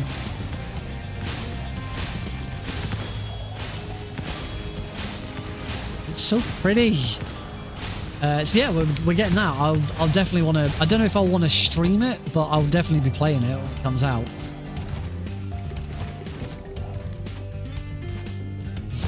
As I say, I love the Tony Hawk series. Again, it's one I've considered trying to speedrun, but I'm not sure how good I'd be at it.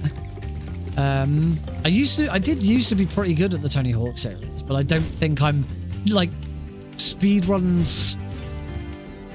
Excuse me.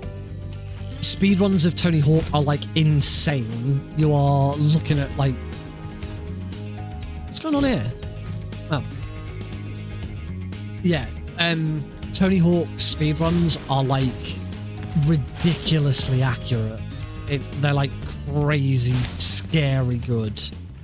I don't think I'd have the gall to try it. I don't know. It'd be one that I'd have to have a I did 100% Tony Hawk's Pro Skater HD. So the Tony Hawk's Pro Skater 1-2 remake wasn't the first time that Tony Hawk's got a remake. As I say, there's a game called Tony Hawk's Pro Skater HD. I don't think you can buy it anymore. I don't think you can buy it on Steam. I'm pretty sure it got pulled from the Steam store. Let's have a look.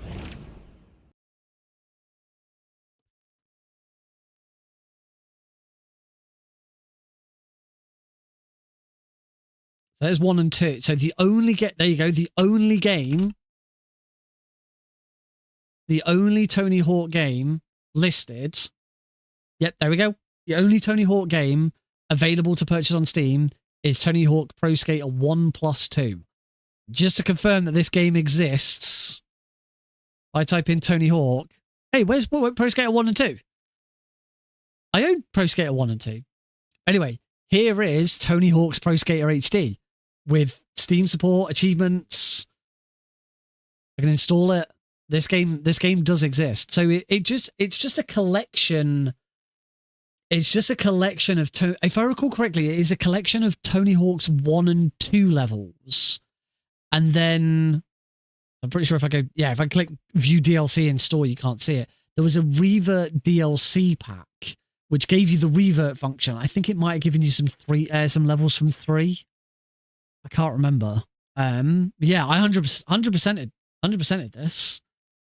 Hangar, School 2, Marseille, Mall, Warehouse, Venice Beach, Officer Dick, Downhill Jam, Venice Beach, Mall. Yeah, so it's just a selection of 1 and 2 levels.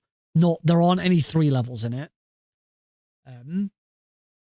Yeah, it's not very good at all. I 100%ed it because I love Tony Hawk's and I just wanted to play it. But it is not a good game. It is really bad. There's a reason why it got pulled from stores. I don't know why Tony Hawk's Pro Skater 1 and 2 isn't in my library. I've played it. I don't own it.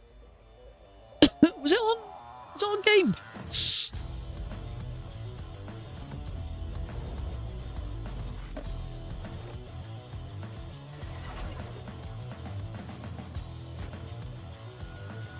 It's not on Game Pass, but I get the feeling it has been at some point. Where the hell have I played? Where the hell have I played it then? I definitely played it, but apparently I don't own it. Plug Pro. Oh, that sounds awesome. Oh, boom. I bet I know where it is.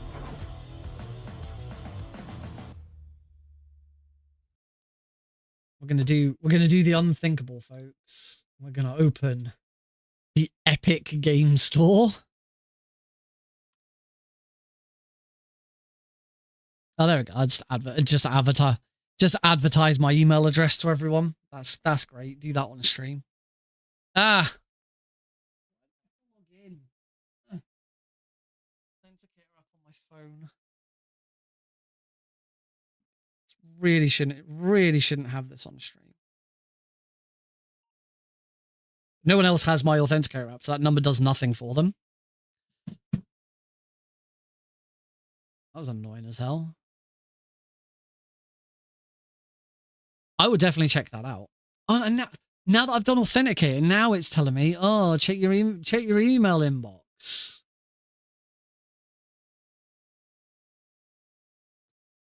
How much more stuff do you want from me? 571829. Yes, that's correct. Jesus Christ. No, it just fucking sign me in so I can look. I mean, it's not like it would be difficult to guess my email address. I mean, my stream email address is available to everyone. Anyone can email me at info@nickrpgreen.com. That is my stream email address, which I do use for stream stuff. Anyone can email that. This is just my personal one, which I don't do anything with. Library. Alphabetical order.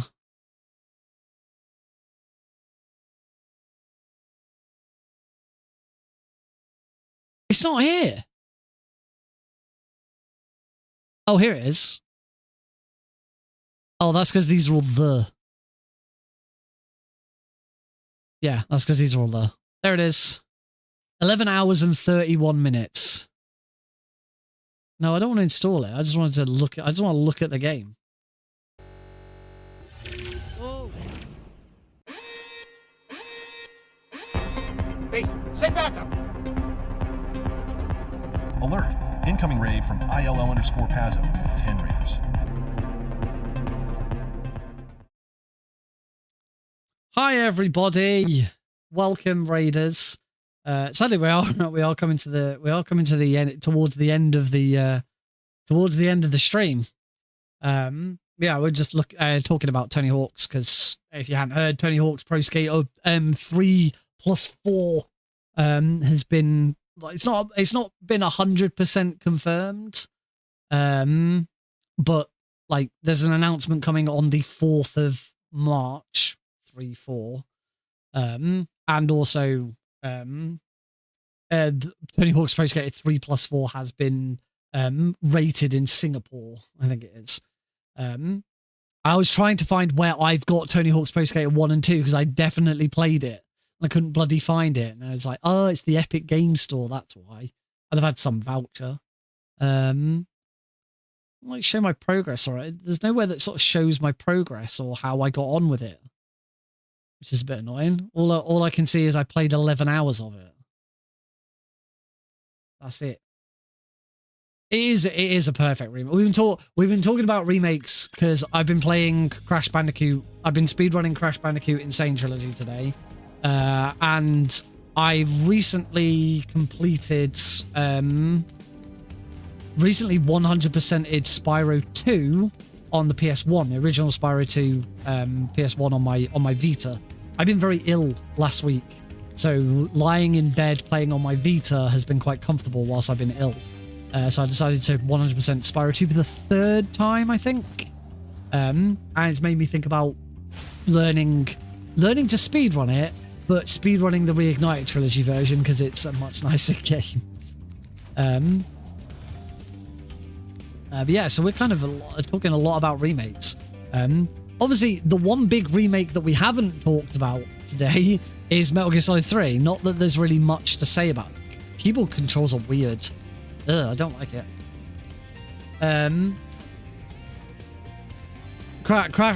Both Crash and Spyro are fantastic. Fantastic. This is horrible. Playing with keyboard and mouse is horrible. I wouldn't recommend it. Anyway,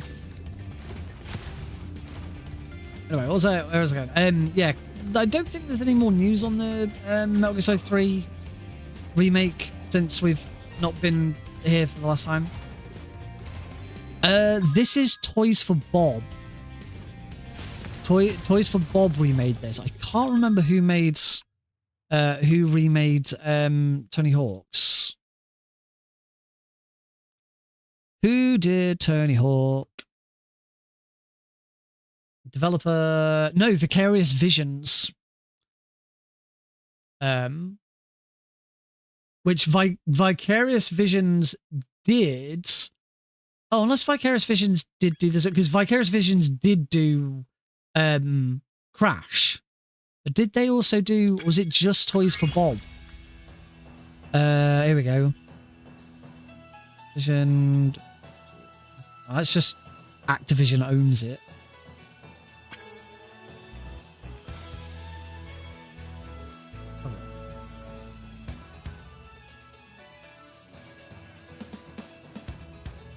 Iron Galaxy Studios. Because I can can't speed the credits up. So yeah, it doesn't. Fuck this. There's a much quicker way of doing this. Spyro Reignite Trilogy. Toys for Bob, Iron Galaxy Studios, the developer. Yeah, so Vicarious Visions didn't do Spyro, but Vicarious Visions did do Crash and Tony Hawk's. Oh shit, Castle Crashers. Did anyone ever play Castle Crashers? Just because I typed in Crash and Crash came up. And Castle Crashers came up. Anyone ever play Castle Crashers?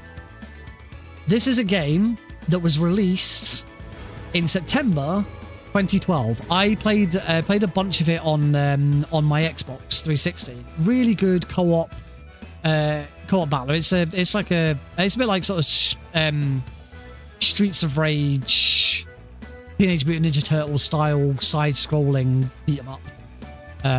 Really fun silly game. Came out in 2012, September 2012. Coming soon, downloadable content in 2025. The Painter Boss Paradise. This game is 13 years old, and the Behemoth is releasing DLC for it this year. What the fuck? Why is Castle Crashers getting DLC? 13 years later. Very, very strange. Yes. Anyway, that's not what we were looking for. We were looking for Crash Bandicoot, Insane Trilogy, Vicarious Visions, Iron Galaxy. Okay, so Toys for Bob replaced Vicarious Visions for Spyro. But Iron Galaxy and Vicarious Visions both worked for them. I'm assuming we got Castle Crashers DLC before we got GTA 6. Jesus. Oh my god. That's amazing. Yeah, presumably Crash, presumably Tony Hawk's 3 and 4 is going to be Vicarious Visions, and Vicarious Visions again. They know what they're doing with it. But to be honest, it should be a no-brainer. All they've got to do is do exactly what they did with 1 and 2 with 3 and 4, and it will be perfect. It's that simple. As I say, it helps that one of those games is Tony Hawk's 3, which I do believe is not only the best Tony Hawk's game, but it's also one of the best video games of all time. I know on Metacritic, Metacritic, PS2. Best games on PS2. There you go. Boom. Number 1, Tony Hawk's Pro Skater 3 is the highest rated highest rated PS2 game on Metacritic. Beats GTA 3, Resi 4, MGS2. In fact, Tony Hawk's 4 is 9. See, you're remaking 3 and 4, which according to Metacritic are 2 of the top 10 PlayStation 2 games of all time.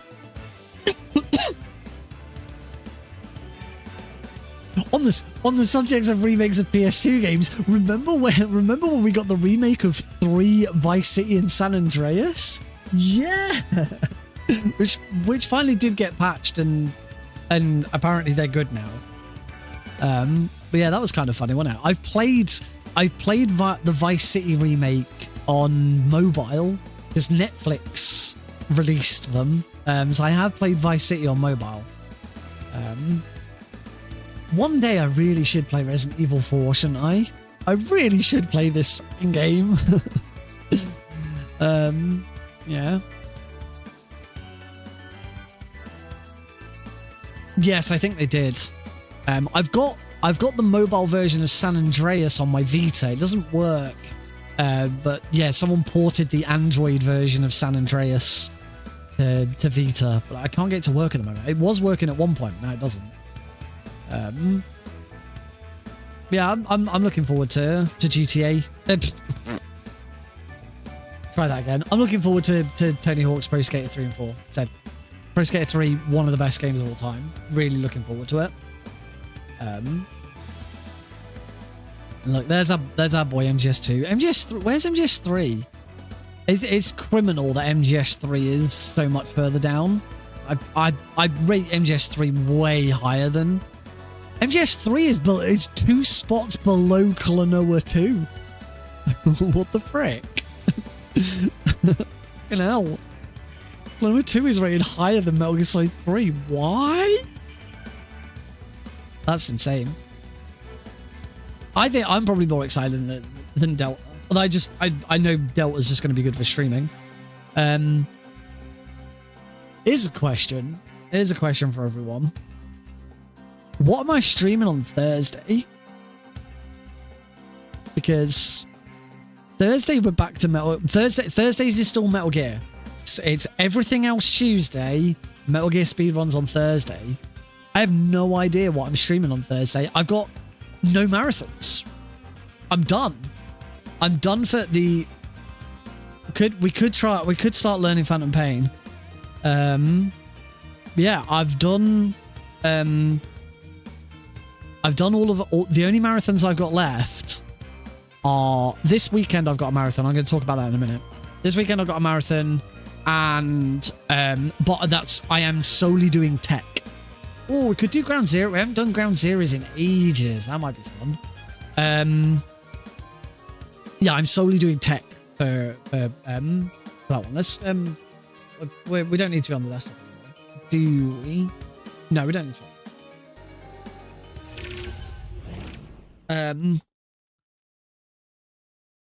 Hang on. Now that we've done this, I've still got Spyro in my head. You guys don't. Now I do. Yeah. I've not got any other marathons lined up. I have submitted to one marathon, which is Speedrumizer, which submissions for that end this week. Speedrumizer, if Pazzo's still here, I think Pazzo's done Castle Crushers. If Pazzo's still here, I'm pretty sure Pazzo's done Speedrumizer and submitted MGS1, if I recall correctly. I don't know why that is in my memory. How I out of everything remember that Pazzo did Speedrumizer one year.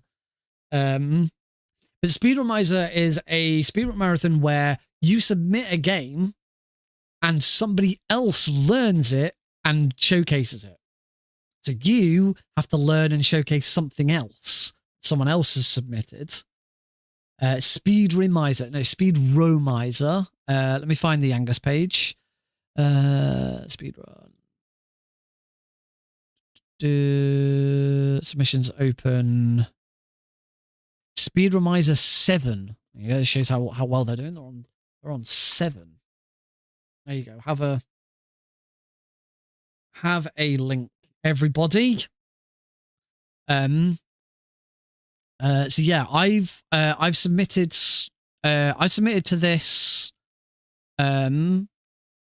because this year, as I said, this year one of my objectives is to learn more speedruns outside of the Metal Gear series, and this seemed like a really good opportunity to it forces me to learn. Oh shit! I've just logged into to Angus with my new my new speedrun tools Discord. It's like, oh, we need to learn all these new things about you. So I've submitted to Speedrumizer. I have submitted MGS3 and Twin Snakes. Because Twin Snakes, I have a tutorial for it, and MGS3, I've played so much of it recently. It seemed like the best option. So yeah, I wonder if there's been any other Metal Gear. Probably not. No, I'm the only Metal Gear speedrunner. How many submissions are there?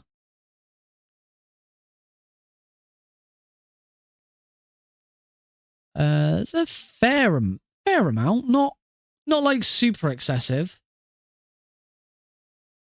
But plenty. Oh, what the oh my god, I hope they don't pick some of these. I hope they don't pick. Someone submitted Super Meat Boy 106%. You're giving a beginner. You want to give a complete beginner Super Meat Boy 106%? Are you insane? It's also a 2-hour run, and I'm pretty sure that you've got 3 months to learn it. I'm pretty sure it's supposed to be somewhere between an hour and 2 hours. I never saw you play again. That is all. Actually, that's on my list to do again this year. Twin Snakes and try and get Big Boss rank. Could jump into Twin Snakes again. It's been a while. Yeah, there's. Yeah, we're going back to the desktop again. So there's been quite a few interesting submissions. Klonoa 2 Dream Champ tournament. That'd be a good opportunity to learn another Klonoa game. Knights, Evoland, I've heard of that. Nox, I've heard of that. Carmageddon. There's quite a lot of Nintendo 64 games. I would prefer not to learn a Nintendo 64 game. Forza. Bioshock 2 would be interesting. There's my Metal Gears. Pirates, Legend of the Black Buccaneer. Trepang, The Thing, Last Half of Darkness. Donkey Kong Country 2. Oh god. Yeah, I mean Spyro the Dragon on PlayStation. That would be pretty good. Earthworm Jim 3D. Some of these are really interesting. There's a lot of really weird out there games. Super Mario 63, a Flash game. As I say, this is just insane. Why this person thinks that 106% run of Super Meat Boy is suitable for a begin? It's supposed they do say it shouldn't be like ridiculously difficult. It should be something that a beginner could pick up, and just to jump straight in with Super Meat Boy is a freaking tough game. Never mind 106%. I don't quite understand the thought process. This is why I submitted MGS3 and Twin Snakes very easy difficulty, because they're nice and easy.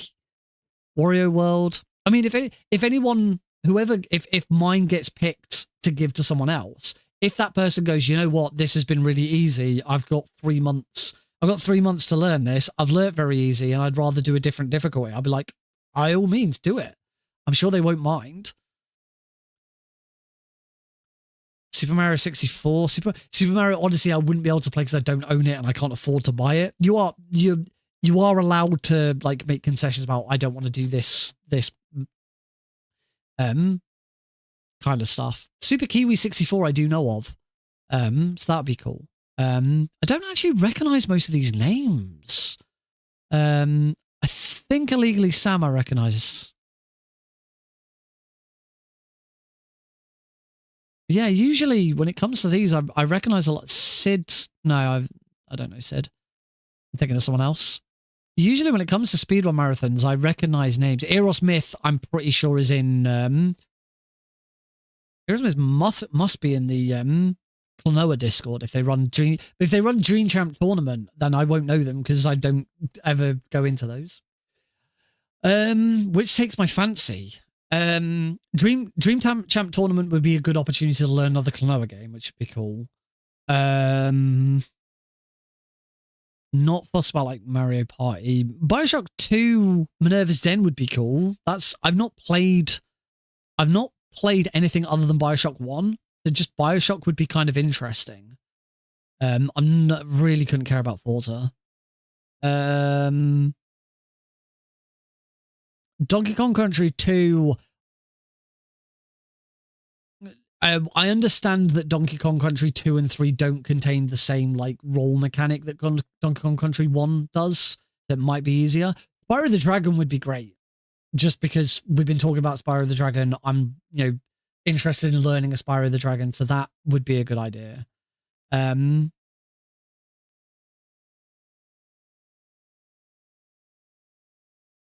Blindfold. This person submitted a blindfolded game. They want you to learn a blindfolded run. Jesus. Maybe me going in there with... I should have gone in Metal Gear Solid 3 European Extreme.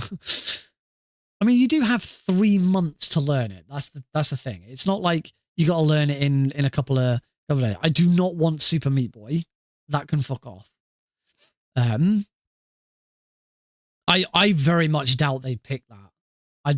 I don't think the verifiers would pick that. Wario World might be interesting. I've tried Super Mario games, but I've not tried a Wario game. So maybe that. Super Kiwi is a fun little run. I wouldn't mind Super Kiwi actually. We showcased that for Pixel Perfect once. Yeah. Anyway, we should probably like think about finish it. I've been chatting with you like for over an hour now. I got a posture check 20 minutes ago. I completely missed that we had a posture check 20 minutes ago. Ryazaki, thank you for the posture check. I'm gonna mark that as complete now. Thank you. Completely missed that. Only because I went and had a look at it here. Oh yeah, this is my dashboard. I forgot I'm still on the desktop on my dashboard. Anyway, we got one more thing to quickly talk about before we finish. I'll talk a bit more about it on Thursday anyway. But this weekend is a speedrun marathon called Speed 4 TLC. The marathon team is called Speed 4. And the TLC is the charity, which is Transgender Law Center, which is a charity all about helping transgender people in America understand where they stand legally. I'm not opening an OnlyFans feet page. You don't want to see my feet at the moment. If my hand's ready to go by, you don't want to see my feet right now. Yeah, it's a charity all about giving information to transgender people about where they sit legally, how the law affects them and what they can and can't do instead, that kind of stuff. It's a transgender charity. It's a great, and obviously in these current times, a transgender charity is very, very important in America because a lot of transgender people are going to need a lot of help over the next 4 years. I am not doing a run. I am the head tech for this marathon. It is the marathon debut of Stook, or Speedrun Tools UK, which is my new. I say it's not a company. It's not a business. My new initiative thing. Like, I'm not a team because it's just me. Anyway, Speedrun Tours UK, or STUK, STUK, is the package that I've been building for marathons. It includes NoTG, OBS for streaming and for the runners, which that has had some issues today and over the last couple of days, but I managed to fix them. Complete guides for all of them, schedule, a completely automated schedule and form, the forms for games committee. I think that's everything. If you want to know more about it, and why wouldn't you? It's really cool. I have a website, nickrpgreen.com/stuk. There you go. If you do want to check it out. The front page of Stuk gives you all the details of everything. Oh, the NoTG package, the NoTG package comes with a complete set of layouts as well, which are all customizable. You can do loads of stuff with them. Right now on the page, it shows off what was built for Fast for the Kids 2. Which is on like permanent hiatus at the moment. We don't know what's happening with Fast for the Kids. Fast for the Kids 2 got cancelled. Then we were going to do Fast for the Kids 1.5, where it was just like a bonus one, and it was just going to be staff who submit. But that now seems like it's fallen through. Fast for the Kids just doesn't have enough people dedicated to it and pushing for it. It's in a weird spot. But yeah, the whole package is explained there. It still needs a little bit of update. It's not quite finished. And I'm constantly working on it. Because I've now actually put it into action for a marathon. I've been continuing to tweak it and do stuff, and I already have ideas of how I want to tweak it further. Like the schedule needs a big tweak in how runners and commentators are assigned and stuff like that. But it's all about trying to make things as easy as possible and as simple as possible. In so much that if you really, really needed to, a single person could run a marathon with this. I would not recommend that, but a single person could run a marathon with this and be okay. As I say, I wouldn't recommend it. But I've been part of so many marathons and done tech and run where there are so many people behind the scenes. If you haven't heard, I've just joined Preventathon's staff team. I'm now a tech volunteer, tech staff for Preventathon. I applied recently, had the interview the other week, and the following day I got the message to say that I've been accepted and I've now joined staff. I am the team's only European based staff member. There is someone from Norway, but they live in the US. So yes, I'm the only one whose time zone is completely out of whack with everyone else. I did tech work for Preventathon 4, the last one that they did, and I was really impressed with what they've got, but it taught me a lot about where I wanted my own stuff to go, and I actually used a huge tool that they were using in my own work. But also I recognize loads of ways that their stuff could be done better, done cleaner, more automated. And the thing with that marathon is they have so many volunteers working. I do have a LinkedIn, but it's more about my own like my actual job. I post a couple of stream related stuff on LinkedIn. But as I say, it's my LinkedIn is more about my own personal job, because I use it for business purposes. I also actually I can post on behalf of my company on LinkedIn as well. So yeah, I kind of have to be careful with those. Maybe I suppose I could create a separate LinkedIn for it. But we'll see. I want to see where this goes first. So yeah, all of the layouts that are shown on the Stuk page on the website are all for FFTK2.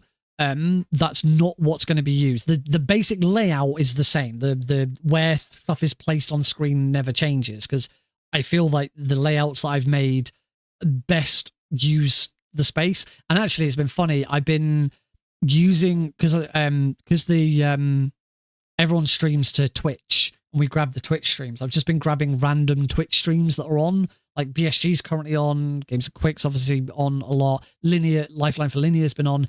So when I've been just doing testing and stuff with the stream OBS, so that I've got something to watch and see, I've just been pulling up these random marathon streams, and a lot of the time they fit perfectly, almost perfectly within my layout, because everyone kind of does the same thing. Everyone understands that the best way of doing a marathon layout is you have the webcam should be in the top left corner, the gameplay should fill most of the screen.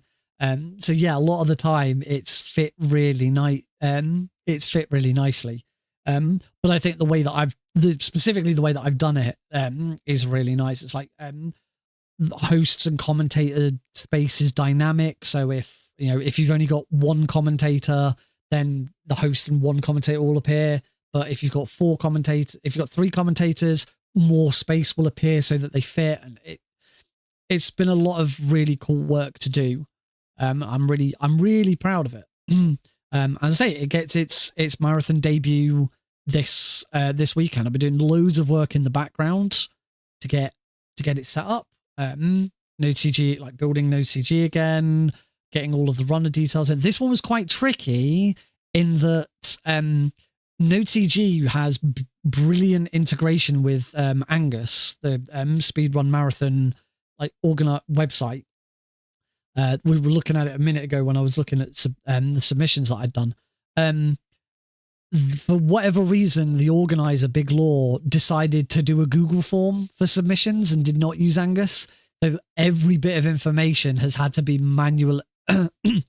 Most information has had to be manually inputted into NodeCG. It's a bit of a pain. He did upload the schedule to Hararo, which is a scheduler, which also has integration with NodeCG, but not the same information. It's only little bits. So yeah, it's been hard work, but it's been a lot of fun. And now that I've done it once and I know how things work and what I want from the future, I think it's going to be really good. So I do hope you get the opportunity this weekend. I'll talk probably more about this on Thursday, because obviously the marathon starts this Friday. So we'll talk about it a bit more on Thursday, and I might show some stuff off on Thursday, like show off some of the layouts and some of the things that I've been working on. But I do hope people can check it out. And particularly if you do want to check it out and you do watch it, obviously they're raising money for this charity. But more than anything, I'd love people to sort of check out the tech and the stream and be like, so this is what Nick's been doing. This is, everything that you see on screen is happening because I built it. Obviously the organization of runners and stuff. I'm involved in the organization of runners because I need all of their details to put on stream and stuff like that. But obviously I've not been on the games committee. I'm not hosting. I won't actually appear. I won't appear on stream. I'm not running. I'm not hosting. I'm not commentating. And I'm not actually scheduled on tech at all. We have a full volunteer list. So there's every single run has a host, a tech setup volunteer, and a restreamer. I am not scheduled to be any of them. I will simply be in the background as much as I possibly can to help out, to advise, and to fix things that go wrong. The runs do sort of run into like 3 a.m. my time, because it's US time. So I'll be going to bed, but with my phone on ready just in case they need to call me and wake me up. I'm planning on still sleeping in here this weekend, just so that if we get to 2 a.m. and my phone goes off, I'm not disturbing Heidi, and she can stay and sleep in bed whilst I'm in here fixing all of this. Yeah, it's been a lot of fun. I'm really looking forward to it, and I say I'll show, because by Thursday it'll only be the day before. I think I can sort of show a little bit more about what it actually looks like behind the scenes and what some of the stuff does. If people are interested in that kind of stuff, because I am. I love this stuff. This is what I learned all of this from doing MGSR and Pixel Perfect. I'm really pleased that I've kind of I wanted to build something for people to use. The thing with all of these, most of the tools that I'm using, I've customized them, but it's rare that I've built any of it myself from scratch. The only thing I've really built from scratch is the schedule and the layouts. The layouts,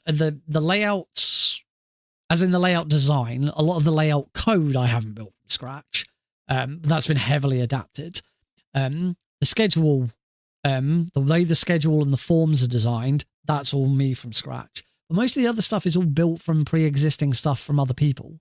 You know, speedrun. There's a Node.cg package called Speed Control, which everyone uses because that's how speedrun marathons operate usually. Tools from Indie-thon by Nick Knack Nick. We are approaching 5 hours, yes. Tools from the Lightning Strikes, who built bespoke tools for Pixel Perfect. Now that Pixel Perfect's kind of died, I've held on to them and I'm continuing to use them. I did originally ask Lighty if I could use them for FFTK, and she gave me permission, but it also has an MIT license, which means it can be used, and I'm going to intend to keep on using it because Lighty wanted people to use it, and I don't know what Lighty's doing with it. I feel a little bad, but at the same time, this is stuff that people could really do with, and it does have an MIT license attached to it, which means anyone is allowed to use it. It's not open source, but it's practically open source. And again, I've updated it and adapted it. I've transformed it a little bit to meet my needs and stuff.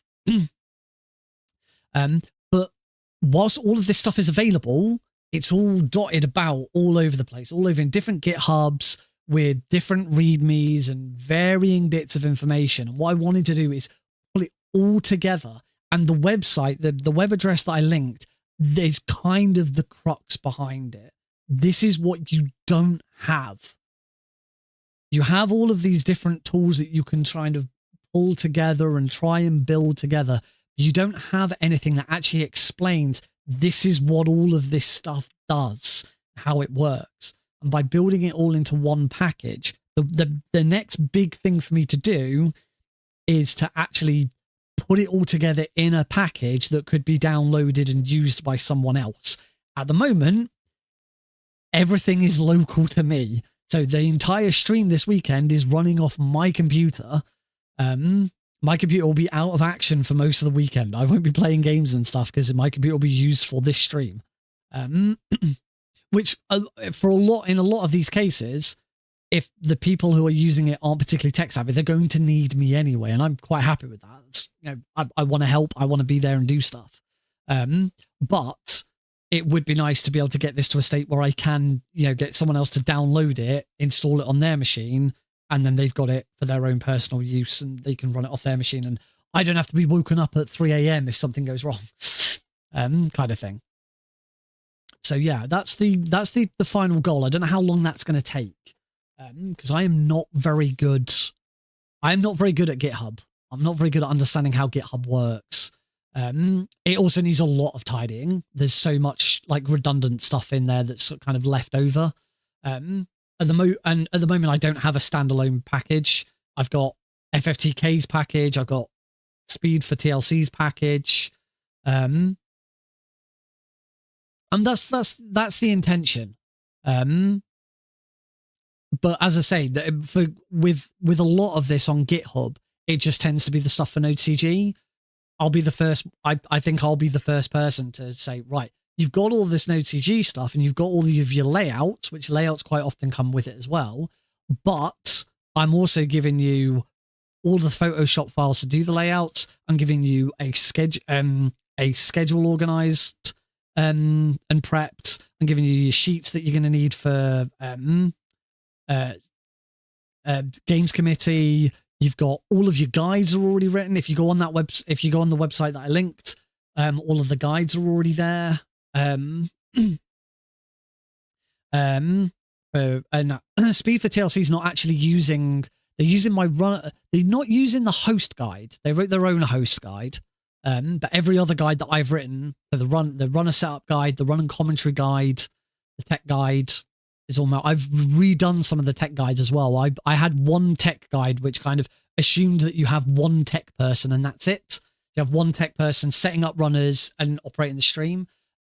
Speed for TLC has managed to get enough volunteers so that every single run has a setup person, so someone who sets up the next runner, and then a tech person. And the thing that, because so much of my stuff is being automated, and because of especially if you've got a dedicated tech and a dedicated setup, the one role that it completely reduces the need for is the director. There's a lot of marathons that use this director role, and basically the director is the person overseeing everything and telling everyone what to do, which is okay if there's a lot of moving hands and you need that person, then I completely get it.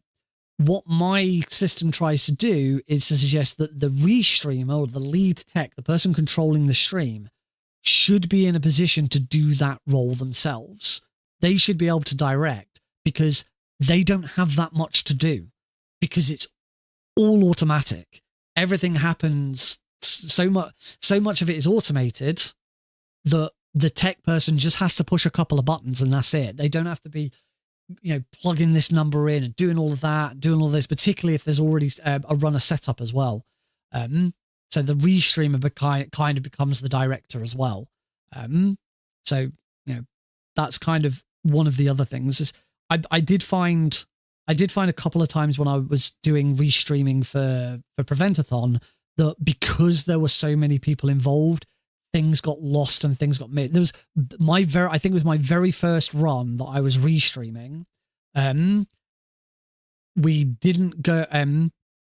The host announced that that the run was starting, and before I had everything set up, and the timer didn't get started because they started and I was still trying to get scenes swapped and ready and stuff. Because basically there were so many people involved and I hadn't spoken up loud enough that everyone forgot to ask me, the restreamer, if we were ready to go. They just kind of assumed we were ready to go and went. And I was like, hang on, I'm not ready. I've not plugged this out. I've not pushed this and done all of that.